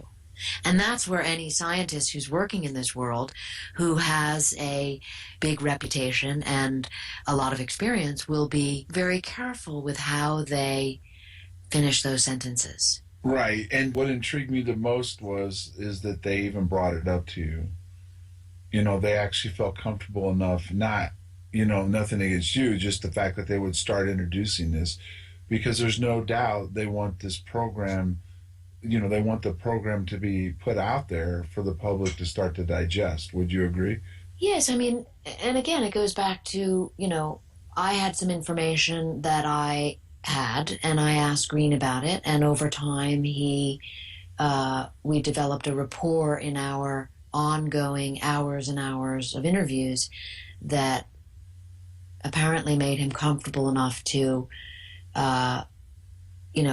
discuss this program further with me. And I felt quite privileged to have the story, because I was aware that no one else had been told it at length, and I felt that I really wanted to make sure that I wrote it into the narrative in a way that serves the narrative and kind of honors the intention with which the parties told me, because again, it's a very sensitive subject. And so when you shared with me that you were one of the 70 cases, my jaw kind of dropped. Right. And the reason partly why I can be more open about it is two reasons. One is the fact that they divulged it. And the other thing is that there was another individual that was with me that got close to it, and they reached out to both of us. And what Linda's been wanting me to explain is we did an appearance at a Steve Bassett conference. It was the citizens hearing, and they set it up exactly like it would have been a real hearing in front of Congress, and they had ex-members of Congress there. And we did our brief, and we went through it. The actual reaction from the people sitting on the panel, including one that was involved with MK Ultra, if you could believe it or not, which at the time I didn't know, but he was a senator, and he started grilling us like he was asking us questions like we knew more. And we sort of did, but we didn't at the time. But then after we did this appearance, then Dr. Green contacted the attorney that was there with us, Pat Frasconi, out of Mississippi, and offered his assistance. And what Linda was implying is that Linda's got to meet with Dr. Green and Hal Puthoff. I've been down at Hal Puthoff's lab. He took me down there and he gave me a briefing on certain things. But basically, they stepped in and they kept me alive based on their knowledge of what affected me and how it affected me. And then they also did some tests. I mean, it was done when I had the heart surgery and stuff. But the bottom line is that it just caught me completely off guard that they were willing to open up to this, because like you said a little bit earlier in the interview, you're surprised more people haven't caught on to this and started asking more questions. The whole subject makes people uncomfortable. I mean, let me rephrase, like, if you're in this world, you're totally comfortable with it. I mean, I spent hours with Uri Geller at his home in London. I spent days with him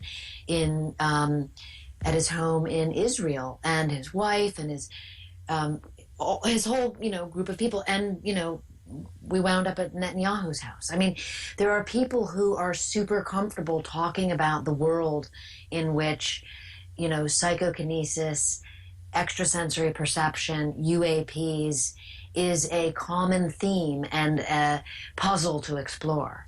But there's another world that exists parallel to that, a world in which I spend much more of my time, which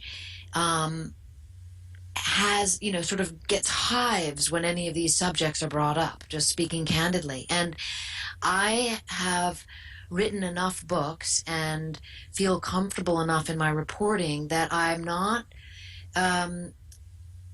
frankly speaking, I'm not really, it doesn't really matter to me what what others think of that, of whether, but I am perfectly open-minded to entertaining these ideas because I find that a closed mind is a dangerous mind.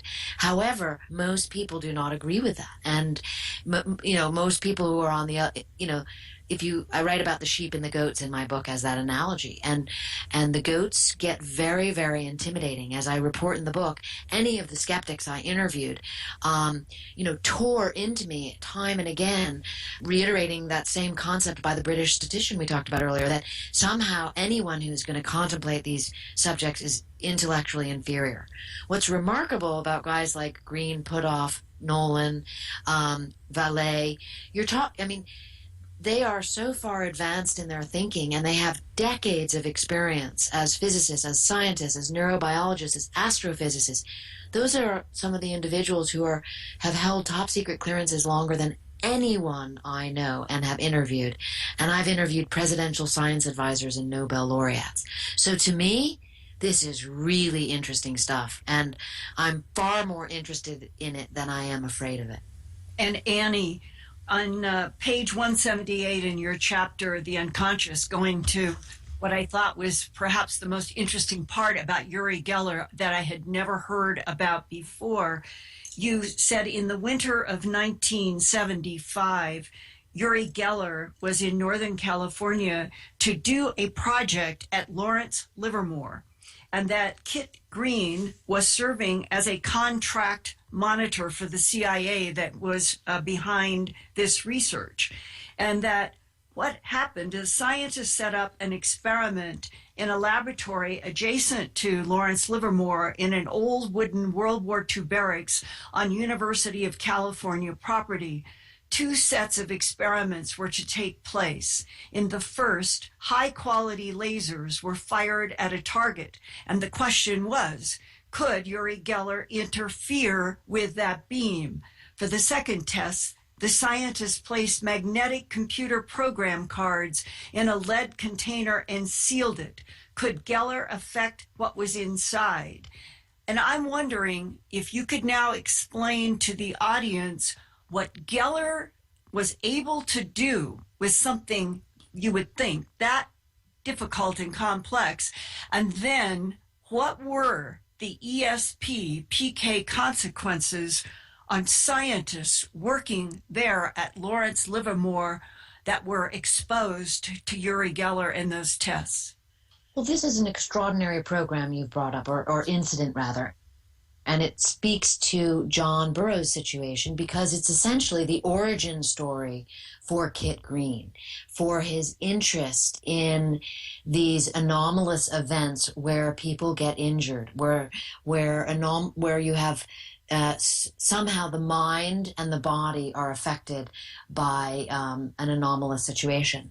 So I also the way I write about it in the book is I use what's called the Thomas theorem, and that is this quote, this idea that if men define situations as real, they are real in their consequences. And what happened was the Livermore scientists did those series of investigations with Geller about PK. They wanted to see if he would be able to upset the delicate electronic system on, say, an ICBM nuclear missile. And they did these various experiments with him, and they found that his PK only worked at very close range, not over distances. But far more interesting and important to the story we're talking about now is what happened when the scientists went home. So, when you're a nuclear scientist, you carry what's called a Q clearance, and you have a minder, a handler, if you will. And when you report in for work at Lawrence Livermore Nuclear Laboratory, you are required to tell your minder if anything strange happened to you while you were gone. Now, this was set up, of course, for sort of Soviet intervention. But what remarkable situation unfolded during these several days worth of experience with Geller was that 3 or 4 or 5 on some nights of the scientists would come in and report to work, and they would say, to their handler, they would relay really weird stories of things that happened in their own homes at night. This included sort of orbs floating around the ceiling, down the hallways. One of the nuclear scientists reported seeing a big black raven at the end of his bedpost.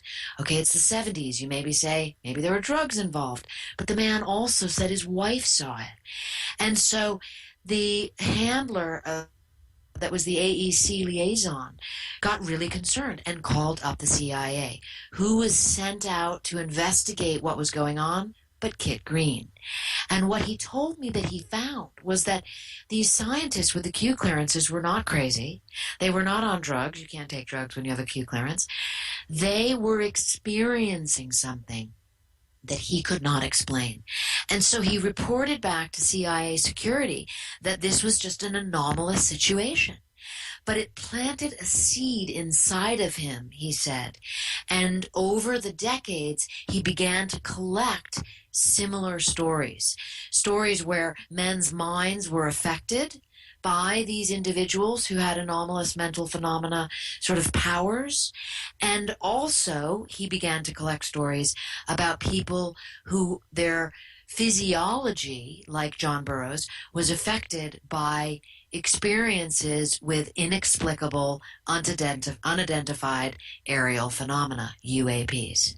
And Annie, when you go to the heart of the husband and wife, one of the scientists, they both saw what they called a discarnate arm rotating like a hologram in the air, free floating above the bed at night, an arm wrapped in some kind of gray cloth. Instead of a hand, the arm had a hook. And that the scientist talked about the horror of seeing this hook floating over the foot of his bed and how it rotated like a spit. And that you, in talking with Kit Green and others, Hal Puthoff and Russell Targ had made some comments that maybe this was in fact an alien intelligence trying to say to the scientists and the Livermore program, we want you to stop experimentation with atomic bombs. Well, I don't know that Green and Puthoff ever told me that. That was the summation by Green and Puthoff. In other words, they never heard that. That was their summation of what the scientists said. And the two of those scientists quit the program. Now, for the reporter's due diligence, keep in mind, the way I report the story is I tell you very clearly this is coming from Green, coming from Puthoff. Uri Geller, incidentally, did not know about the hallucinations by the scientists, but he put me in touch with one of the scientists who did not want to comment, and I was unable to reach any of the other scientists who quit the program. So, you do the best you can as a reporter, and you make clear to your reader who says what and why. But any way you look at this incident, Hal Puthoff was made aware of it, Green was made aware of it, CIA security was made aware of it.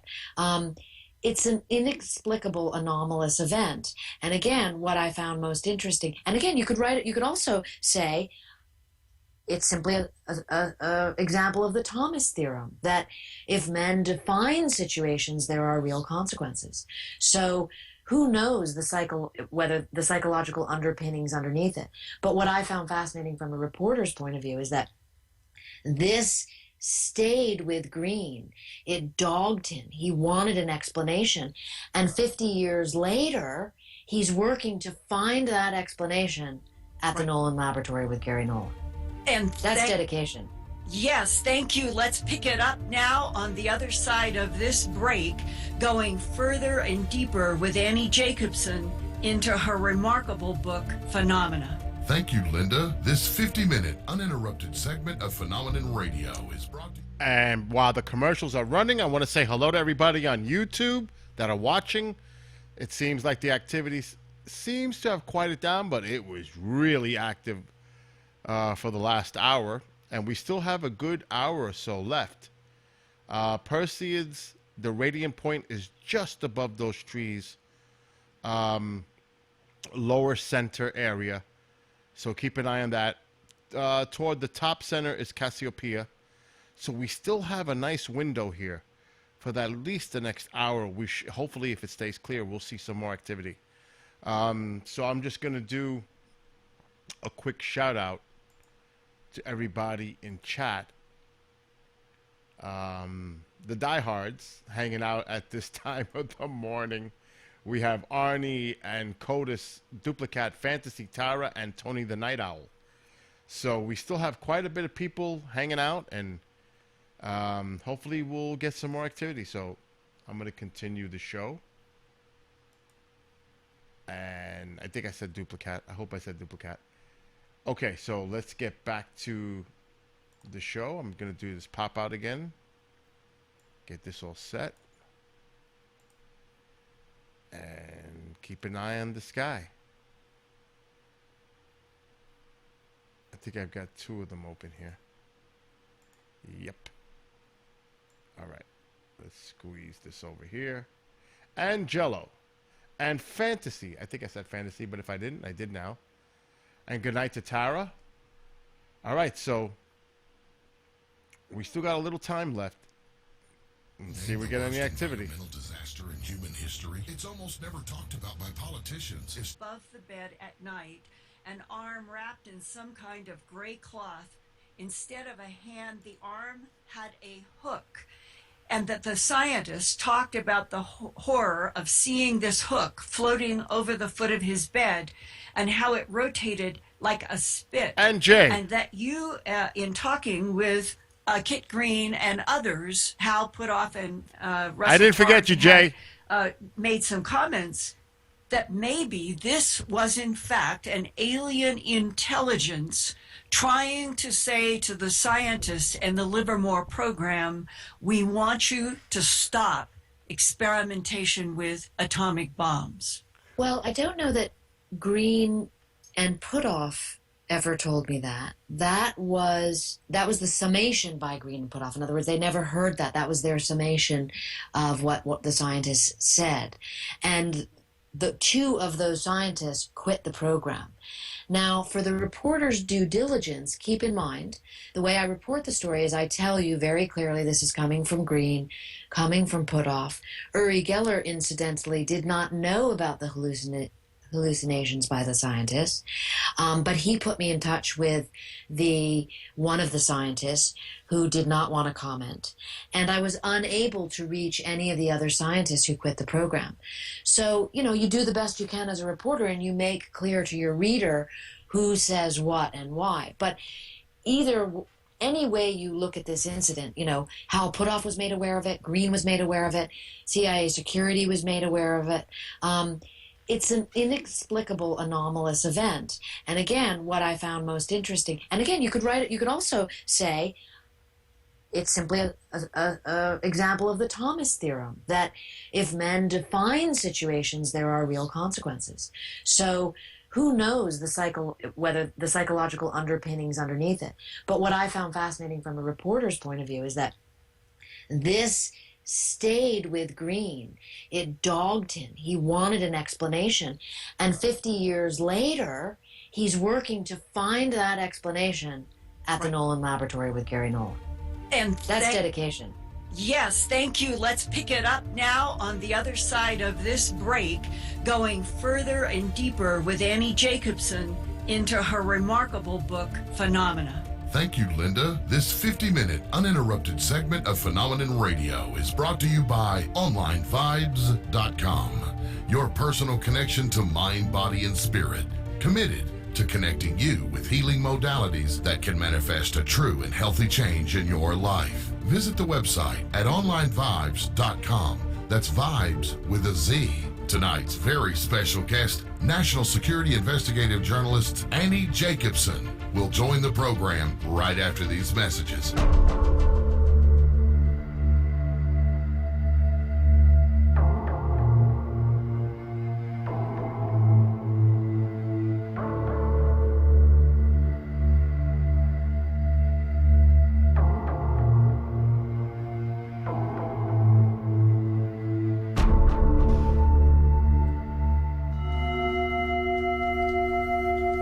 Are Are you feeling stuck?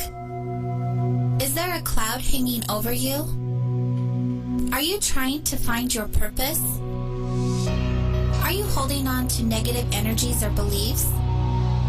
If you've answered yes to any of these questions, maybe you're ready to invite light and love into your life. Visit onlinevibes.com and shop the items you'll need to bring healthy and healing vibes into your space, including smudging tools and incense, aromatherapy, crystals, divination tools, candles, natural body care products, jewelry, and lots of thoughtful gift ideas from and for the heart. Visit onlinevibes.com. That's online, VIBEZ.com for your mind, body, and spirit needs, and get your vibes on today.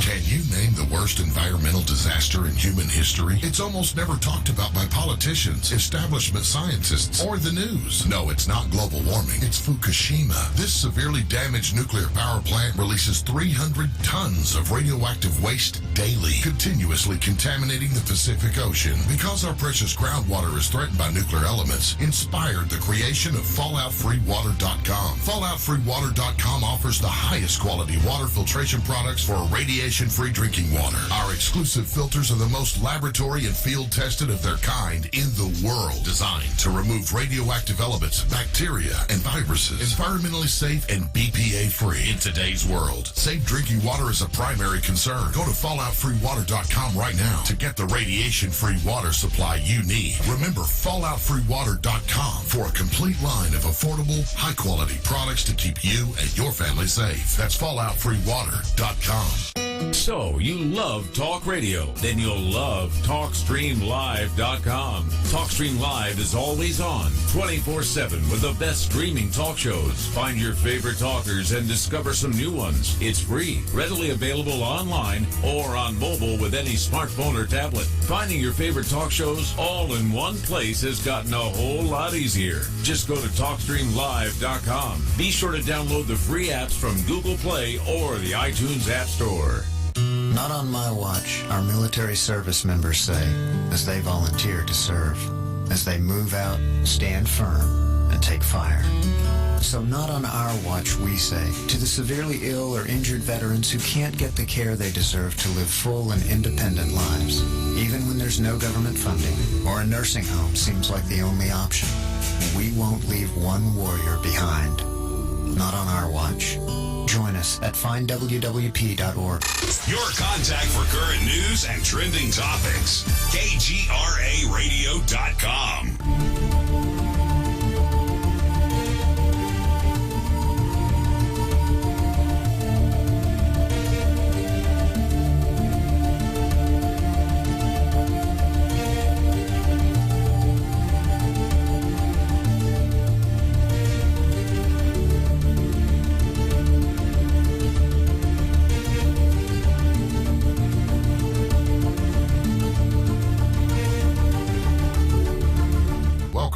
Phenomenon Radio Live right here on KGRAradio.com.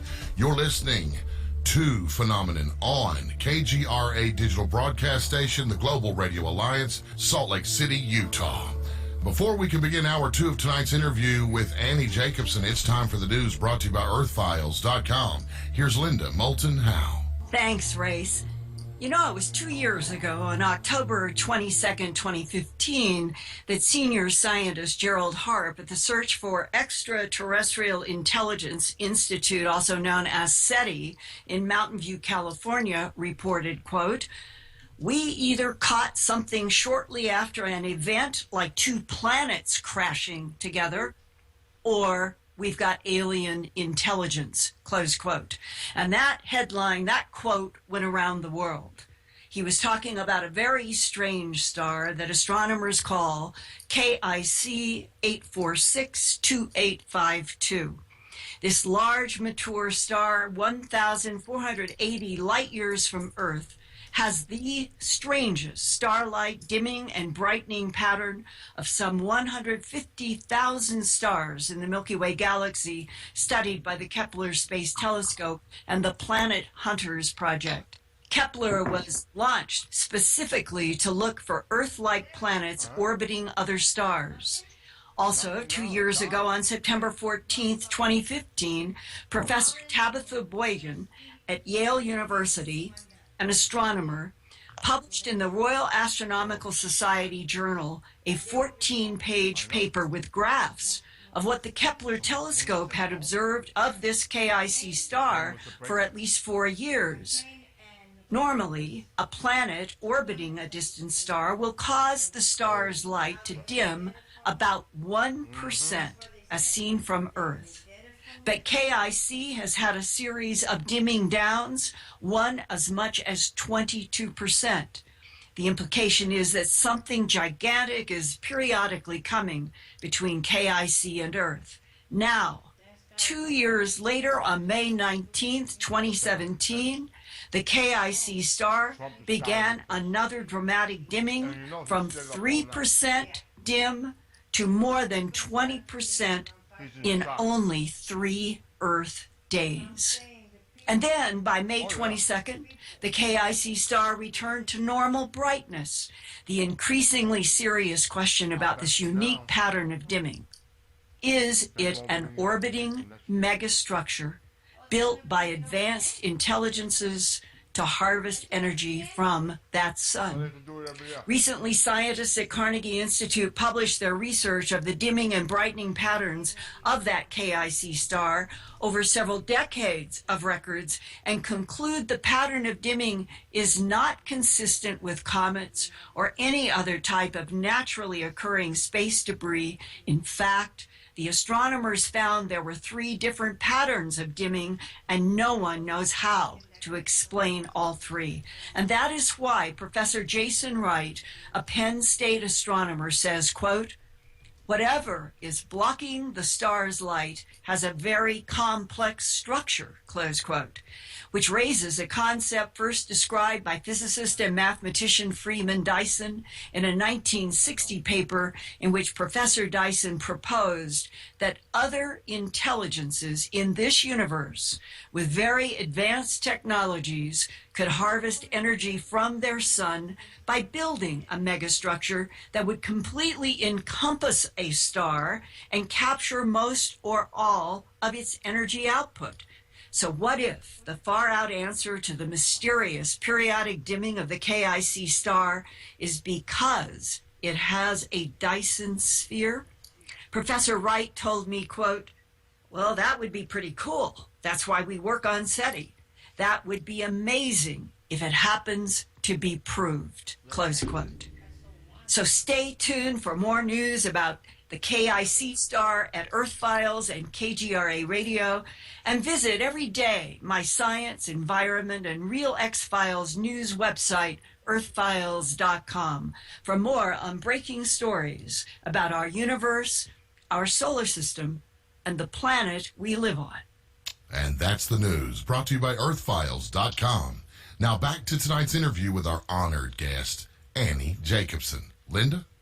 Thank you, Race. And Annie, I really did feel that one of the strangest episodes in your book is what took place at Lawrence Livermore, where some of the lab scientists saw weird holograms and orbs of light in their houses at night. And that in your book on page 181, what I was remembering was some quotes that you put there in your discussion with Kit Green, MD, about what had happened. And here are the quotes from Dr. Green. "Rational or irrational, 2 nuclear scientists who worked on U.S. nuclear weapons programs at Livermore, they left the lab because of these holograms and these orbs." He said, "As far as I know, 2 of the Livermore scientists quit. And it was the scientists had apparently perceived the incidents to be some kind of omen or message, quote, that they were not supposed to work on nuclear weapons development anymore," close quote, Kit Green, MD. I know it's remarkable that he said that, and it is a very interesting summation. And this is coming from the person who interviewed those scientists as a CIA neurobiologist sent by CIA security in liaison with the Atomic Energy Commission. And when you were talking with Kit Green about this, did you talk with him, maybe even privately outside of what's on the printed page, about all of the work that he has done with people who have interacted with the unidentified aerial phenomena, and that it has left impacts on their physiology and in their minds? Did you talk with him about this whole issue of an alien intelligence apparently inserting itself not only at Lawrence Livermore, but out in the Minuteman missile fields in the 60s and 70s, where military people there concluded something wants to shut our atomic or our missile down? There's another one. Well, Green would never use that language. I mean, that's not how he rolls. He's a very specific speaker, and he's very careful with his words. And he everything that he has told me on the record is quotable, and I always interview with a tape recorder. And I always give sources opportunities when something really sort of radical is said, of like, are we just clear that this is in this context? Because I think that's fair. I'm never going to be a gotcha reporter. But no, Green would never speak of an alien intelligence using those words. What he thinks about the source, I quote him in the book in his very scientific, erudite way. He suggests a number of things, but I do think it's best to take him at his word. Interestingly, reporters working with sources talk a lot what's called on background, and that is a way in which to give context to certain situations, but not necessarily quote, because it's more, it's context. And so, yes, I do lots and lots of interviews with people where I get a sense of what they might think about things. And again, that informs me and my representation of them as a protagonist, as you said. But I really think it's important to be able to let people deliver information that they've spent decades working on, in a manner that they're comfortable with, and that's why I rely heavily on quoting people, accurately as they said it. Well, going to someone who has partnered with Dr. Green so much over the last 3 or 4 decades is Hal Puthoff, and in your chapter, Qigong and the Mystery of HS, is it Sen? His name is pronounced, or rather anglicized, as Chen Hussein. Okay. And in this, you introduce Grill Flame as being one of the special access projects that Hal Puthoff worked in for the government, for the Defense Intelligence Agency in this case, the DIA, and that he went to China. Can you explain everything that occurred with Hal Puthoff in Grill Flame? And this was October 1981. Yes, and again, I want to remind the listeners that when you're talking about Hal Puthoff and you're talking about Kit Green, you're talking about 2 individuals who've had TSSCI, that's top secret compartmentalized information clearances. John knows about this. Since, the late 60s. So these are very long-serving government individuals. As contractors, as, scientists. So it's really remarkable to think of how trusted these individuals are. Hal Puthoff shared with me that he continues to work on black programs for the government today. He is 80 years old. Now, that is a valuable scientist who has not yet retired, okay? And Put-Off's story is so interesting on so many levels. But again, Linda, you've picked up something on the book, which I am again amazed that in all the radio interviews I've done about the book and television, no one else seems to have picked up on how remarkable it is that Hal Puthoff went to China. Yes. As, sort of disguised, literally, his cover that he was just an ordinary scientist embedded with a group of journalists, when in fact he was on a mission from the CIA and the DIA, the Defense Intelligence Agency, specifically to try to gather information on their then burgeoning ESP and PK programs that were remarkably led by Chen Hussein, now also called H.S. Chen. Now, that may not strike anyone as a common, household name, but I assure you Chen Hussein is a major player. He was one of the original founders of JPL, NASA's Rocket Propulsion Laboratory. Chen Hussein was a colonel during World War II. He was the man in charge of interviewing Wernher von Braun about rockets when von Braun was captured after the Reich fell. I mean, this was a major player in U.S. national security and intelligence. And during the McCarthy era, he became a target of an FBI investigation. He was so insulted that he, in an exchange through the State Department with some POWs in North Korea, Chen Hussein went back to China, and boy, did he spend the rest of his life as a die-hard communist, determined to bring China up to snuff in terms of rockets, satellites, and marrying nuclear weapons to ICBMs. And he did it all almost single-handedly. I tell the story of Chen Hussein in the book.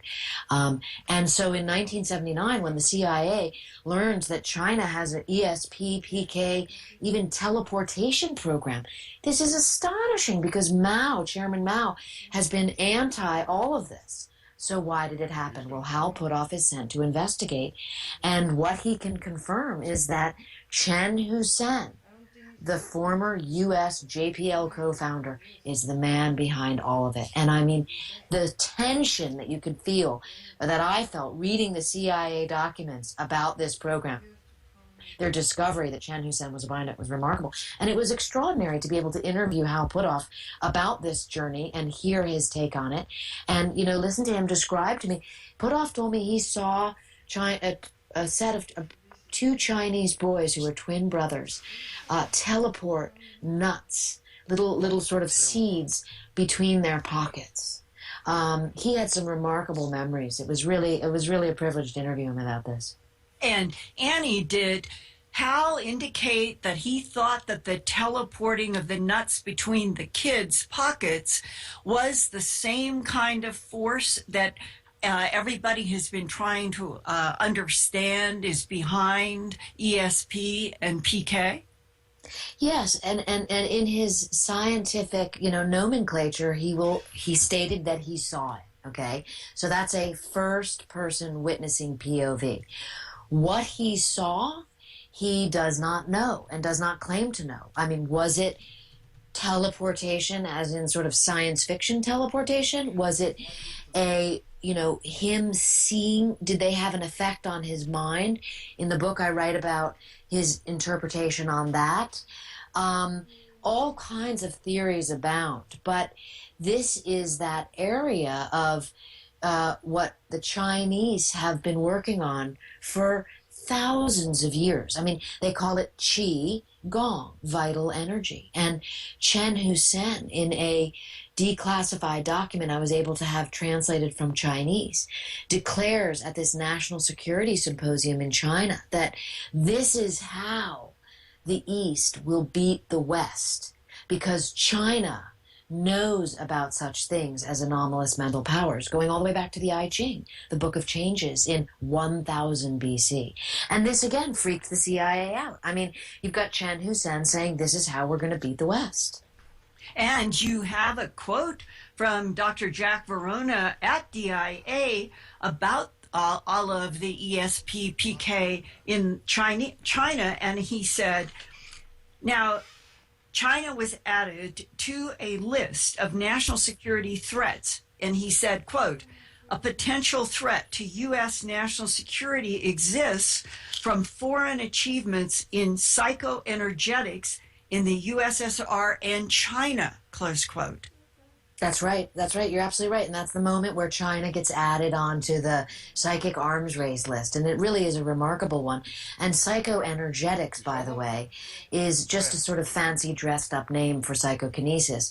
I found it remarkable tracking the nomenclature, the language changes throughout the various decades as all these different scientists try to sort of distance themselves from what they consider sort of a hokey term from the past. And it's so interesting because it's all just ESP or psychokinesis, but no one ever wants to call it that. And so they create these names that are very apropos to the decade in which they exist. As you talked about in your introduction, now you have the Office of Naval Research, running ESP at programs and calling them advanced perceptual competences and, perceptual training tools. I mean, these are 21st century terms for ESP. Psychoenergetics was a 1980s term. And would the Chinese word, I think sometimes it is spelled QI in your book, and some places do it as XI or something, but it's Qi. Qi, yes. And would you say that the Chinese perception of Qi and what Hal Puthoff was learning on that trip for Grill Flame would be identical to, let's say, the force that Uri Geller and Swan were dealing with in the experimentations at SRI and Livermore? Well, again, you've hit upon this very enigmatic sort of puzzle because, on the one hand, Qi to the Chinese, they have not changed their nomenclature. They are clear about what they believe that is, that it's energy. But, that is a no-no in the West. And so is it what Geller has? Is it what Pat Price has? I mean, is it what Angela Della Fiora, the DIA's top psychic, has? That's subject to interpretation. Yeah. Now, I had underscored, because I don't know that I had realized the sad and surprising and terrible way that the very talented remote viewer Pat Price passed from this dimension, and that working backwards from that, I wonder if you could share with the audience the strange way that Pat Price came into remote viewing and working with Hal Puthoff and others, and the talents that he had, and then what happened at the end of his life. Pat Price is such a mystery.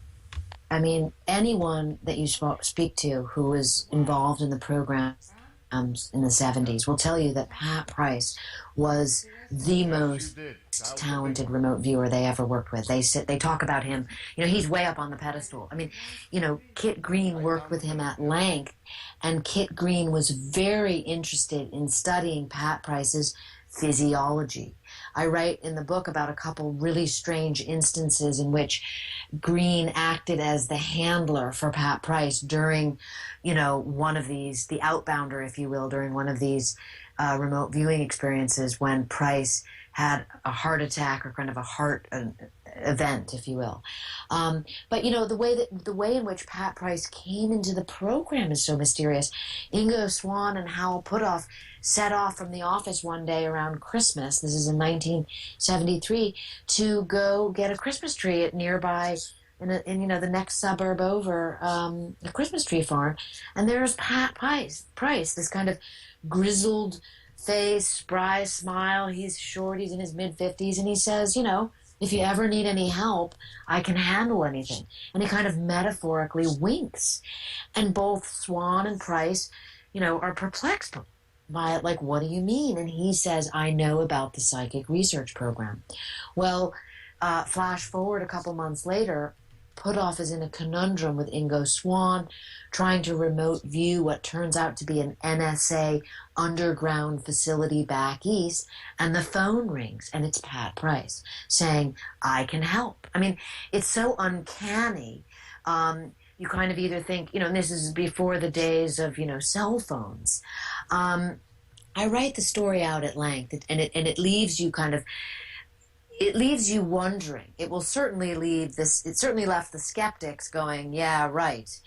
But it is so weird, and there's, numerous explanations for it. People have their own.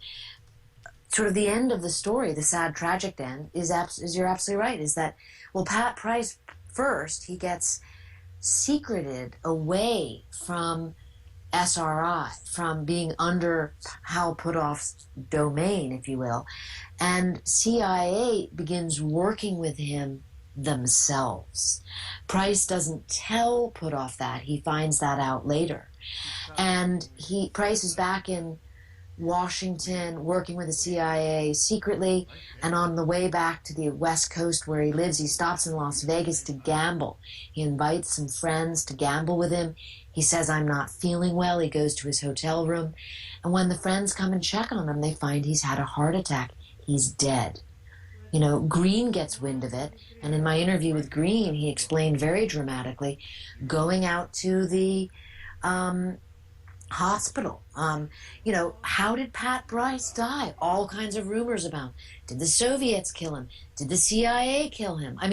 This remains a great mystery. On the record, in many places, it says his body disappeared and he was, cremated. Both Hal and Puthoff says that's not the case. We saw his body. There are mysteries upon mysteries upon mysteries about Pat Price. Jacques Vallée told me that he believes that and I found documents in CIA declassified archives to support this, that there's even a suggestion that the Church of Scientology was running Pat Price for their own insider intelligence purposes. There is no answer. It's a mystery. Annie, on our last half hour, I'd like to go into the Soviet threat. As we're going to break, I want to read a quote in your book. It was from a Soviet scientist, and you talked about how the Soviets went from considering it the occult to a weapon. And this one particular scientist that got the attention of the CIA and furthered their program stated this: the discovery of the energy underlying telepathic communications will be the equivalent to the discovery of atomic energy. Yes, I think his name is Leonid Vasiliev. Right. And the thing is, in your book, when Green and Puthoff and Nolan talked, or at least Green and Nolan talked, one of the genomes they're looking for is the telepathy genome itself, correct? I think you could infer that because it's that same cluster they call the antenna that deals with people who have anomalous mental capacities. Like you, John, and we'll pick this up on the other side of the break. Thank you, John. Thank you, Linda. Thank you, Annie. To find the latest in science, the environment, and real X-Files, visit the award-winning website earthfiles.com with over 2,000 in-depth reports that go way beyond the 6 o'clock news. That's earthfiles.com. Ladies and gentlemen, we will be right back for the final segment of Phenomenon Radio Live with Annie Jacobson, right after these messages from your official contact for the best alternative talk radio on the planet. You're listening to KGRAradio.com.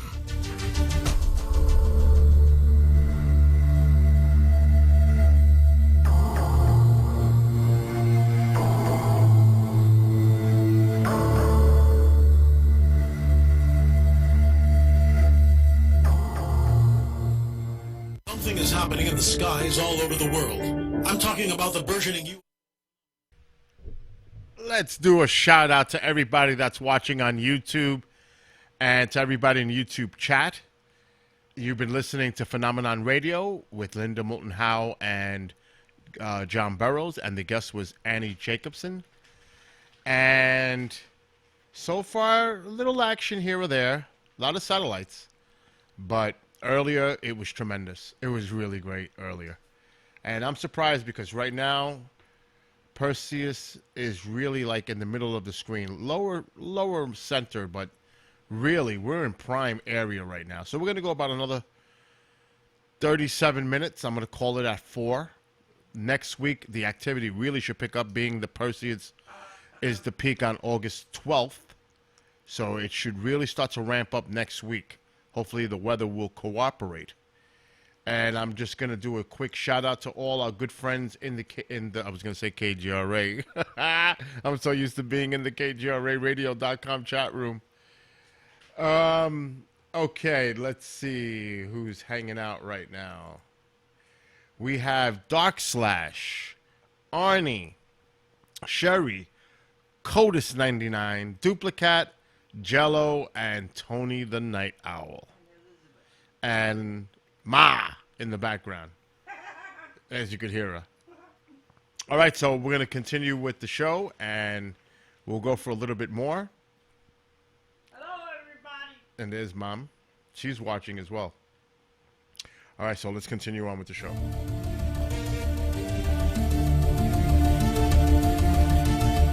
Welcome back to Phenomenon Radio Live. Ladies and gentlemen, thank you for staying with us. And it's time for the final segment of the program with our very special guest, Annie Jacobson. Here's John Burroughs. John? Thanks, Race. As we went to the commercial, I read this quote, and I want to read it again because I think this is important to the whole program itself. In her book, she talks about how it really started to ramp up in the early 60s, which a lot of things were going on in the early 60s, too. And we talked about China earlier, but the Soviets played a huge part in this. And the quote was, "The discovery of the energy underlying telepathic communications will be equivalent to the discovery of atomic energy." And what I'd like you to go into is a little bit about what the Russians were working on, what you discovered, the documents, where they were heading, what drew the Americans into it, and then that later on it was realized just how far the Americans were behind, and there was a race to try to catch up. Yes, well, you've touched upon an important subject in terms of national security, because the intelligence community led by the CIA and the Defense Department are always looking to make sure that we don't get left behind, that we don't get outpaced like we did with Sputnik. And the psychic arms race is no different. In the, after World War II, the leading theory was that Marxist doctrine considered things like mysticism, religion, to be an opiate of the masses. And so there was this idea that all things that used to be kind of magical and mystical were underground. And then when it emerged in the 60s that the Soviets were working on these programs, there was real concern at the CIA. There had been earlier concern in the 50s regarding the MK Ultra programs, but this was all on sort of the axis of mind control. But now you had this straight out idea that ESP was having a resurgence in Russian culture, and specifically in military science. And even more threatening to CIA, as I write in the book, was that somehow this was being merged with technology. And that's what the CIA could not figure out. And Hal Puthoff was one of the scientists who was actually sent into the world of investigating this early on, in the late 60s and early 70s, and others, to see where the Soviets stood in this research. And what they found, again, really freaked them out. And there's some now famous DOD documents that are written that really read very alarmist in their narrative about how, we're going to get left behind and this is going to all be terrible. Correct. And one of the other things that you go into a little bit is about the discovery of individuals being able to move objects with their mind, correct? There was a very famous Russian psychokinesis person. She was kind of like the Uri Geller of Russia, and her name was Nina Kulingina. And she was this beautiful housewife. I mean, interestingly, when she was 15, she was a tank operator in the Battle of Stalingrad. So she was, she had medals on her uniform. But she had since become a housewife, and she had this purported ability to move matter with her mind. some films came out in the late 60s showing Nina Kulingina moving objects like a salt shaker or matches. The way that the film, I've seen the films, they're very interesting. There's kind of like a glass terrarium over an object. And then Kulingina sits in a chair, and she's, kind of moving her, really sort of agitated, and you see these things move. And of course, skeptics will tell you that there's ropes and strings and thread involved. But the DOD took this very seriously, and they took it seriously for two reasons. They said either this is black propaganda, and they want us to think that they can have these individuals moving matter with their mind, do things like stop the beating heart on a human, or she can really do it. And when the DOD saw this film of Kulingina at a secret laboratory in Leningrad, stopping the excised beating heart of a frog. In other words, the frog's heart had been removed and put in this kind of saline-type solution that allows it to beat for up to like 1.5 hours. And then there's Kulingina, concentrating on the heart to stop it. And they've got electrodes attached to it and attached to her. And I interviewed the man in charge of reviewing this document and writing the report. His name is Dale Graff. He was an Air Force physicist. The DOD just went wild and said, we cannot let this get out from under us. We cannot let the Soviets take the lead in this area. And we began the programs as well, and a lot of funding was involved. Right. And one of the things that you brought up, it was current, past, current, and current research and stuff. How much did you learn on what's currently still going on? Well, in the end of the book, I bring the reader forward to the present day, and this was very surprising to me in my reporting of the book, because even Putoff and Green and others told me that they were under the impression that the white programs, if you will, didn't exist anymore, and they did. White programs being something that you can find about, not a black program you can't learn about until it's been declassified.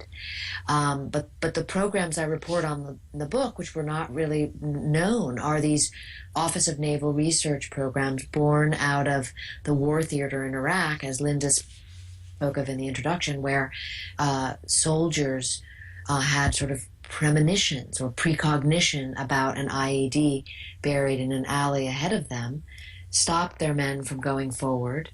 Now you have a situation where that soldier becomes super interesting to the Office of Naval Research. Unlike the 1970s, where they get put in a Faraday cage and tested like Uri Geller or Pat Price or Ingo Swann, they're now being looked at by neurobiologists, nanobiotechnologists. These are areas of science that didn't exist 10 years ago. These are areas of science I wrote about in my DARPA book. The question one gets to ask is, will science and technology solve this age-old mystery that we've been talking about for the past hour and a half? Will science and technology be able to figure out if ESP is real, if psychokinesis is possible? And if so, what will science and technology tell us about that? Is it energy? Is it something else? And just one insert here quickly is that in the downfall chapter of your book, I was so surprised after feeling like, for example, when James Clapper was a general, and that there was this general embarrassment about even the Stargate project of remote viewers who had been so extraordinary.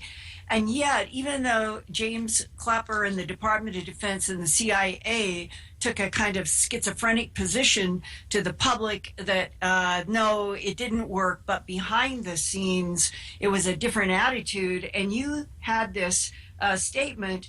It was interesting that General Clapper categorized the Defense Department's ESP and PK research as, quote, leading edge technology. You're absolutely right. You pick out all the greatest lines. I mean, that one went under a lot of people's radars, but it certainly didn't go under mine. I mean, what a remarkable thing to say in 1992. Okay? And remember that someone like Clapper, and of course we know him now because he just, stepped down as the Director of National Intelligence, the DNI, the man in charge, that was overseeing all 17 U.S. intelligence agencies that we know of, that Clapper, who was obviously cleared on the state-of-the-art technology then and now, made that statement then. And very interesting that it's certainly interesting to me, that Kit Green shared with me that it was General Clapper who handpicked him to be on that Defense Intelligence Science Board just last year. And Annie, I want to shift gears a little bit now because there's a chapter in here that's kind of close to my heart.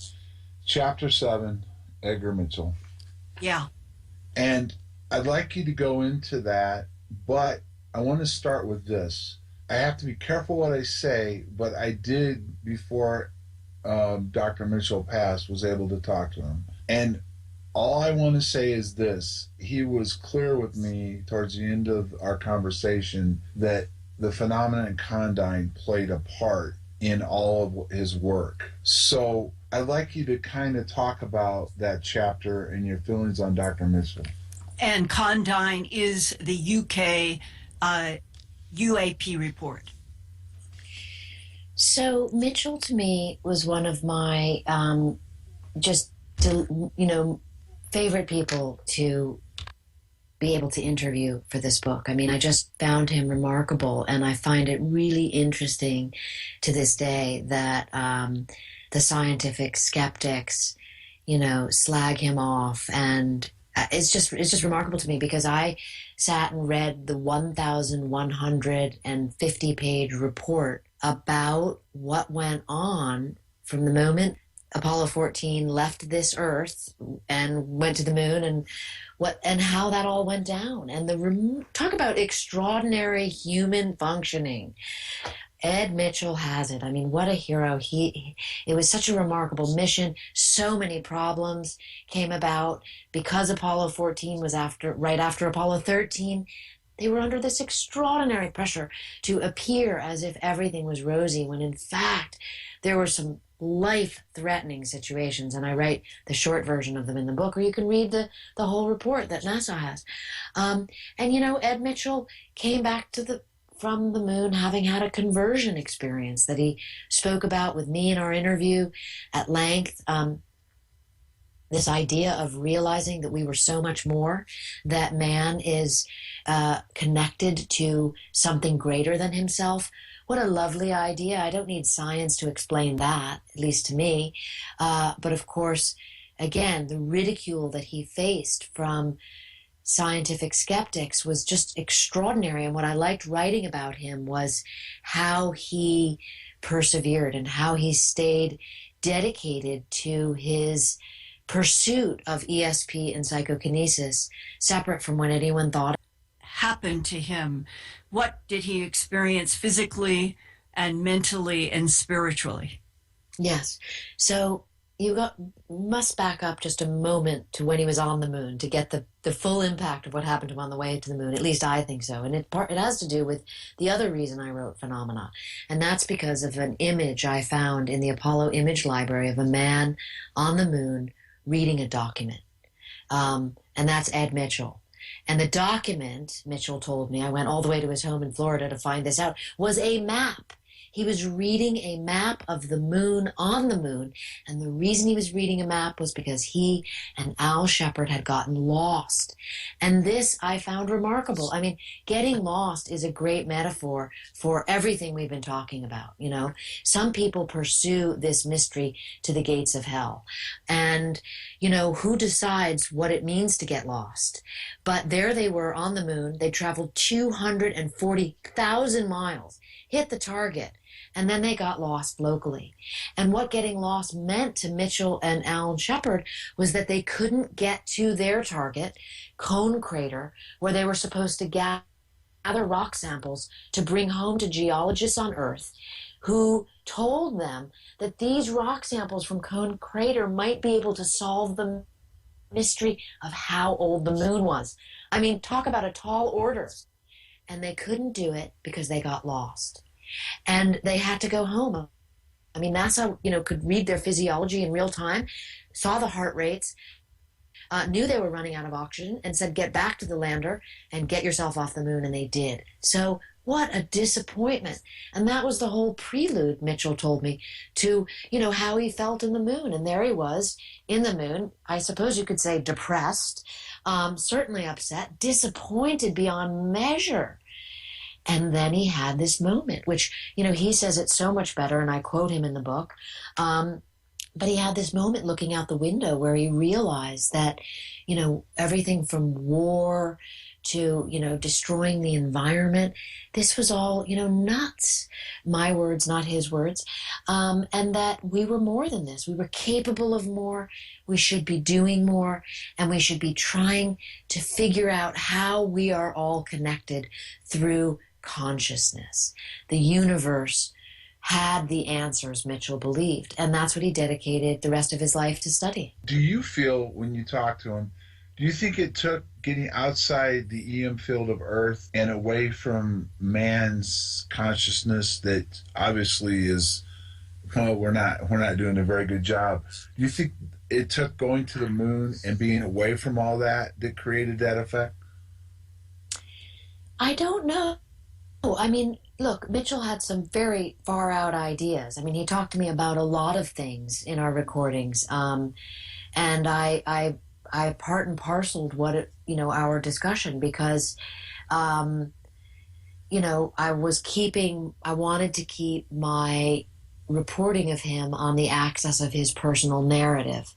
And I was more interested in what happened to him than his analysis of how a lot of this anomalous mental phenomena may or may not work. And so I listened to his theories, but what was much more interesting to me as a reporter was his boots on the ground experience, or rather we should say boots on the moon experience.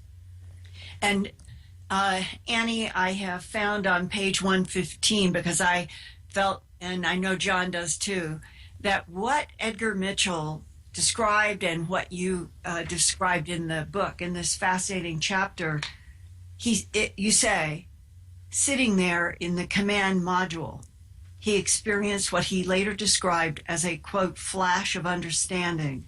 Its full meaning somehow obscured.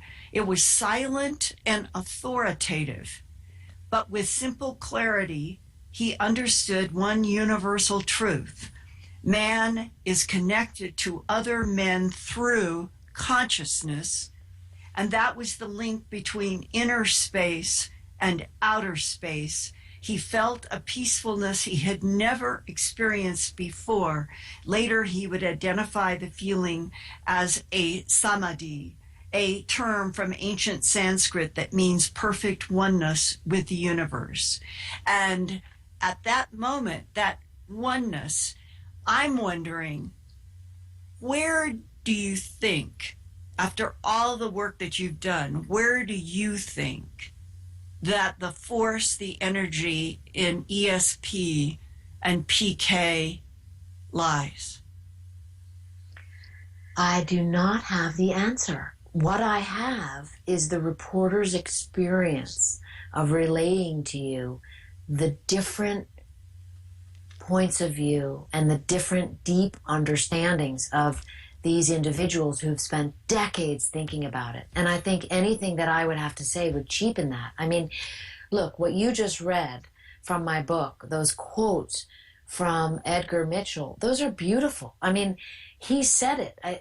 I find it interesting as a reporter to be able to listen to what those who get to be the knowledgeable ones based on their commitment to studying these concepts. And again, I hold them, part and parcel with other people's opinions about things, including the scientific skeptics, including the British mathematician who says, there's nothing miraculous about anything. any of this. It can all be explained through numbers.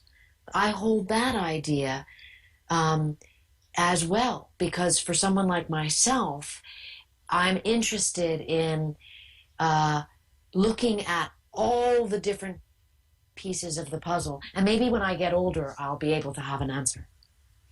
And what do you think that Dr. Mitchell thought he might be able to do by founding the Noetic Institute? Well, the way he described it to me was he wanted to have a research foundation to be able to, hire researchers to investigate from an analytical point of view and also from a laboratory point of view. I mean, what was also remarkable about Mitchell was that he was one of the first, as I write in the book, he was one of the first fronts for the CIA. And that really got things going. Edgar Mitchell was single-handedly responsible for Uri Geller being brought to the United States from Israel to be tested by the CIA at SRI. And Mitchell was kind of the hidden hand in all that.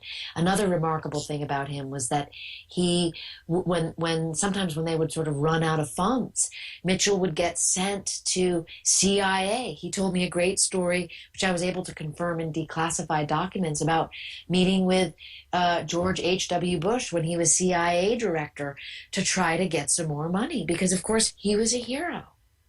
Right. And so I'm sorry, go ahead. Go ahead, John. I was just going to say, it's interesting that President Bush made that statement during his son's last run, that we couldn't handle the truth if we knew what the truth is. And the fact that Dr. Mitchell was working inside the CIA. And all right, I think I'm going to call it a night. It's 3:45. It doesn't make sense to put another battery when I got to drag all the equipment in. So we got a little taste of the action to come. I want to say a big shout out to Skywatcher UK. We miss his work. We miss him, and glad to see him back. So if you can't subscribe, do it. Skywatcher UK. He does exactly what I do. We both have the same equipment. He does an amazing job in the UK. So please subscribe to Skywatcher UK. Also, don't forget about P&K Space Imaging, who do the moon and the planets, and our good friend Mark D'Antonio, Sky Tour live stream. He does deep space objects, nebulas, constellations, etc. He's an astronomer. He's got an observatory in his front yard. I mean, how much better does it get than that? So I want to thank everybody that was watching, and believe me, this is just a taste, because next week it'll really start to ramp up as we get closer to the Perseids peak on August 12th. Hopefully the weather's going to cooperate, so look for some more streams coming up in the near future. And I want to say a shout out to everybody in YouTube chat before I call it a night, who have been hanging out this whole time. Let's do a quick shout out to them. And we have, I hit the wrong one. That's great. Let's do the participants. There we go. Arnie, Sherry, Duplicat, Jay Cowd. I'm going to say it wrong. I'll just say JK or J Cato, Caudo 100. More Jello of course, Skywatcher UK, Tony the Night Owl, Wild Vicky, and Codis that was here earlier, and everybody else. So hopefully we'll do this again soon. The weather's not going to look good tomorrow night. I'll be producing all weekend on KGRA, so I'll be quite busy. If I can figure out a way to stream, if it's nice, I will. But if not, we'll do this again real soon. So till then, everyone have a great night, great morning, great afternoon, wherever you may be. Be safe, be well, be blessed. And we'll do it again soon. So till then, everybody, have a great night. Take care.